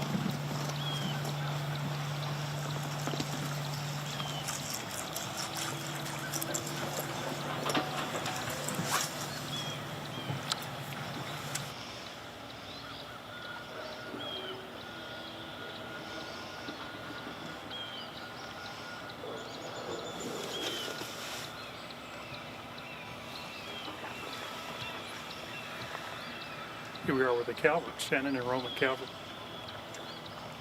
These guys are sticks on this leg.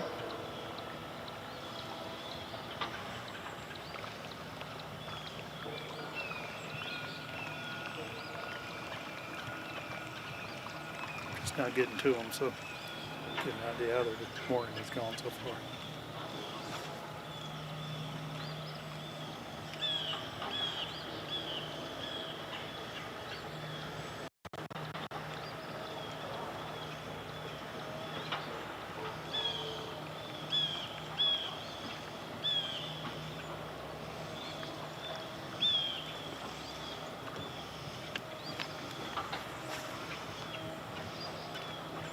How's it going so far this morning, guys? We got 2. What kind of size? Just barely 15. Okay.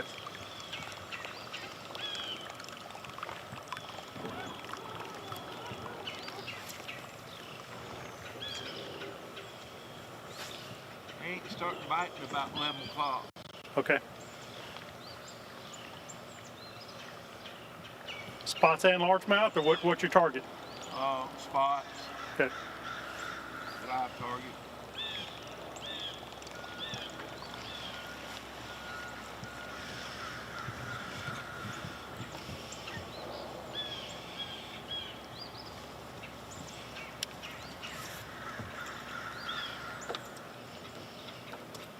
Pretty day, ain't it? Sure is.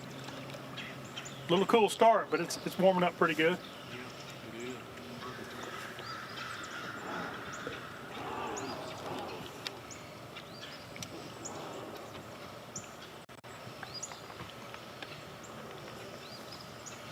So it's interesting to hear that a lot of these guys are saying that the bite's better later in the day. I guess these cool mornings have created that, because I know before last weekend it was kind of the opposite, but we were still in 80-degree days, and the water's cooled off, I don't know, 5 or 6 degrees since then, so it's kind of changed the pattern up quite a bit.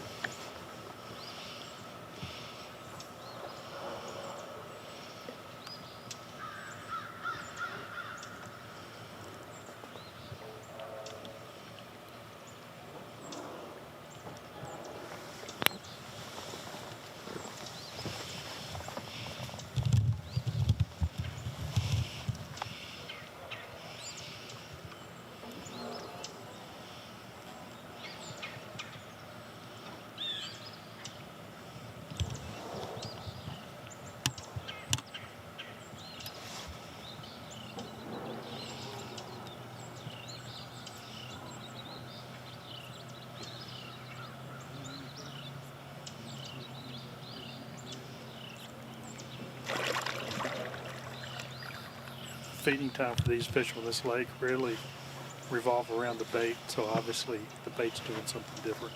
Once it warms up, surface temp gets a little bit warmer, it's probably pulling that bait up closer to the surface.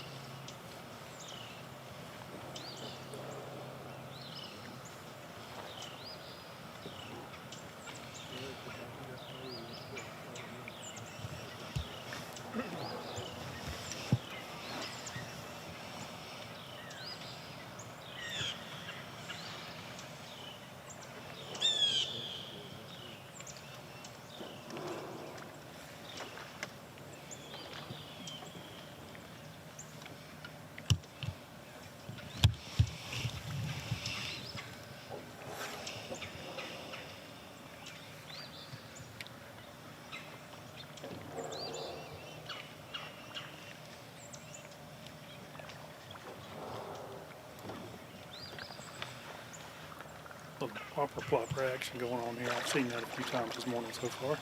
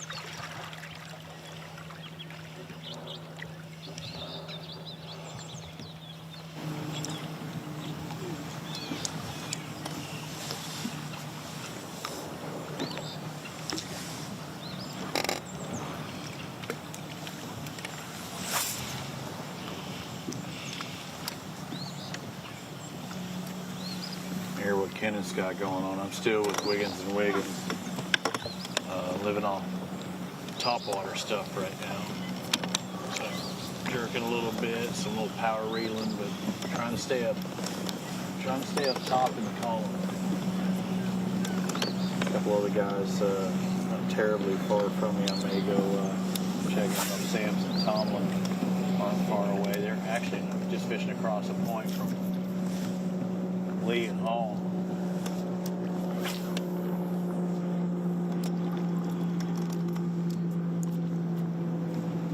Now, two different approaches.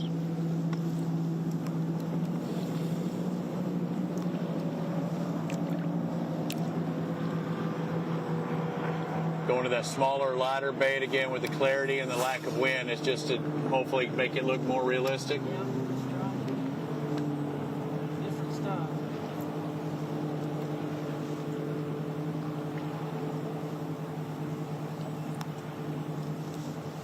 And that's the thing in these lakes that these fish can see, yards and yards.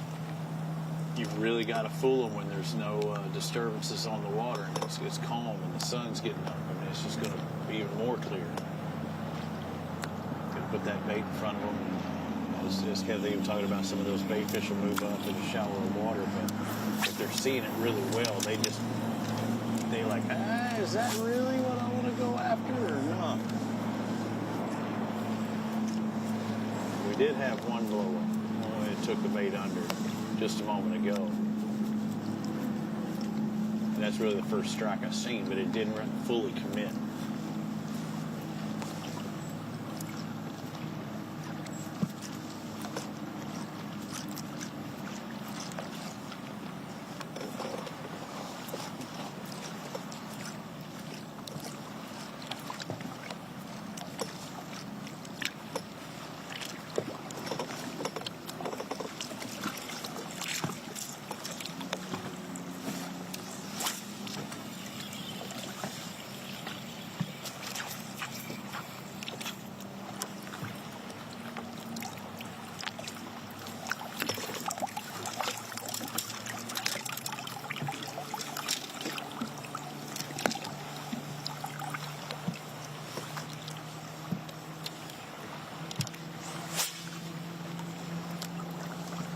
Interesting. Look at some of the differences in how they're trying to work in through their baits, trying to find that magic one. When we pulled up on them first, they were both using very similar topwater baits in chrome,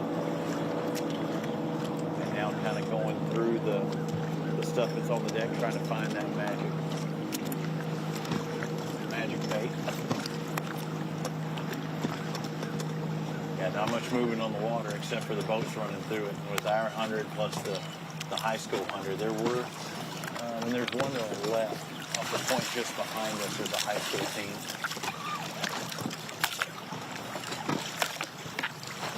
I think there was another one just past these guys. Boat number 4, Frank Flat, Jackie Flat, Ethan Flat, Jackie Flat. Giving live on the water coverage. All three of our boats have found a destination. Hopefully one of these three will catch something here soon. The Black Attack is now live on the Alabama Bass Trail 100 as well. Hey, that's fine. Running and gun. Wiggins Crew says, I'm out of here. It's time to go hit another spot. How far are these spots apart from each other? Not far, probably, huh?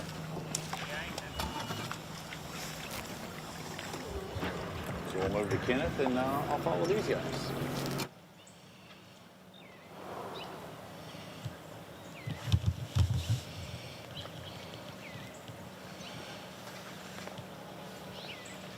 We're still here with the Calverts. These guys are really mixed it up a little bit. I'm now seeing a mag drive pulled out, fished around the dock here, so they're trying to figure out what it's going to take to get these fish to bite.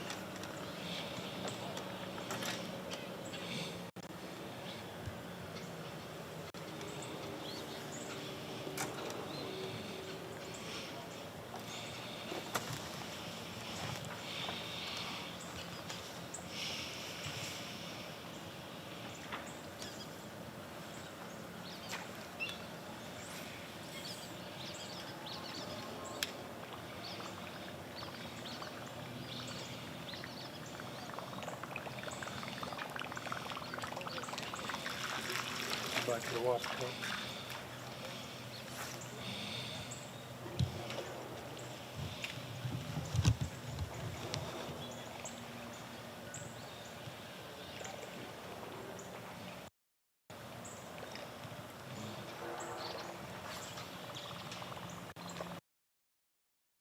School grub going to.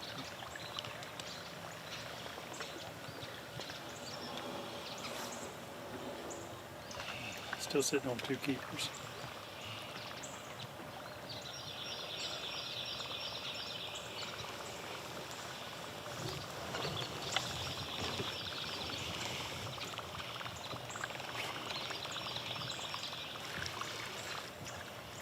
Shannon and Roman cover.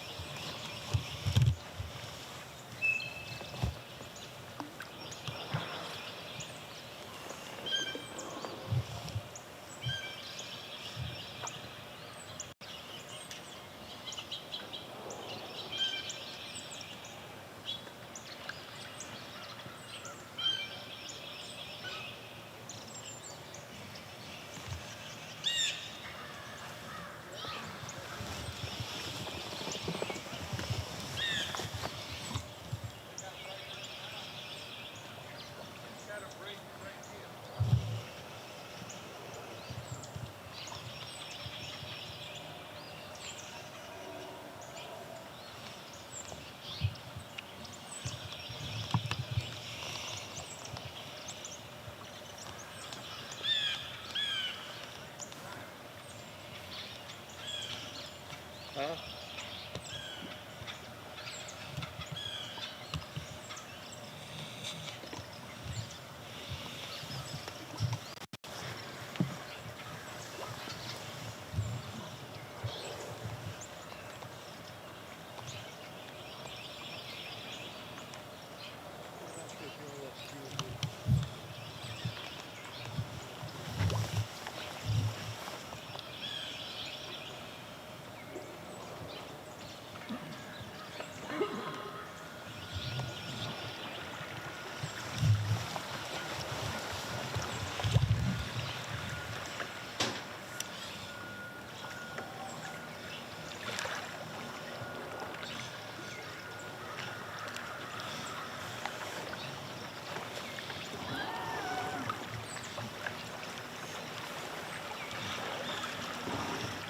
What kind of weight do you think it's going to take to win today? Do I? What kind of weight do you think it's going to take to win today? 17, okay. 16, 17. I seen some fish right up here. I'm going to go to them and see if I can catch one. All right. When I come in.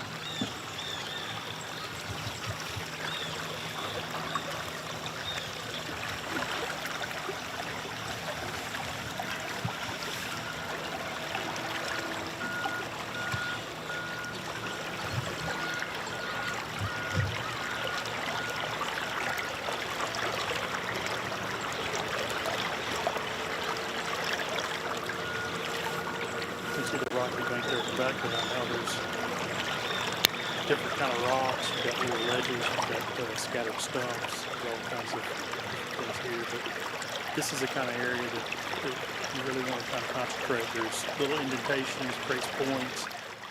You know, you get an area where the bank is just real straight. There's not much character to it, then your odds of catching go down quite a bit. But places where there's a combination of different size rocks, little ledges, scattered wood stumps, things like that, make it much better.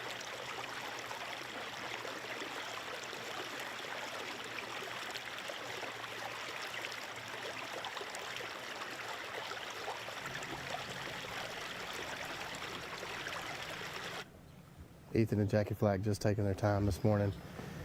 You say that, but then they're taking their time to jump around to a bunch of spots. So we caught up with them before we went on camera, and we've already hit 2 spots since then. And they're just kind of jumping, pull up, scoping the area, see if the fish are there. If they're there, take a second and fish. And that's what we've done here. The 2 other spots we saw them on, they just kind of scoped it we're like, hey man, we don't see any fish here, so let's make a move. And that's making the water productive for you, making the fish know they're there. You can't make them bite though, is the key. But the better odds are when you see fish, just stop and fish for a minute, figure out if you can catch them. If you don't see anything there, the key now is just to move on. Don't waste your time.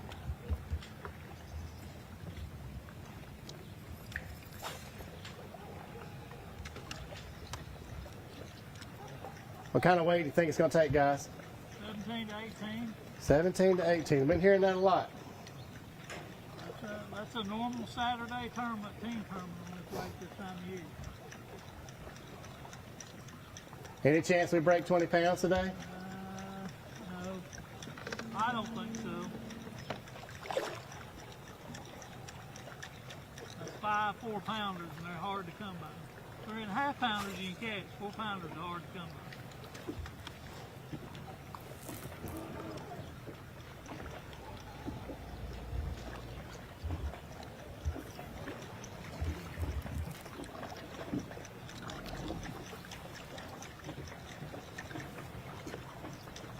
We're moving again.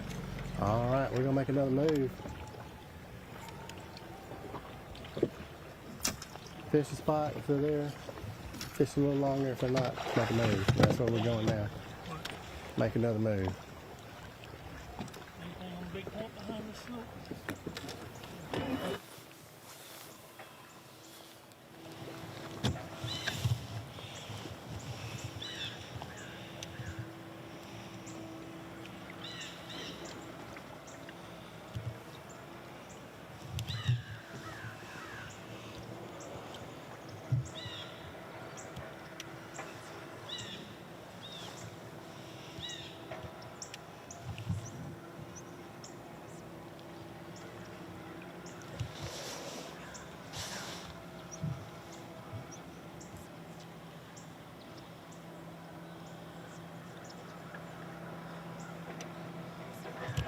Hooked up.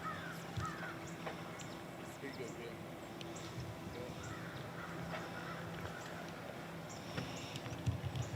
might be a pretty decent one.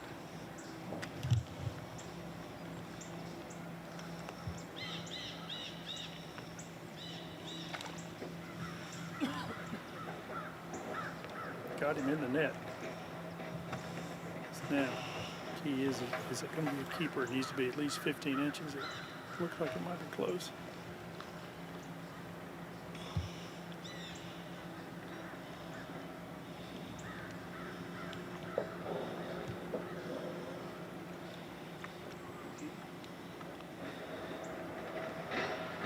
There's keeper number 3 going in the live well. He told me he saw some fish here. When he turned around, he said he was going to go back to him. So maybe he can get a few more.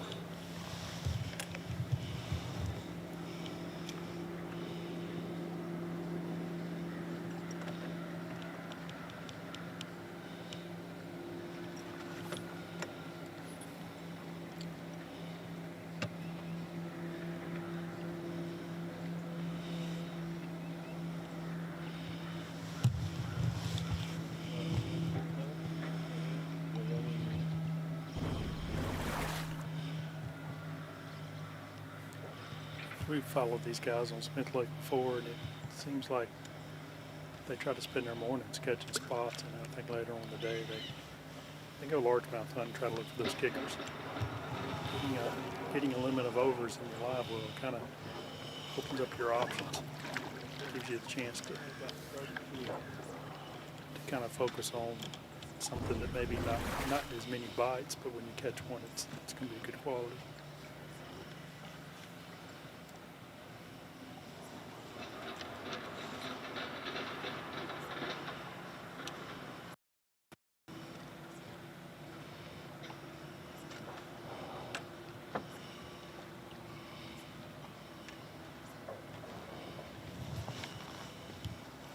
Got the ABT hoodie on. If they can finish first or close to the top, be the highest finishing team with ABT gear, it's another $250.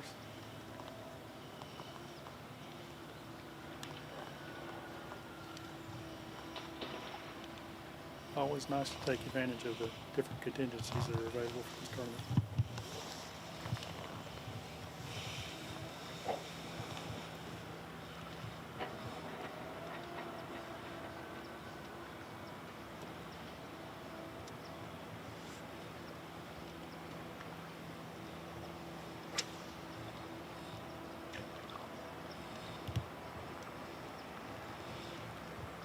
And the other thing that we tend to see now is these fish are kind of schooled up in groups. You catch one, it gets hard to catch the others. They kind of get a little bit spooked, take them a little while to get set up.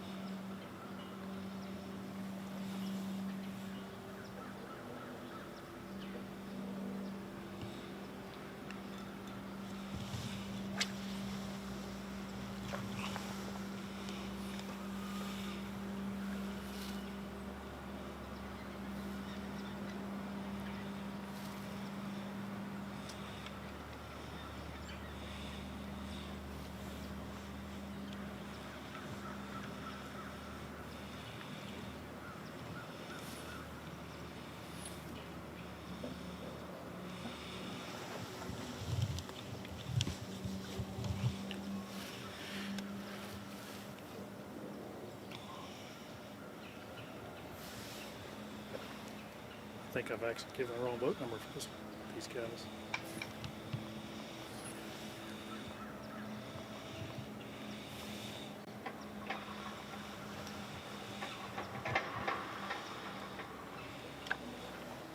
Hey, what's your boat number? 79. Oh, 79. I was wrong. Oh.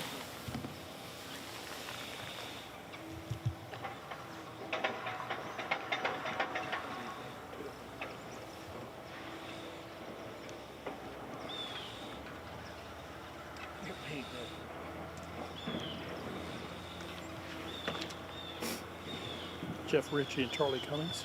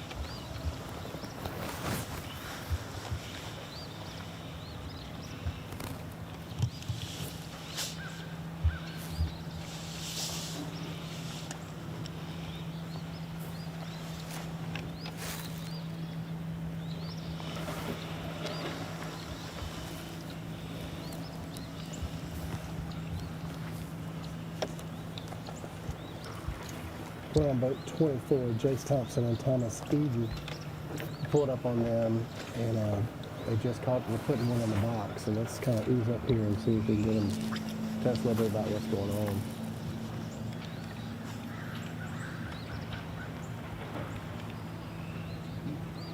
Guys, we pulled up. Y'all caught one, put it in the box. That's the first one of the day, or? Yes. Good deal. You know, we do bring luck, so it does cost, you know, a sandwich or a biscuit later on to even trade, I think. We've already got some crackers. Crackers, okay. Well, we'll have to find somebody else, I guess. Well, how's it been going this morning? I mean, it's a little slow, but you had a fog delay, and We've just been waiting on them to start blowing there. okay, We've been sitting over there all morning waiting. They started blowing up. We come here and caught one. okay. So definitely fishing the fish you can see. So Oh yeah. how was practice? We didn't practice, but we knew this was going to be the. This is the deal. You're just kind of chasing them, right? Well, we got a lot of confidence. That's a good thing, right? Yeah, they started out there and came around here, and I think they're working their way. Okay.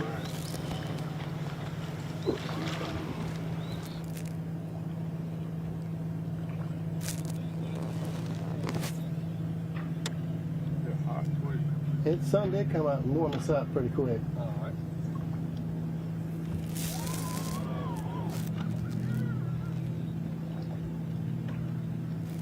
Yeah.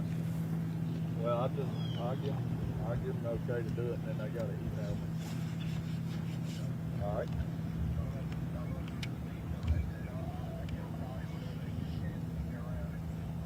All right. 11. Yes, sir.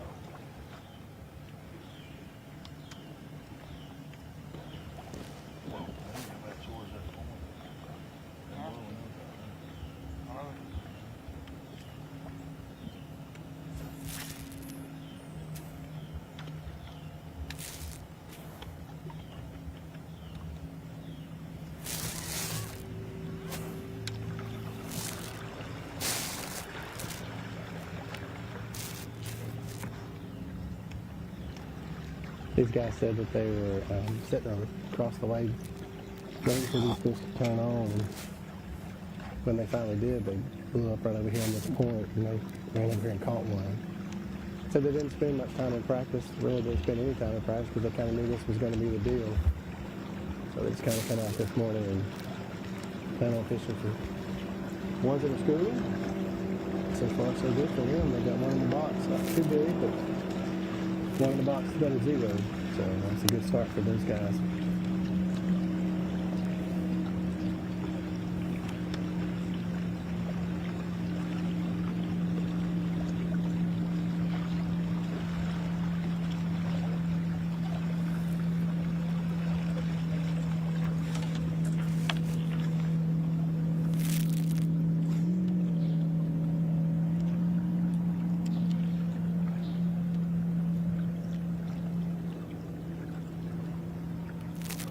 Kind of working the same pattern that a lot of other teams have been working, these points and deeper water, just off the point, working top water baits. Just really trying to find fish that are active. And Other teams have been bouncing around a lot. It's been kind of hard to catch up with them. They'll stop on a spot and fish, and then they'll move once they don't realize the fish aren't there. Some teams have said it's going to be a little bit later in the day for them. 10 o'clock and after has been kind of been their key spot. So we'll be here till after that. So hopefully we'll see some more teams catch some fish.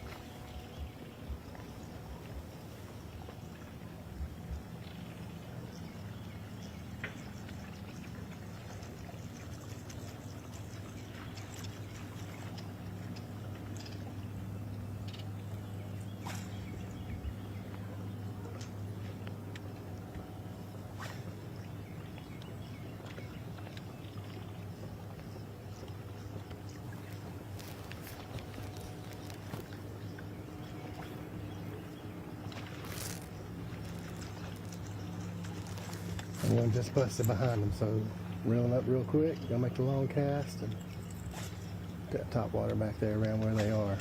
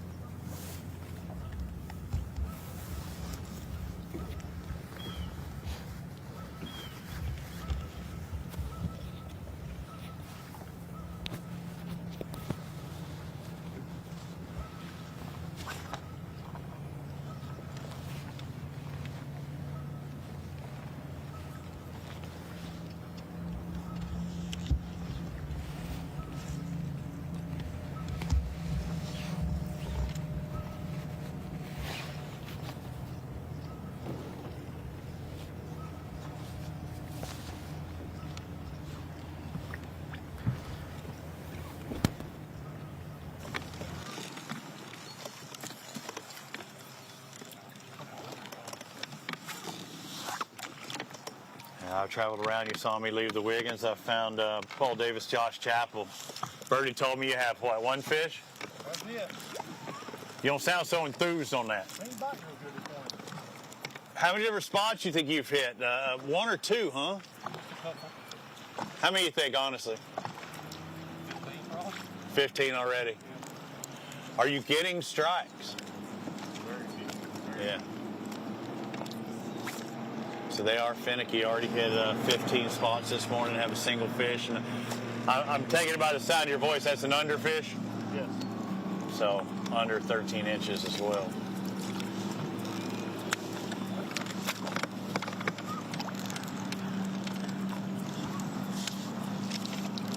Looks like the police is out this morning as well.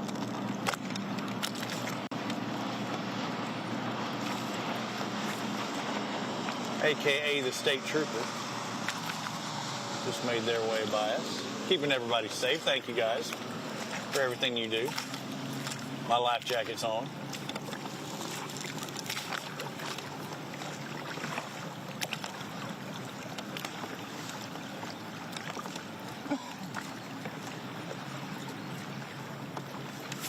So yeah, it's kind of the same thing I think we've been hearing. These fish are really finicky, really not wanting to be aggressive today.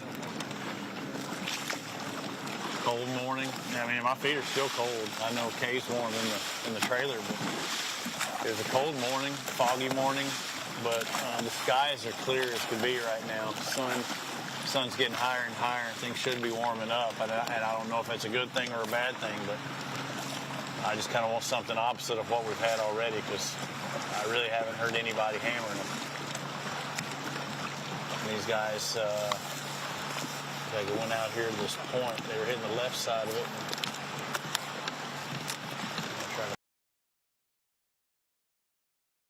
And point out. So it's a big point, running right, looking for something special. You looking for big balls of bait? You looking for individual fish that are sitting out here off this point? What are you looking at or looking for? Yeah, fish under herring. Are you seeing the herring though, or they? Yeah, they're some. Seeing the fish too, they pull bite. There's some wind. Yeah. So they are finding those bait balls of the herring that are moving around. Again, these are pelagic fish. They're just roaming, constantly. They're seeing the fish underneath them, like those individual fish. They would, that's what they're targeting. Those big fish are just sitting under there ready to go snacky snack, and they're just not taking it. And especially with the calm, clear conditions, they see something that don't look right, and they really aren't going to make that mistake. So locating doesn't seem to be the problem. Getting them to bite seems to be the issue.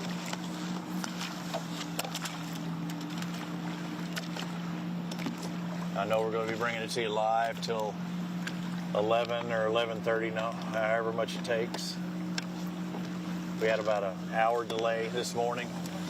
We were still live and on the water, but about an hour delay. I am seeing some fish activity straight across their boat, about 80 yards. They're actually popping the top of the water. I would say they stopped doing it, but I just want to see if you can get that camera shot. And I really haven't seen any fish jumping at all.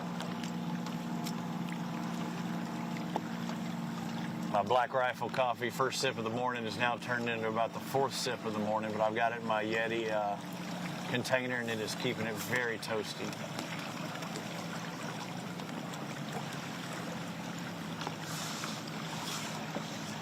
Kenneth caught up with boat 36 as well. They doing any good, Kenneth? I've just pulled up to them and pulling in front of them, so I need to give them some space here. I was thinking, it seemed like I thought either you or Jason had them earlier. I thought. I thought I was on them earlier. It ended up being a different boat. They were in the same area, and I was kind of going off other information, I guess, right. Hey, you gave it a shot. It's just like setting the hook. You'll never know if you don't set the hook.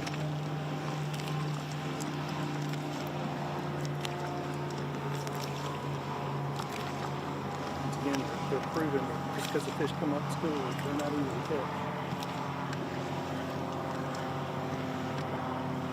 Have you seen many of those schooling fish? Because, I mean, everybody's been, looking at their graph and throwing out there, and yeah, they're doing topwater, but I haven't seen anything busting the top until I just came up to these guys, and I saw some about 80 yards off the boat, but I have not seen much topwater activity on the fishing side of things.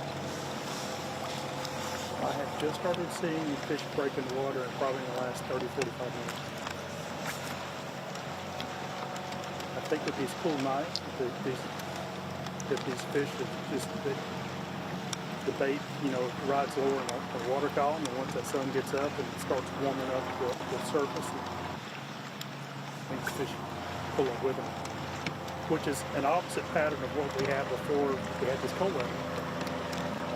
Before then, they were active early in Windy Lake.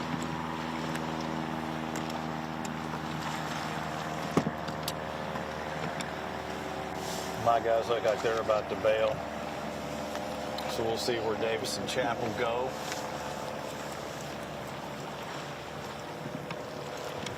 Good hook set.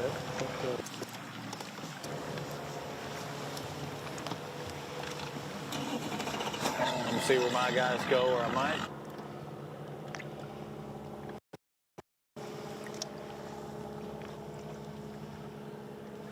Sometimes when you get one to commit and miss it, it kind of messes up the whole school. Looks like he's trying to find them again.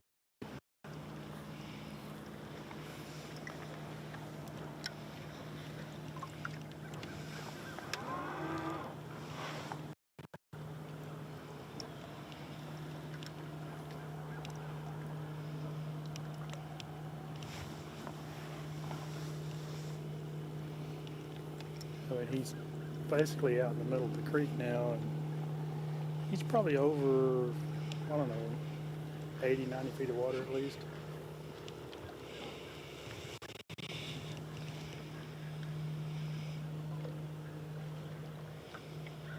It gets a little bit harder to track these fish when they're not on specific places. You know, it's not like hunting a point or a rock, or these fish kind of roam around, and wherever the bait goes, they kind of follow them.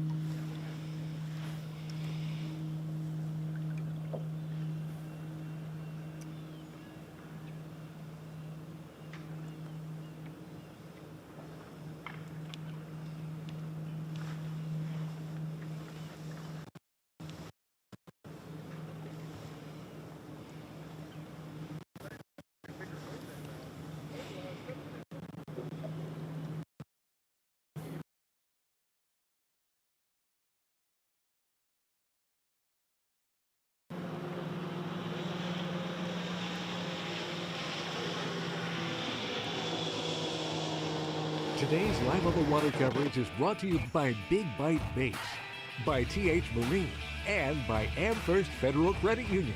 Live coverage continues right after this. At Phoenix Boats, our passion for fishing is obvious. Whether it's a pro event or fishing with our family and friends, We truly love the sport of fishing. that's why our goal is to make every single Phoenix boat that goes out the door the best fishing platform it can be in both design and construction. We love to fish as much as anyone, and we believe it shows in every boat we build. Phoenix Boats, built by anglers for anglers. The perfect checking account doesn't exist. Not at a bank, that is. So why do you keep looking there? At AmFirst, you can get no minimum balance or monthly fees, an instant issue debit card, and free checks with unlimited check writing. But who doesn't want more? Like a rewards program you'll actually use, and convenient digital tools that make it easy to manage your account from anywhere. Now you could try and find that at a bank, or you could save yourself the trouble by checking with us. On the weekends, some folks step up their game, like bringing home Jack's Fan Faves value meal. Our chicken nuggets, mac and cheese, and a drink for just $5.99. Now, Miss Ashley, I ain't saying she can run a post route, but she's got hands as golden as the nugget she snags. The fresh, hand-breaded, all-white meat chicken is a catch in itself. Try them with our handmade sauces. Score our Fan Faves value meal for just $5.99. It's quite a haul. Big companies get bigger and bigger and talk about their fancy labs where they study fish behavior. But then they all go golfing on the weekend. We don't have a large laboratory to test baits. Why, you ask? We don't need a big laboratory because our pros fish, our employees fish, our salespeople fish, our suppliers fish, our mold builders fish, our owners fish, and our kids fish. This is our laboratory. Our R&D comes from time on the water, learning how to make fish bite. We don't have other hobbies. We fish. We fish all year in all conditions across the whole country. All that time on the water brings us thousands of hours of testing new products and improving current ones for all species. We're a family-owned U.S. company that has many of our products made in America by American workers. The products we don't make in America, we make in Guatemala, which supports many families in that country as well. This hour's live action is sponsored in part by Garmin, by PowerPole, American Baitworks, Bill Penny Automotive, and by fishalabama.org. There's a lot more to come. At Phoenix Boats, our passion for fishing is obvious. Whether it's a pro event or fishing with our family and friends, We truly love the sport of fishing. that's why our goal is to make every single Phoenix boat that goes out the door the best fishing platform it can be in both design and construction. We love to fish as much as anyone, and we believe it shows in every boat we build. Phoenix Boats, built by anglers for anglers. Bill Penny Toyota is Alabama's #1 volume Toyota dealer. But that's not the only reason to get to know Bill Penny. Enjoy a 10-year unlimited warranty on every new Toyota in stock. Get 1 year of 24/7 roadside assistance. Test drive for the chance to win $5,000. You heard right. 5,000 big ones. Plus, choose from over 700 new Toyotas in stock and price to move. Bill Penny Toyota is Alabama's #1 volume Toyota dealer. Get to know us today.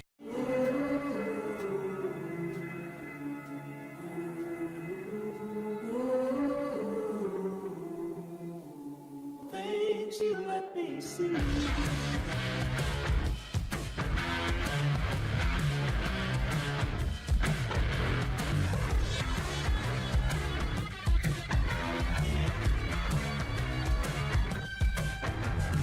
Things you let me see.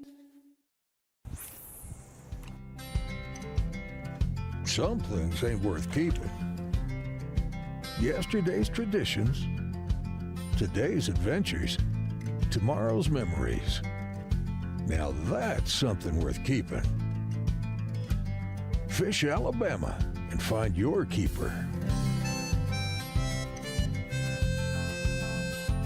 For more information, visit fishalabama.org.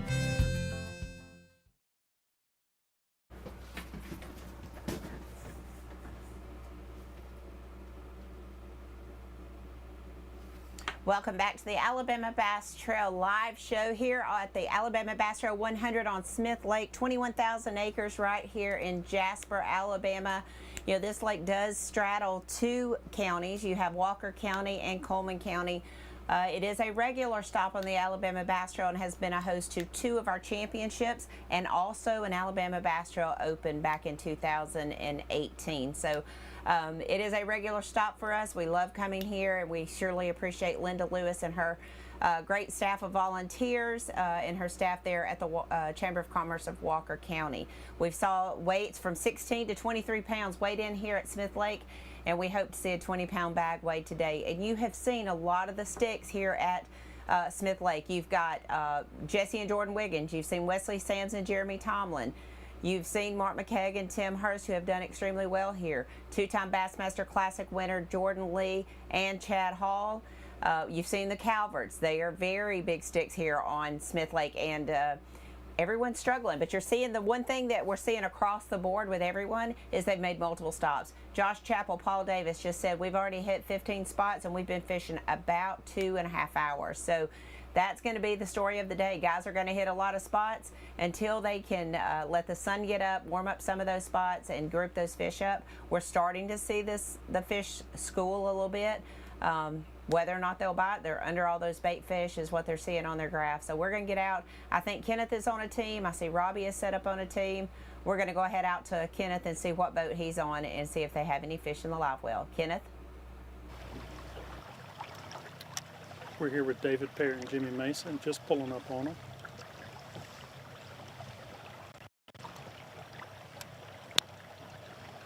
He's just moved to this area. I know he's been further in the creek earlier in the day, so he's another team that's kind of moving around.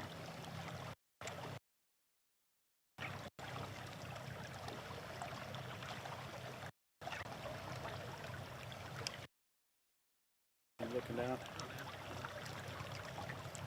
How's it going so far this morning, Jimmy? Got one right now. Got one. What kind of size? It's little. Okay, just a little. The afternoon's been way better for us anyway, so we didn't expect to have much about this time.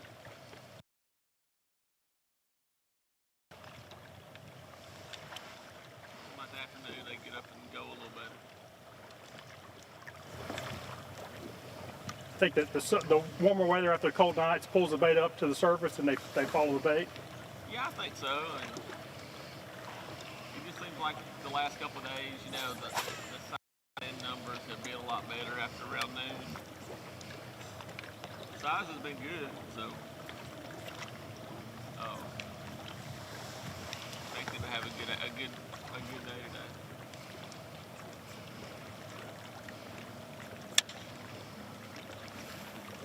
Do you have them dialed into certain kind of points or areas, or is it kind of random? You know, we've got 8 or 10 that seems like they've got better grade, and a lot has to do with the herring and you know the trees out from those banks that they sit in. You know, they sit in, but there's certain areas that's gotten them a little better.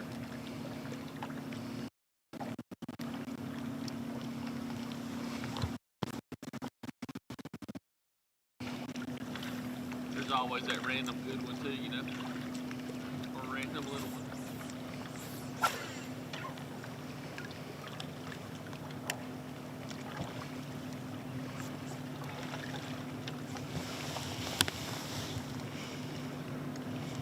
Of course, we got a smaller field with just 100 boats, but how much you?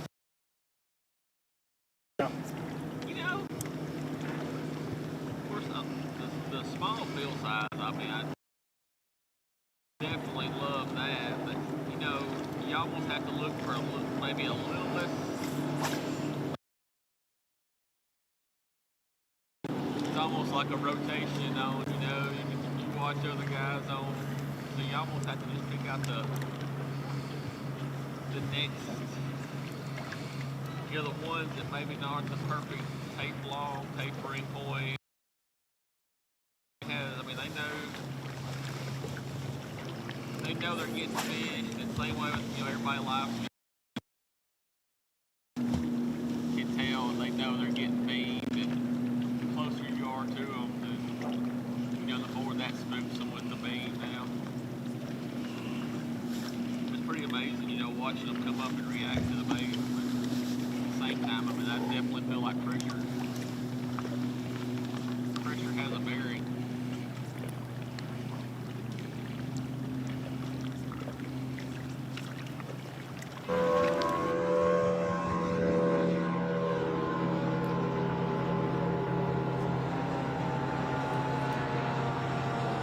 We're bulling up on boat 55, Brett Harp and Ricky Harp.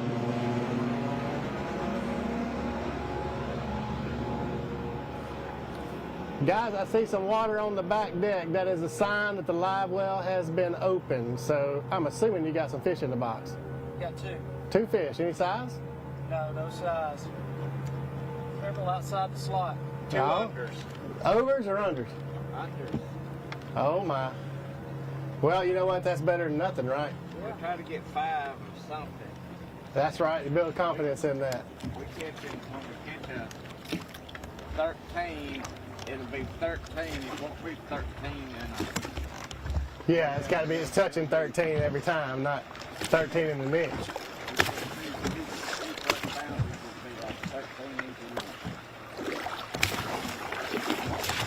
How many spots y'all hit today? Just down to here. So just been kind of working this area? Yeah. How was practice and what did it tell you?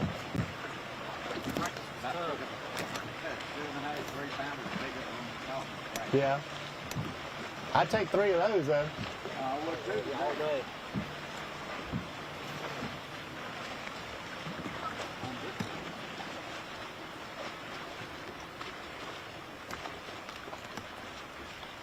Where are y'all from? He's from Tuscaloosa, I'm from Birmingham. So it's close to home, right? Yeah, pretty close. This is my second time Is to it? be on this lake. Okay. I fished it 20-something years ago, made the state team. Wow. You got some good history here then. I was lucky. That's what it takes sometimes. Right.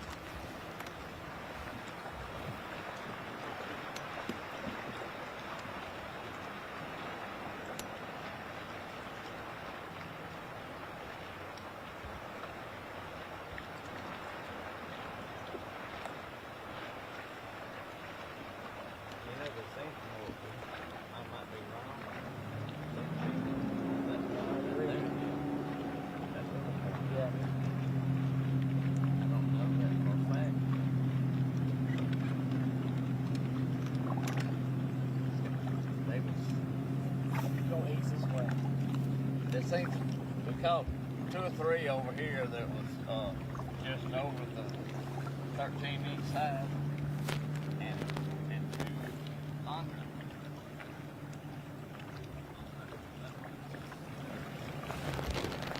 This team's caught a few fish today.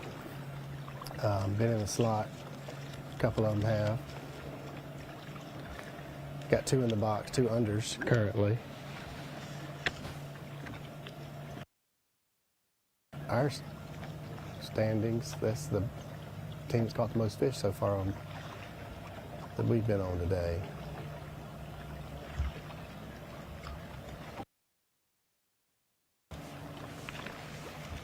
Once again, it's boat 55, Brett Harp and Ricky Harp.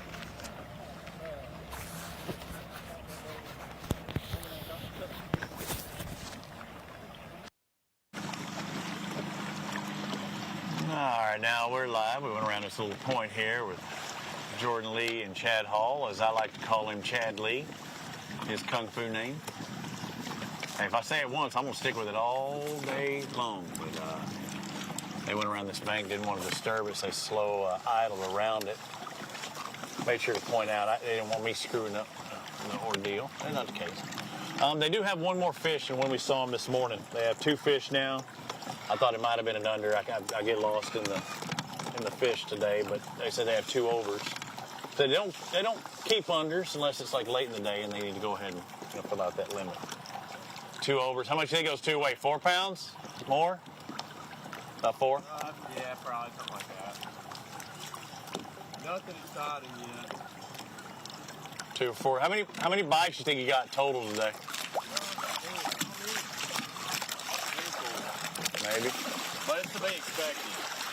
But it's getting your magic time now, though, right? I don't know if we got a magic time. Oh, come on now. Chad's nickname in high school was David Copperfield. We're going to have we're going to stop on, wing leaf. We're going to stop on every place that's got fish. Whether they want to bite or not. But, I mean, you're not even seeing many takers, really, right? No, they're just real pressured and, it's been fish all morning. They just gone. We're probably the 8th boat to fish this. Yeah, I figure. 8 or 9. What are you throwing back there in the back? Is that a jerk? It looked like it was a jerk bait, but it was a fat body thing. What is that, Chad? It's a big jerk bait. Yeah, but I mean, it is. It's got a fat... It's a weight bait. Oh, okay. I can see it now. I saw you slow reeling it, not jerking it, but it looked like an old Smithwick style. That's exactly it. But a fat body. We'll cast one more right back this way. The fish are deeper right now, and you just can't. We want them up in the water column. Yeah. Have you seen any topwater stuff yet? Yeah. Not at all. Yeah. I mean, it's few and far between.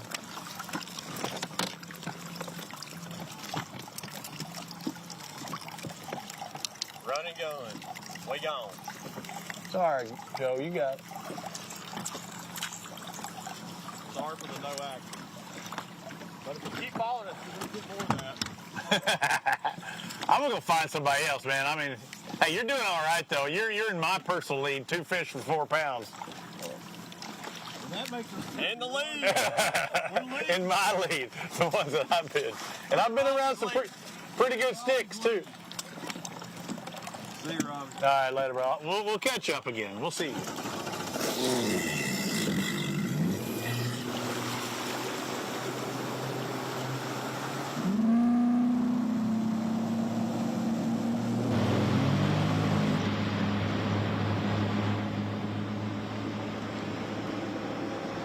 Yes, I'm still about 55.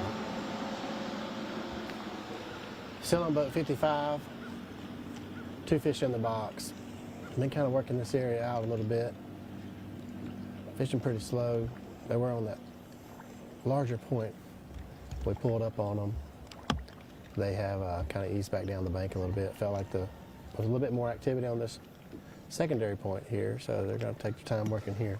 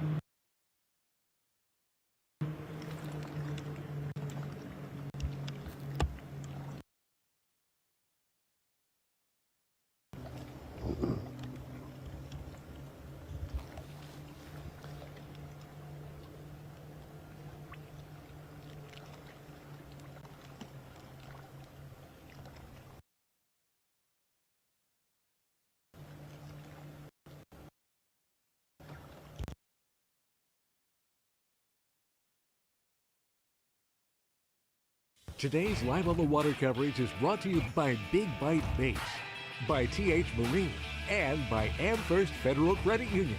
Live coverage continues right after this. At Phoenix Boats, our passion for fishing is obvious. Whether it's a pro event or fishing with our family and friends, We truly love the sport of fishing. that's why our goal is to make every single Phoenix boat that goes out the door the best fishing platform it can be in both design and construction. We love to fish as much as anyone, and we believe it shows in every boat we build. Phoenix Boats, built by anglers for anglers.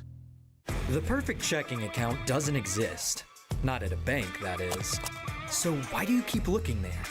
At AmFirst, you can get no minimum balance or monthly fees, an instant issue debit card, and free checks with unlimited check writing. But who doesn't want more? Like a rewards program you'll actually use, and convenient digital tools that make it easy to manage your account from anywhere. Now you could try and find that at a bank, or you could save yourself the trouble by checking with us. On the weekends, some folks step up their game, like bringing home Jack's Fan Faves Value Meal. Our chicken nuggets, mac and cheese, and a drink for just $5.99. Now, Miss Ashley, I ain't saying she can run a post route, but she's got hands as golden as the nugget she snags. The fresh, hand-breaded, all-white meat chicken is a catch in itself. Try them with our handmade sauces. Score our Fan Faves Value Meal for just $5.99. It's quite a haul.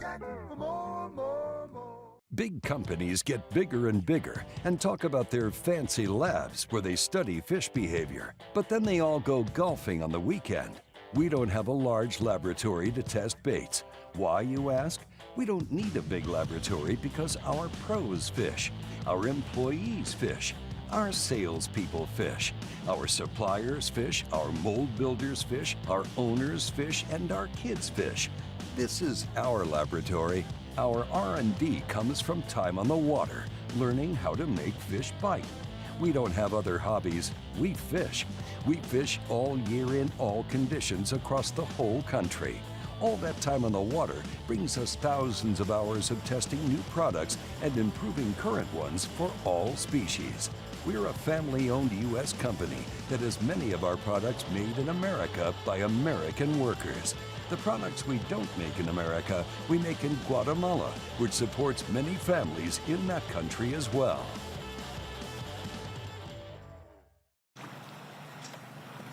I'll tell you, there's a lot of garbots in that boat. Boat 25, getting her done today. 3 fish, 6 pounds. You're my personal leader, like the guys I've been on. You're my leader right now.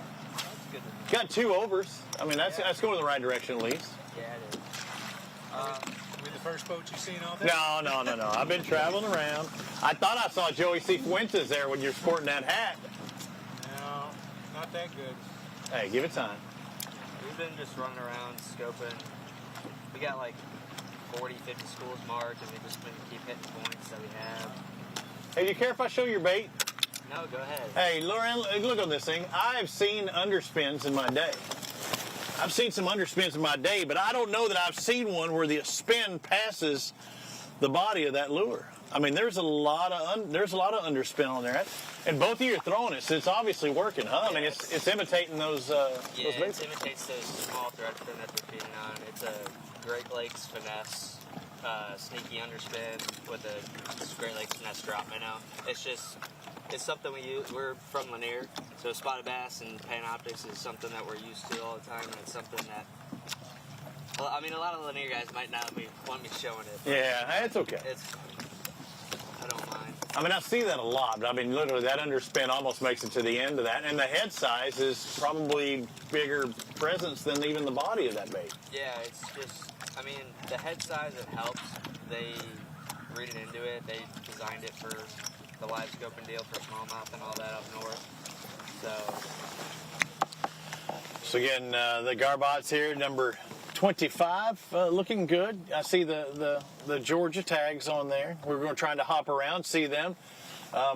I think we've got another boat that we've got contact with. I'm going to find out what they're up to. Wesley Gore was in the area, but I think he was moving just a little while ago. So I'm going to see if I can find him. He's speaking of Joey C. Fuentes just a second ago. He's actually the newest member of the Elite Series K. So I'm going to try and find Gore, see what he's up to, and then you can come back out to me on the water. All right, guys, welcome back inside the Alabama Bass Trail Live studio here on the banks of Smith Lake. We are here in Jasper at Smith Lake Dam Park, I guess you could say. This is one of the premier fishing destinations in North Alabama, one of the best boat ramps. Again, I want to say thanks to Linda Lewis and her staff of volunteers that always is here to help us out, and then everything Linda does to prepare for us to be here. So again, blast off was an hour delayed this morning. We got out of here about 7:50. And we were supposed to be out of here about 6:45, so had a little bit of a delay there on blast off due to fog. And I know we've shown you the drone shots; you've seen it all here on live. But we have Kenneth, Jason, and Robbie are currently moving, so they're going to get on some new boats, and hopefully we'll be able to update you on some of the other guys. But just going through here, we have covered a good portion of some of the hammers that are known here locally. For winning tournaments. We've shown you Ethan Flack and Jackie Flack. We've shown you Wesley Sams and Jeremy Tomlin, Jesse and Jordan Wiggins. We've shown you Jordan Lee, Chad Hall. We just recently gave you an update on them. And then also Luke Duncan, Trey Swindle. I mean, those names are synonymous with being able to catch them here on Smith Lake. And guys are struggling. We saw Jeff Ritchie and Charlie Cummings. They had 4 fish in the boat. Didn't really give us a weight. We're going to guess somewhere around that 8 to 9 pound range. That would be our unofficial leaders at this point. Again, we have been on the water about almost 3 hours, and the guys that we're expecting after 10 o'clock for the fish to turn on. So we're going to step away for just a moment, have a real short commercial break, and we'll be back here at Smith Lake for the final Alabama Bass Trail 100 for 2023. We'll be right back. Alabama Bass Trail 100 Series live coverage is brought to you by Phoenix Boats, Bahio Sunglasses, Strike King, Luz, and by Bush Light. There's more live on the water coverage right after this message. At Phoenix Boats, our passion for fishing is obvious. Whether it's a pro event or fishing with our family and friends, We truly love the sport of fishing. that's why our goal is to make every single Phoenix boat that goes out the door the best fishing platform it can be in both design and construction. We love to fish as much as anyone, and we believe it shows in every boat we build. Phoenix Boats, built by anglers for anglers. Stetson Blaylock, Todd Otten, Hank Terry, let's go! Garmin LiveScope, I tell you right now, if you don't have it, you are behind. It's just wild. It's like a video game. If you do not have that Garmin LiveScope, you are definitely missing out. Bassmaster Classic Champion!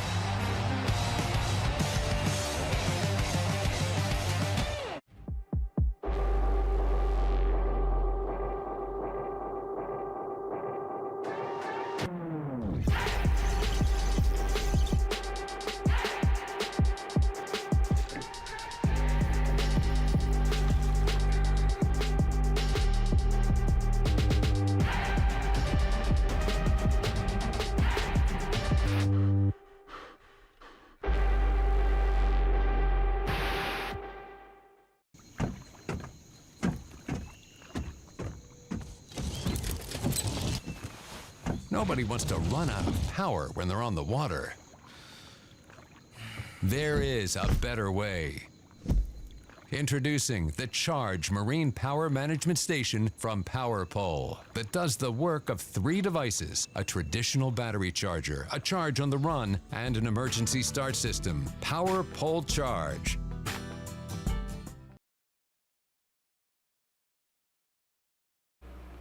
Welcome back to the Alabama Bass Trail 100 here from Smith Lake. We are inside the studio. I am right here at Smith Lake Park. The guys are out constructing the set or the stage today. We'll be weighing in beginning at 3 o'clock. John Simpson, your tournament director, Daniel Montgomery, your assistant tournament director, all the guys behind the scenes. I want to give them a huge shout out.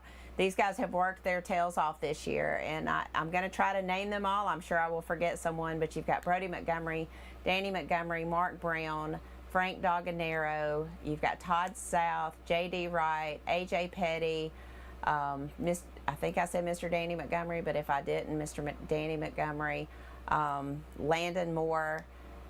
Let me think. I don't want to forget anyone who has helped us. Mary Freeman throughout the year, the Golden Girls, Miss Urshrey Brannon, my mom, Miss Betty Bogey, my sister filled in a week or so ago, Nancy King, all the guys and gals over at anglerschannel.com, all the guys and gals over at WOTM for helping us with our live stream this year. Looking forward to working with them again in the 2024 season. Their first year live streaming bass fishing, and I think they've done an amazing job.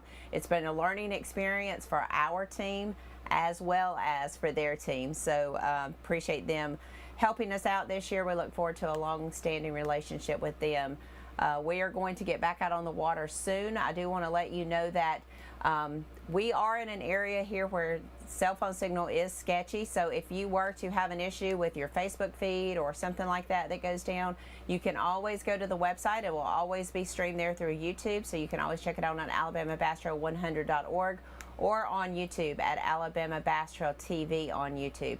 Sometimes Facebook gets offended by something we do, and so they may knock us down, but you can always find it on YouTube and on the website. So please make sure that you bookmark those 2 sites on your computer or on your phone so you can always get the feed there. Also, you can watch the leaderboard today on the Alabama Bass Trail 100.org website.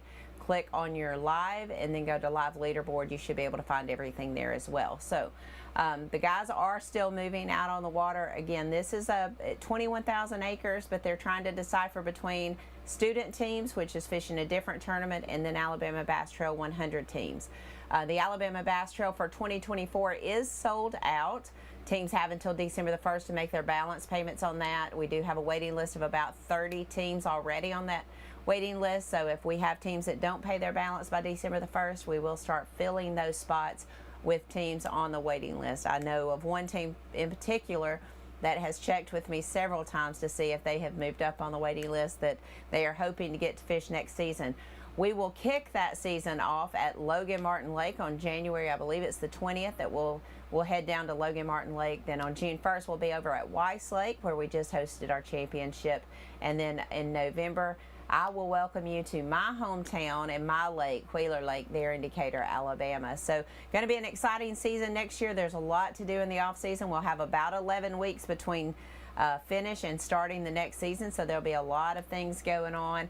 Might be a few changes coming to the Alabama Bass Trail in 2024. You've heard Robbie say he will not be back on a full-time basis. He is going to fill in for one tournament next year, but we will be making the announcement of who will be taking over as the voice of the Alabama Bass Trail in a couple of weeks, so you can stay tuned for that. There'll be some more sponsors announced here soon, so you'll be able to see that, and sponsors that are going to be adding some bonus programs. So lots of new things for the Alabama Bass Trail coming up. I think we're going to post up on the screen the schedule for next year. We're going to kick off at Lake Jordan on February the 10th. Looking forward to that. It's been a long time since we've been to Lake Jordan for a regular series tournament, but it should be a lot of fun being there. Also, then going down to Pickwick, we're going to kick off the North Division at Pickwick. The last time we were there, we had 24 bags over 20 pounds. So that one's going to be a fun one. Again, we're going to come back to Smith Lake. We'll see what kind of weather we get there. It snowed on us the last time we were here in March, so we'll see what happens. Lake Martin, that's the one Robbie's going to fill in for next year. We'll be there on March the 9th. Then we'll be traveling on up to Logan Martin Lake. A big time spotted bass lake should be good there. And then our April tournament for the North Division will be at Wheeler Lake, my hometown. And then in May, we will visit the Alabama River and Neely Henry. And then June 1st, we'll be at Weiss Lake. Then we will go on to Lake Eufaula on June the 15th. I'm going to call that my Rex Chambers tournament. Anyway, then after that, we'll go to Lake Gunnersville on June the 22nd. And then wrap up our season at the championship at Lay Lake in October, and then the Alabama Bass Trail 100 in November at Wheeler Lake. So again, 13 more events going on, or 14 more events going on in 2024. Looking forward to a full packed season. All series are sold out at this point. So looking forward to that. Got a lot of live coverage coming for you next year. Got a few changes that you'll be hearing about. If you have not, please subscribe to our podcast, the Alabama Bass Trail Podcast. You can get it on all your podcasting apps, as well as you can hear it on our website every Tuesday morning. It goes up about between 6 and 6:30 every Tuesday morning, but you can also watch it on live or watch it on YouTube as well, on Alabama Bass Trail YouTube. So lots of things there for the Alabama Bass Trail, lots of ways for you to find out all the things going on the Alabama Bass Trail, as well as all the 2024 information will go on the website on November the 27th on the Alabama Bass Trail website and on the Alabama Bass Trail 100 website. All of those changes for the 2024 season will be made there. So you'll be able to find everything you need to know about the Alabama Bass Trail on those websites. So I was going to look to see if we have any questions. You can feel free to post your questions or comments in the comment section. We'll be happy to answer those. But as we knew this was what this lake was going to throw us this week, is guys are going to make multiple stops. Some guys will probably have 40 or 50 stops that they make today.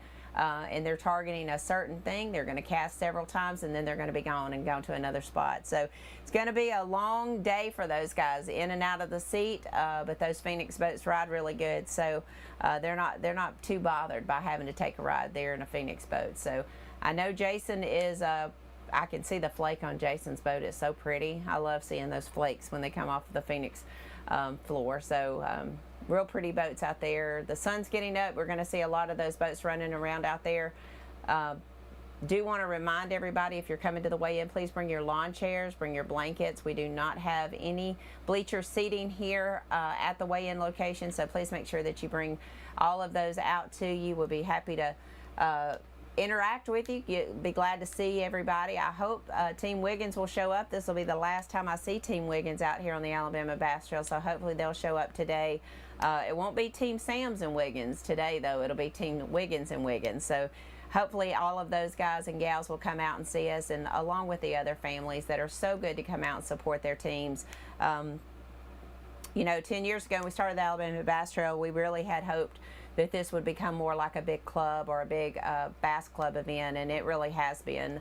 I'm thankful to the Alabama Bass Trail family and how it has expanded over the last 10 years as we say goodbye to one of what I call our native sons. Robbie, I know, hails from Texas.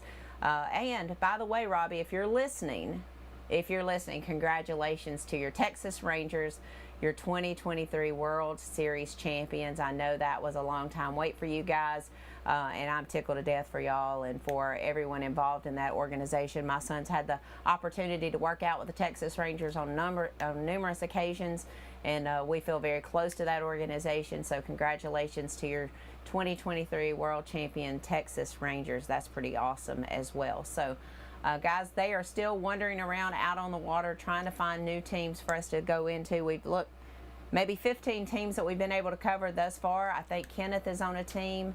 We're waiting for his camera feed to come back up, and we'll be able to go out to Kenneth in just a moment.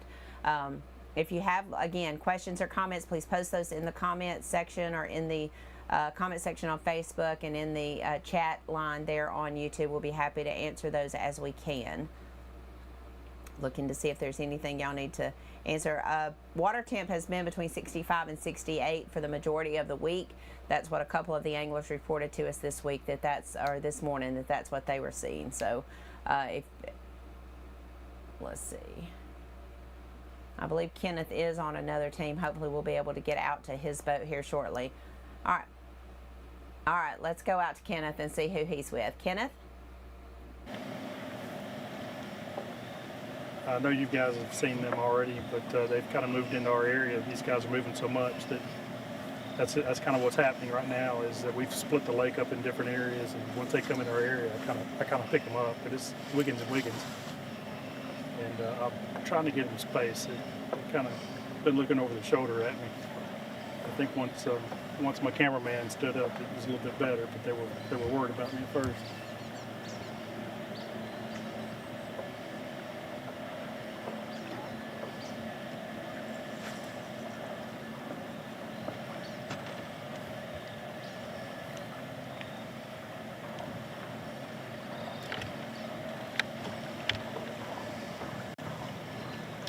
Going top water here, that's kind of what they were doing earlier.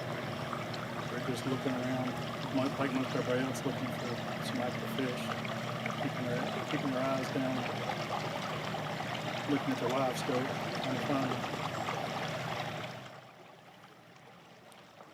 Now, these guys have been in Missouri the last week, so they haven't really had a chance to practice here, but they're very familiar with the lake. I'm wondering if maybe the weather conditions might be slowing them down a little bit. We went from still hot weather when they left to go to Missouri. It turned cold while they were there, so conditions have changed quite a bit from probably the last time they were on the water.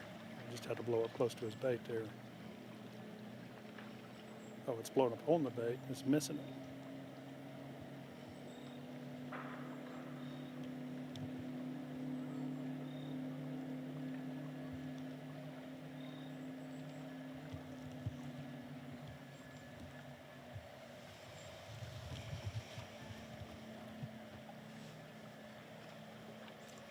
Yeah, that's a lot of the reason why we try to give these guys space and not get right up on them. It makes it hard to get information directly from them. But these fish are roaming around so much, and if we get too close to them, we can really, it's another strike that missed it. But we can negatively affect what's going on, and we certainly don't want to do that.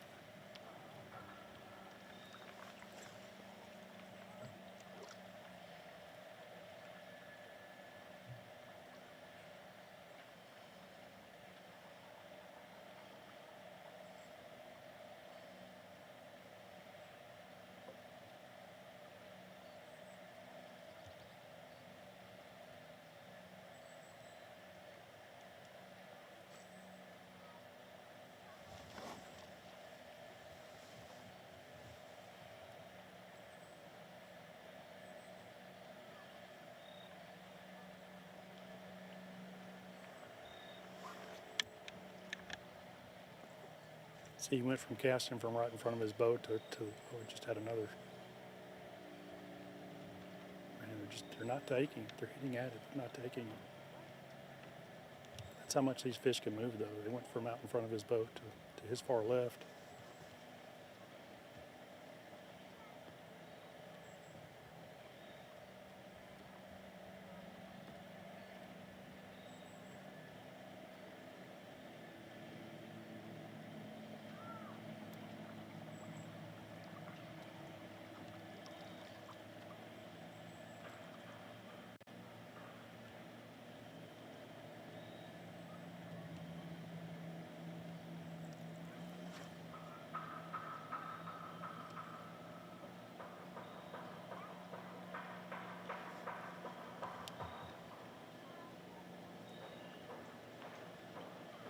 It makes it tough when they commit enough to at least strike at it, but they completely miss it. It makes it really tough.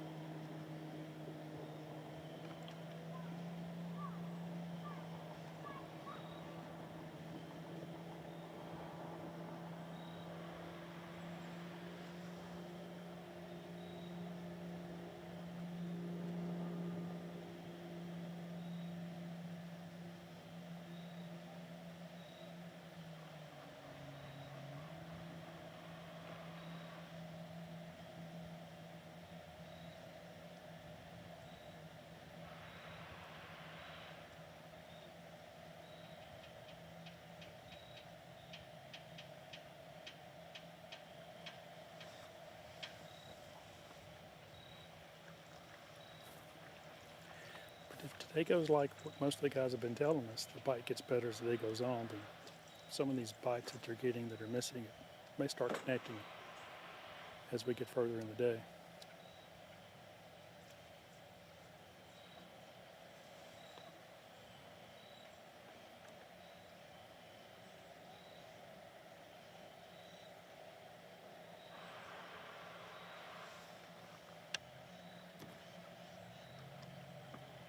Jordan got hung up on that boat dock. They're having to go get it.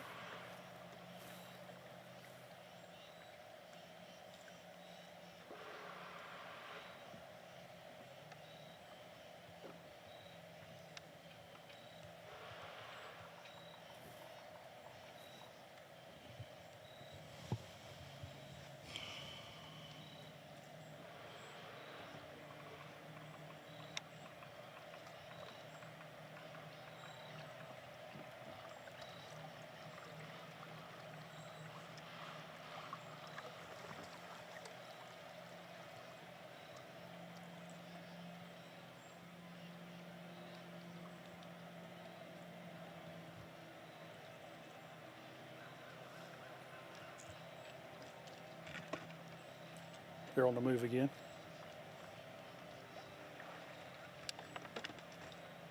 I'm sure they're hoping that the next place they go to get bites like that they'll actually start connecting.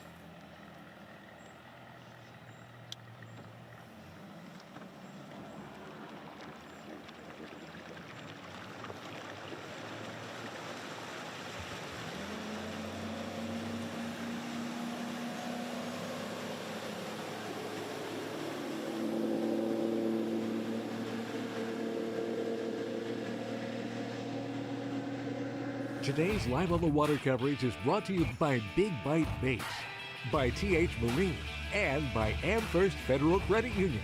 Live coverage continues right after this. At Phoenix Boats, our passion for fishing is obvious. Whether it's a pro event or fishing with our family and friends, We truly love the sport of fishing. that's why our goal is to make every single Phoenix boat that goes out the door the best fishing platform it can be in both design and construction. We love to fish as much as anyone, and we believe it shows in every boat we build. Phoenix Boats, built by anglers for anglers.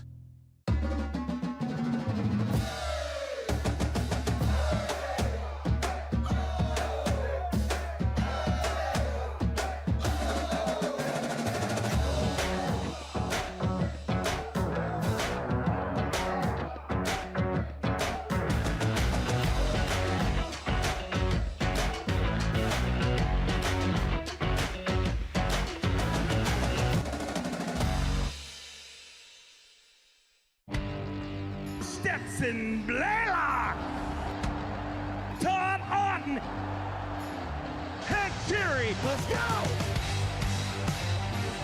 Garmin Live Scope, I tell you right now, if you don't have it, you are behind. It's just wild. It's like a video game. If you do not have that Garmin Live Scope, you are definitely missing out. Bassmaster Classic Champion!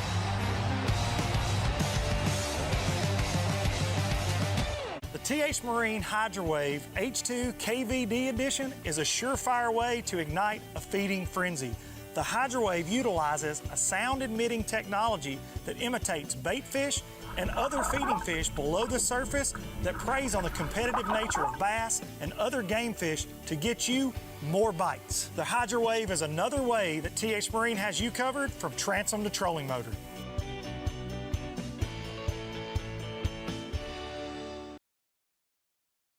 This hour's live action is sponsored in part by Garmin, by PowerPole, American Baitworks, Bill Penny Automotive, and by fishalabama.org. There's a lot more to come. At Phoenix Boats, our passion for fishing is obvious. Whether it's a pro event or fishing with our family and friends, We truly love the sport of fishing. that's why our goal is to make every single Phoenix boat that goes out the door the best fishing platform it can be in both design and construction. We love to fish as much as anyone, and we believe it shows in every boat we build. Phoenix Boats, built by anglers for anglers. Bill Penny Toyota is Alabama's #1 volume Toyota dealer. But that's not the only reason to get to know Bill Penny. Enjoy a 10-year unlimited warranty on every new Toyota in stock. Get 1 year of 24/7 roadside assistance. Test drive for the chance to win $5,000. You heard right. 5,000 big ones. Plus, choose from over 700 new Toyotas in stock and price to move. Bill Penny Toyota is Alabama's #1 volume Toyota dealer. Get to know us today.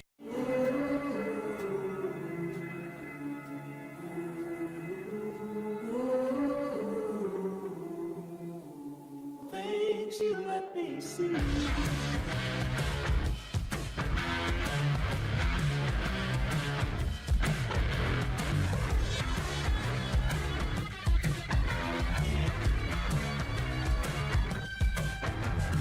Things you let me see. Some things ain't worth keeping. Yesterday's traditions, today's adventures, tomorrow's memories. Now that's something worth keeping. Fish Alabama and find your keeper. For more information, visit fishalabama.org.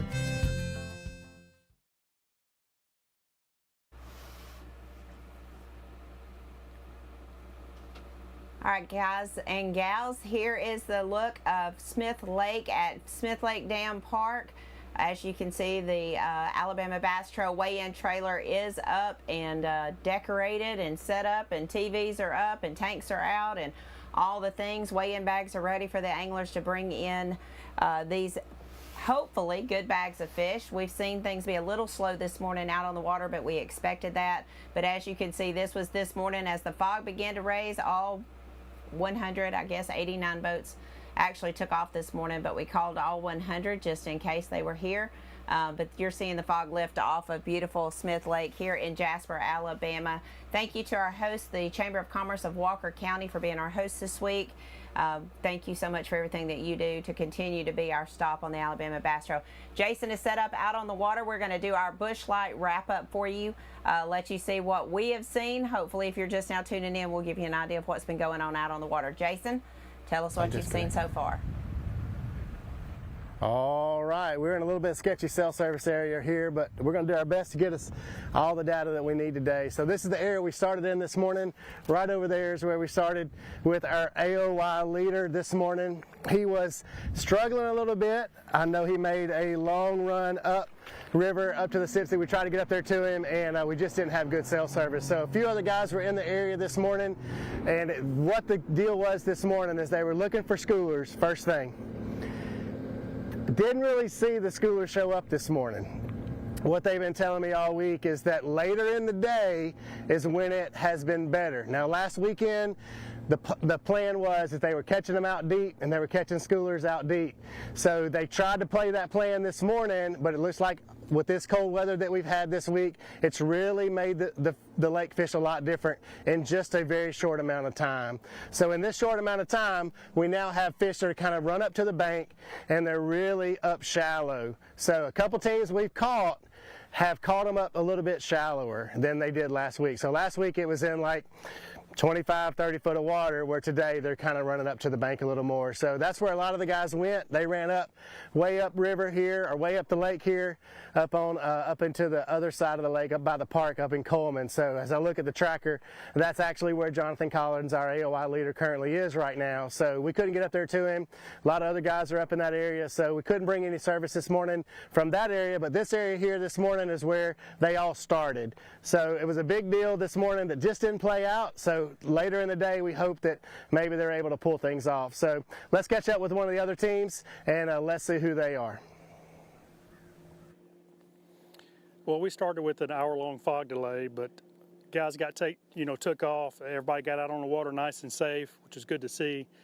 And they pretty much scattered. The good thing about Smith Lake is you can take 100 boats and they can really scatter on the lake pretty good. But we did see a few areas that seemed to have more boats than others. But I think most of the teams that looked like they were trying to capitalize on a morning bite, kind of put some fish in the live well. Most teams we've talked to have said they thought the better quality or most of the better bites have been later in the day.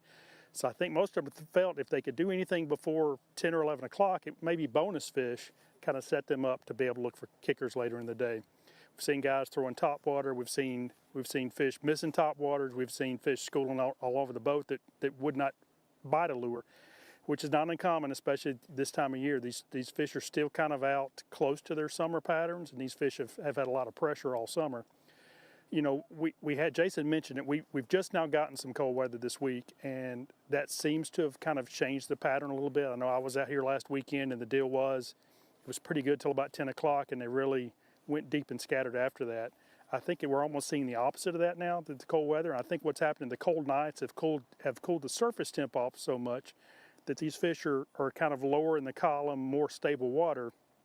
And as the sun gets up, heats up the surface, the bait starts to move up, gets a little bit higher, and the fish kind of follow them, take advantage of that, better feeding patterns. That's kind of what I'm seeing. You know, we're going to miss that part of live because I think that's going to happen between now and weigh-ins. So based on what we've seen, shouldn't be a complete picture of what these guys are going to encounter throughout the day. I think some of the guys that have been struggling getting the fish to commit, we just saw the Wiggins here a minute ago, you know, they were getting some bites, but the fish weren't committing. I think a little bit later on, these fish are going to commit. They'll come in with a good limit like they typically do, along with a lot of other teams. So I'm really looking forward to weigh-ins. That's when we're really going to see what the difference is between the first half of the day and the second half of the day. And as we always see, it's 100 great teams in this, and they're going to show out. We're going to see some really good weights, estimating probably 16 to 17 to win, which for this time of year is pretty good for Smith Lake. So I'm really looking forward to seeing how that turns out, talking to the guys during weigh-ins and figure out the patterns. That's pretty much, you know, my take of what we've seen. I know Robbie was in a little bit different area of the lake throughout most of the day. So let's go to him, let him tell us what he has seen throughout the day. Well, guys, unfortunately, I saw a lot of the same struggles that you saw. I know Tom Brady's in that Hertz commercial, but fishing hurts, love hurts. There's a lot of hurts going on out there on the water, and a lot of people expected it. They thought that the practice was a little tough, and the catching on tournament day seems to be tough as well. What's it going to do as the day progresses? When I saw Wesley Sams this morning before, he said it's going to be sunny. I think that you're going to have warm water. But the one thing that he mentioned was he wants wind or wants breeze. Right now, it's blowing harder, I think, than it has the entire time. I can look out on the water and I can see just a little bit of ripple. That's all that they need. They need something to break that up, because when you're in these clear, deep lakes like that, you know, sunny skies, blue skies, no wind, that could be a death sentence. But now if you do get a little bit of wind, those non-takers might turn into takers because they're not going to see it so well, and maybe we'll see some action. I think Kenneth was right. I think some of those fish will be moving up in the column. I didn't see squat all morning. Like usually early morning bites you, that's the time for top water. I didn't see any movement this morning early on for the top water. As it progressed in this last hour, I did see a little bit of movement. So hopefully it's progressing that direction. It'll set things up a little bit better. I know I was in Rock Creek here towards the end, and I was chasing a couple of people. It seems like more and more people are going further up into Rock Creek, trying to get into a different location. But as I said earlier, love hurts, fishing hurts, and it's been a struggle on driving the struggle bus today. And there's three things that I know for sure as I've been reflecting on this past week. One is, I love the Alabama Bass Trail. Two is, I love my Black Rifle coffee. And as Kay mentioned, number three is, I love that the Texas Rangers are World Series champions. Woo! I'm happy. Kay, back to you. Well, you know, I have enjoyed sharing the stage with Robbie for 10 years. He has been a great friend of mine. We've gone through a whole lot. We've gone through a startup here. We've gone through kids being raised and graduating and playing baseball all over the country. Robbie's followed my son's story. I look forward to following his sons as they continue to play the game that we love so much. I really do appreciate it, Robbie. I know that you've got a lot of great things ahead of you. We are certainly going to miss you here on the Alabama Bass Trail, but I still have your number, so I'm not going to give that up, and you better not change on me either. But I do want to say thank you, and as we round out this season, I do want to say a tremendous thank you to everyone who plays a part in the Alabama Bass Trail. I know that so many times I'm recognized as the Alabama Bass Trail, but this takes a team, and we have such an awesome team with all the guys and gals on the Alabama Bass Trail team, all the guys and gals at anglerschannel.com, all the guys and gals at WOTM.com, all of our sponsors, all of our host cities, everyone who plays a part in the Alabama Bass Trail. From my sincerest heart, thank you so much for making the Alabama Bass Trail the premier fishing trail in the Southeast, if not the country. Guys, we'll be back at 3 o'clock here at Smith Lake Park. Come out and see us. We would love to have you. Come out and say goodbye to Robbie as he flies back to Dallas tonight to only appear one more time on the Alabama Bass Trail. We look forward to having you here at 3 o'clock, Smith Lake Dam. Thank you so much. We'll see you out here soon.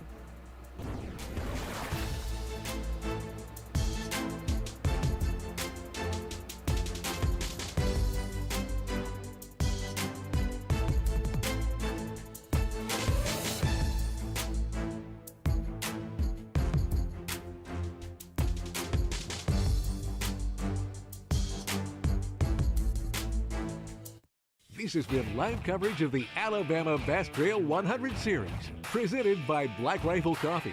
Special thanks to Phoenix Boats, TH Marine, Am First Federal Credit Union, American Bait Works, Bill Penny Automotive, Garmin, Big Bite Baits, Bahio Sunglasses, Lou's Fishing, Strike King, and by Sweet Home Alabama, the Alabama Bass Trail 100 Series.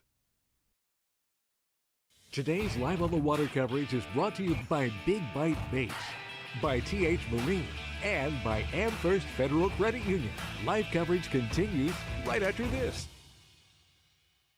At Phoenix Boats, our passion for fishing is obvious. Whether it's a pro event or fishing with our family and friends, we truly love the sport of fishing.